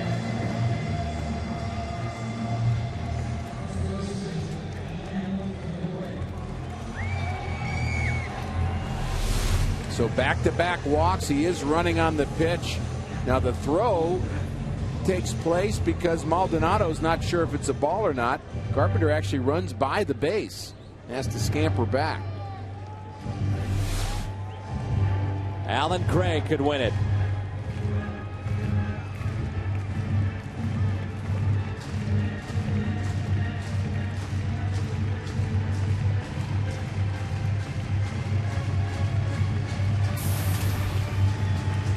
Craig with a base hit.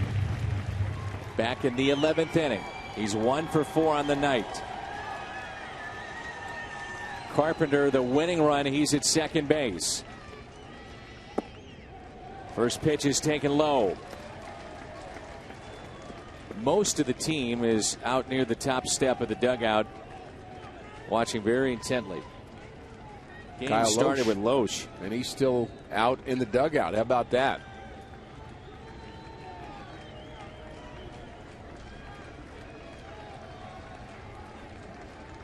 One-0 pitch. Craig bounces it slowly right side, out at second and out at first. Double play. We're tied up 4-apiece.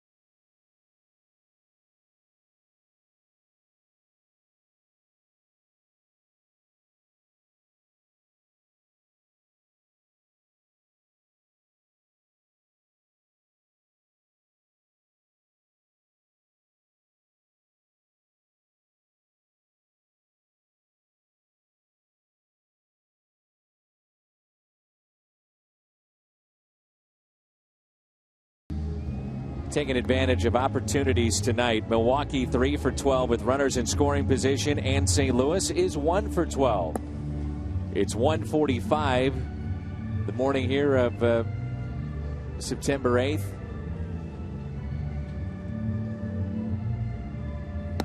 Kathy Lee and Huda, they're already on for Saturday morning. Rick, is that right? You got me on that one.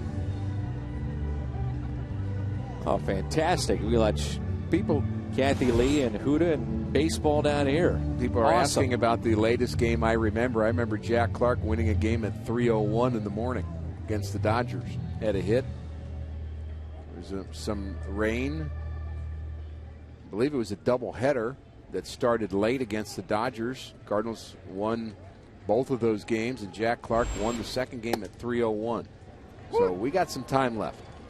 Lance Lynn, second inning of work. Milwaukee is out, hit the Cardinals 11-10. This is Ricky Weeks hitting .230. Again, we're watching Lance Lynn with a simplified windup. He is not going over his head. He's not doing as much of a swinging motion. He's just kind of a little more compact, and maybe this is good for him. Just kind of turning and going. Off-speed pitch, 1-2.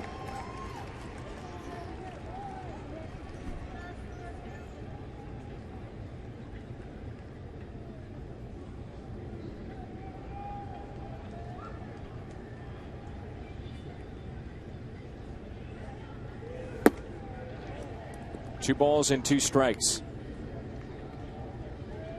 Look at the delivery of Lance Lynn. Not going over his head, just turning, very compact, right to the plate. Out of play. Notice his pace has been a little quicker, too. No question. Well, it's his pace and his tempo. I mean, he's quicker from pitch to pitch, but even the tempo of the delivery, it's just more together. It's not so kind of loose.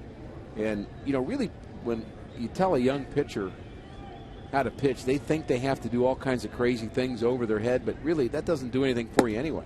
Just kind of gets you going is all it does. But if it throws you off balance, it can actually be a negative. 3-2 the count. Weeks a single back in the 10th. Also had a base hit in the 4th and a run scored. 4-4 game in the top of the 13th. 3-2 pitch by Lynn. High fly ball out to center field. Jay with room. Weeks just missed it.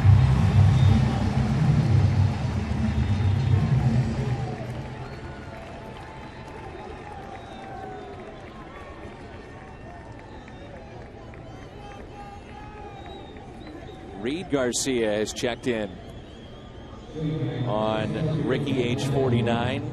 Reed is Tim's dad, who's up here, and Kerry Garcia, excuse me, his dad. Tim is with us up here, his uncle. Either way, he's lived to talk about it. Strike at the knees to Ryan Braun.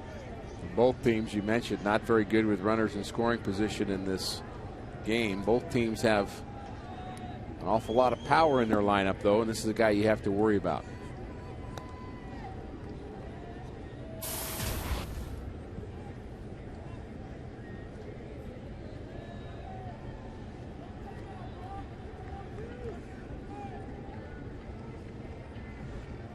Here's a 1-1. Uh-oh. Out to deep left. Did he get enough? At the track, it's at the wall, and it's gone. Ryan Braun has done it again. A solo home run, number 38 this year.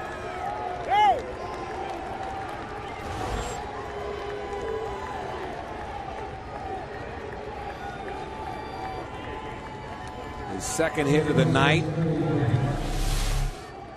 but his most important one by a long shot. A hanging breaking ball, just sat up on the inside half. And that is RBI number 100 for Ryan Braun.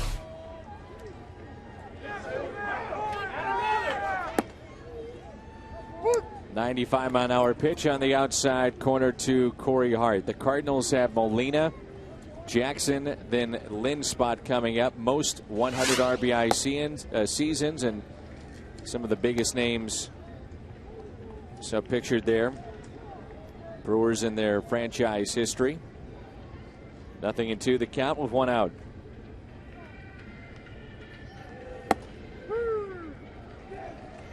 Called third strike on Corey Hart, but Braun with 5 of them now to move ahead of Prince Fielder and Cecil Cooper.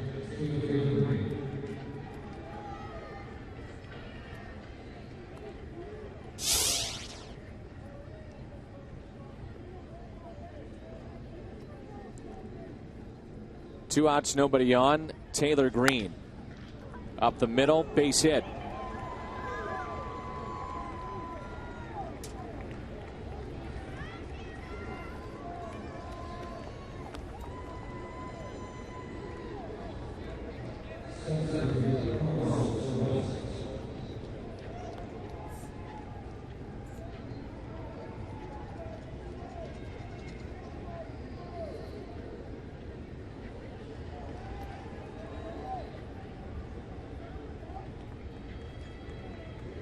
Two outs, runner at first, and blew it right by Carlos Gomez.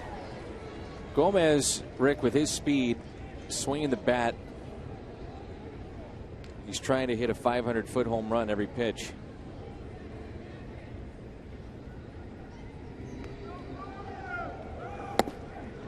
That's the way he runs on the bases, too. Pretty much all out.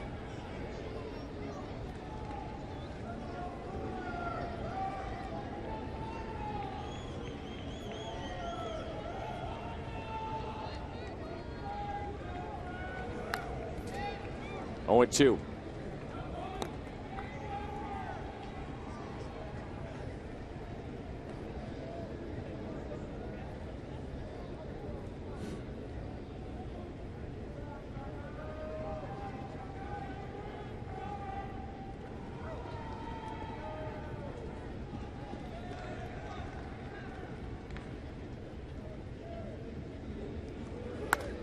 Jammed him, and it's out of play.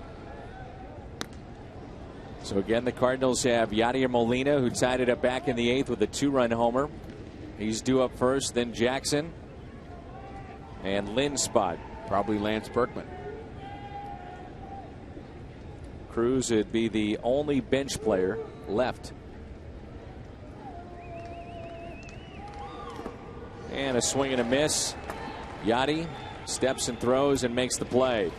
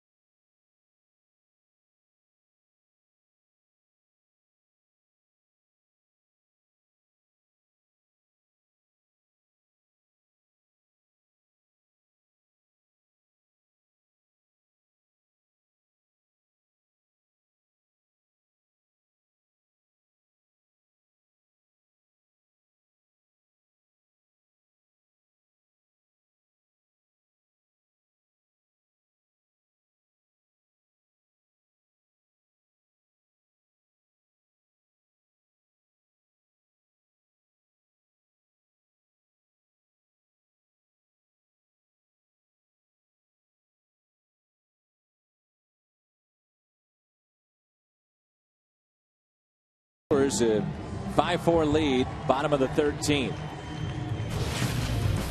Recap the ball game. First inning, the Cardinals jumped out to an early lead.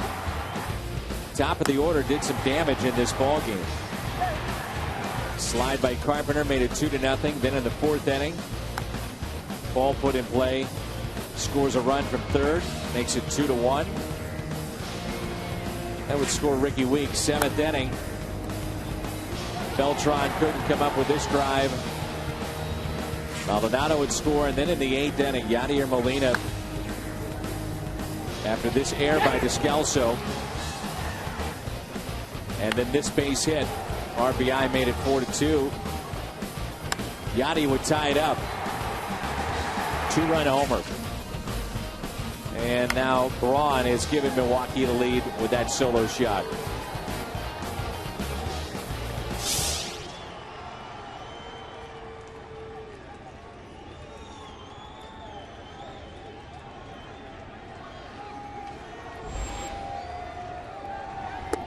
Yadi is swinging a miss.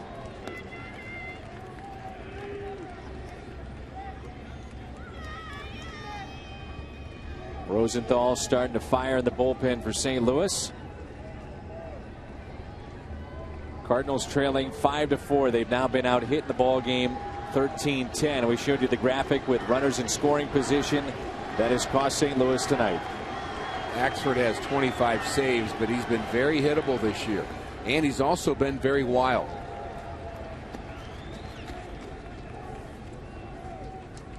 Axford has had a couple of different looks. Gone with the facial hair, then the clean shaven look.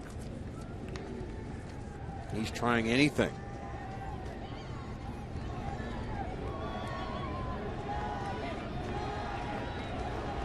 One ball, one strike.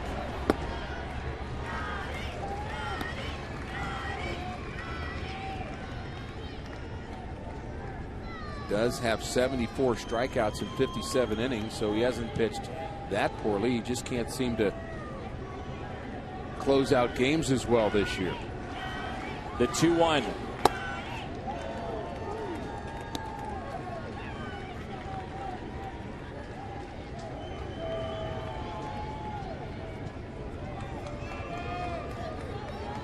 Much different look too for Axford. Here's a 2-2 pitch to Yadier Molina. Stays alive. Frustrating bottom of the 11th for the Cardinals. They had back-to-back hits to start that inning. Alan Craig hit one inside the first base bag. Then Yadier Molina lined to hit the center field, his second hit of the night. And then Ryan Jackson couldn't execute the bunt. Then a strikeout, a walk. And Adrian Chambers bouncing out, and they missed an opportunity. Molina with a drive into right center. Catch made by Gomez for the first out.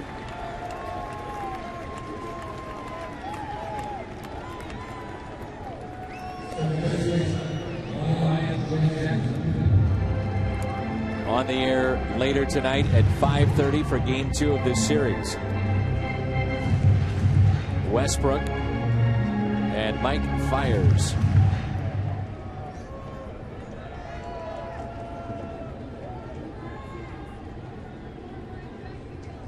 One out, nobody on. Jackson looks at strike one.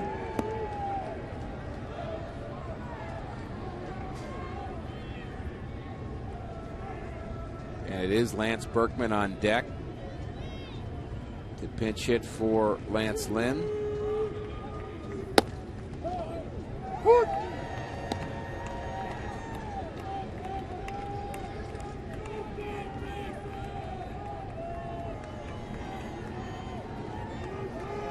Ryan Braun, the first Brewer ever. 5 100 RBI seasons. Breaking open the 4-4 game.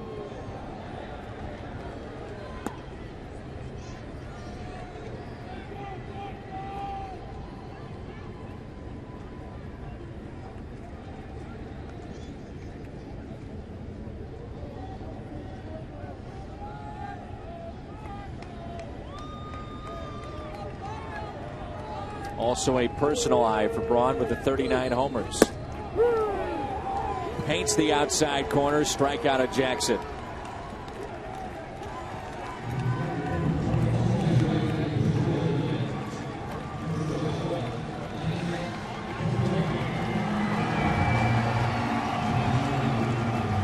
Ryan Braun, our Budweiser player of the game.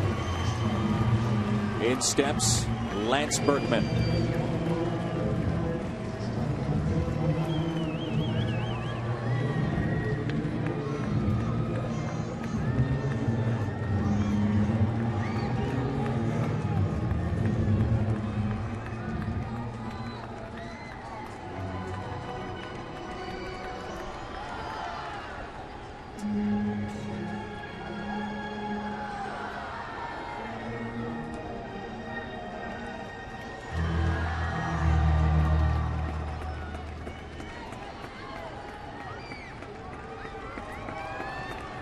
Berkman with 2 home runs this year.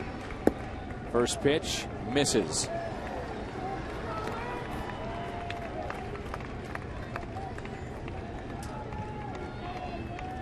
Plenty of opportunities for the Cardinals to win it before the 13th. Yep. 2 balls and no strikes. Berkman would reach. You would more than likely see Joe Kelly as a pinch runner.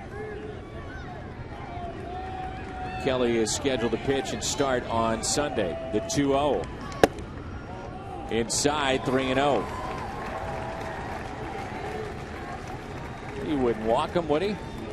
Well, the question is, do you let Lance swing the bat here? I say yes.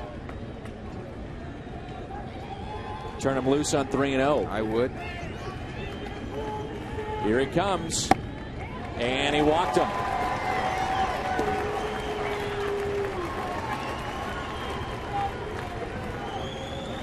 And here comes Joe Kelly.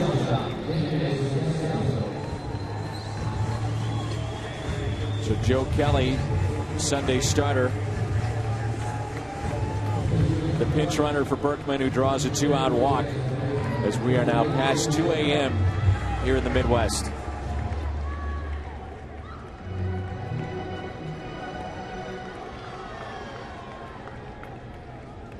Daniel Descalso. Outfield is deep. Under normal circumstances, way too deep for Descalso. They want every ball in front of them, so Descalso can't plug a gap, because you get a gap and maybe Joe Kelly can score from first base. So that's the idea. Play deep, which allows the ball to hit in front of you. Gomez has shown good speed in center field, so he can cover a lot of ground, that's for sure. They just don't want the ball to go to the wall.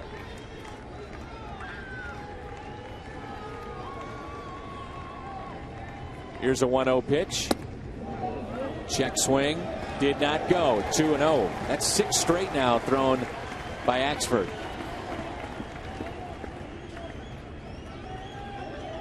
How about the at-bat Daniel Descalso had in Washington? 2-run home run in that game in the 7th inning. It was a bright spot of that road trip. Did not end up in a Cardinal victory, however. Nope. And Maldonado, for the 2nd time tonight, takes a foul tip. And slow to get up. It's been a long night for these catchers and for the home plate umpire. Yeah, and both of them off the mask. Just, I mean, straight on. Oh, boy.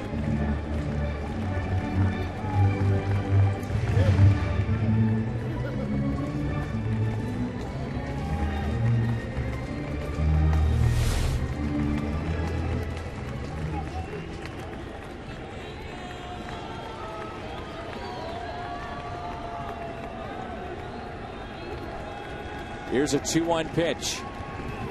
Descalso, a good rip and foul back.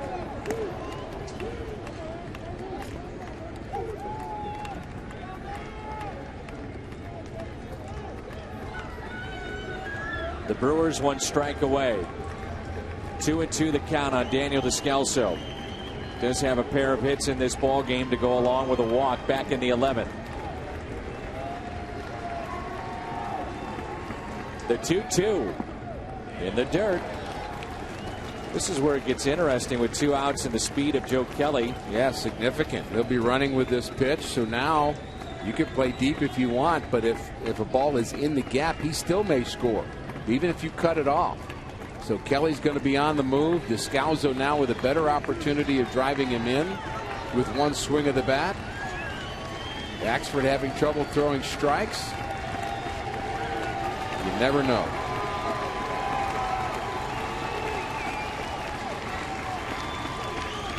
Here's a 3-2 pitch.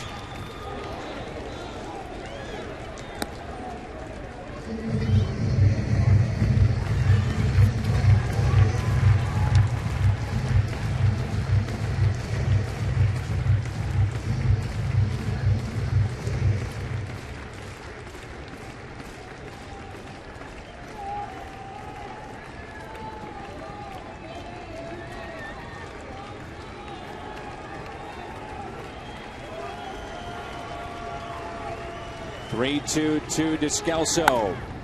Fly ball, right center. Gomez on the move, and the Brewers take game one. It wraps up at 2:05 in the morning. The 2-hour and 20-minute rain delay, and the Brewers, a long evening of baseball. The wee hours of the morning comes to a close. Cardinals are now at 10 games above the 500 mark in a very tough one to lose. Cardinals had all kinds of opportunities to win this ball game. And they don't pick up a game on Pittsburgh and Los Angeles, who both lost, so still a game and a half ahead of them in the wild card. A long, entertaining game. Unfortunately, it ends up with a Cardinal loss. And countdown to our first pitch for today's other game. 16 hours, 8 minutes, and 52 seconds. Well, they're talking about a day-nighter doubleheader, so why not? Get that, you know? Close enough. Post-game show is coming up next. Make sure and stay with us.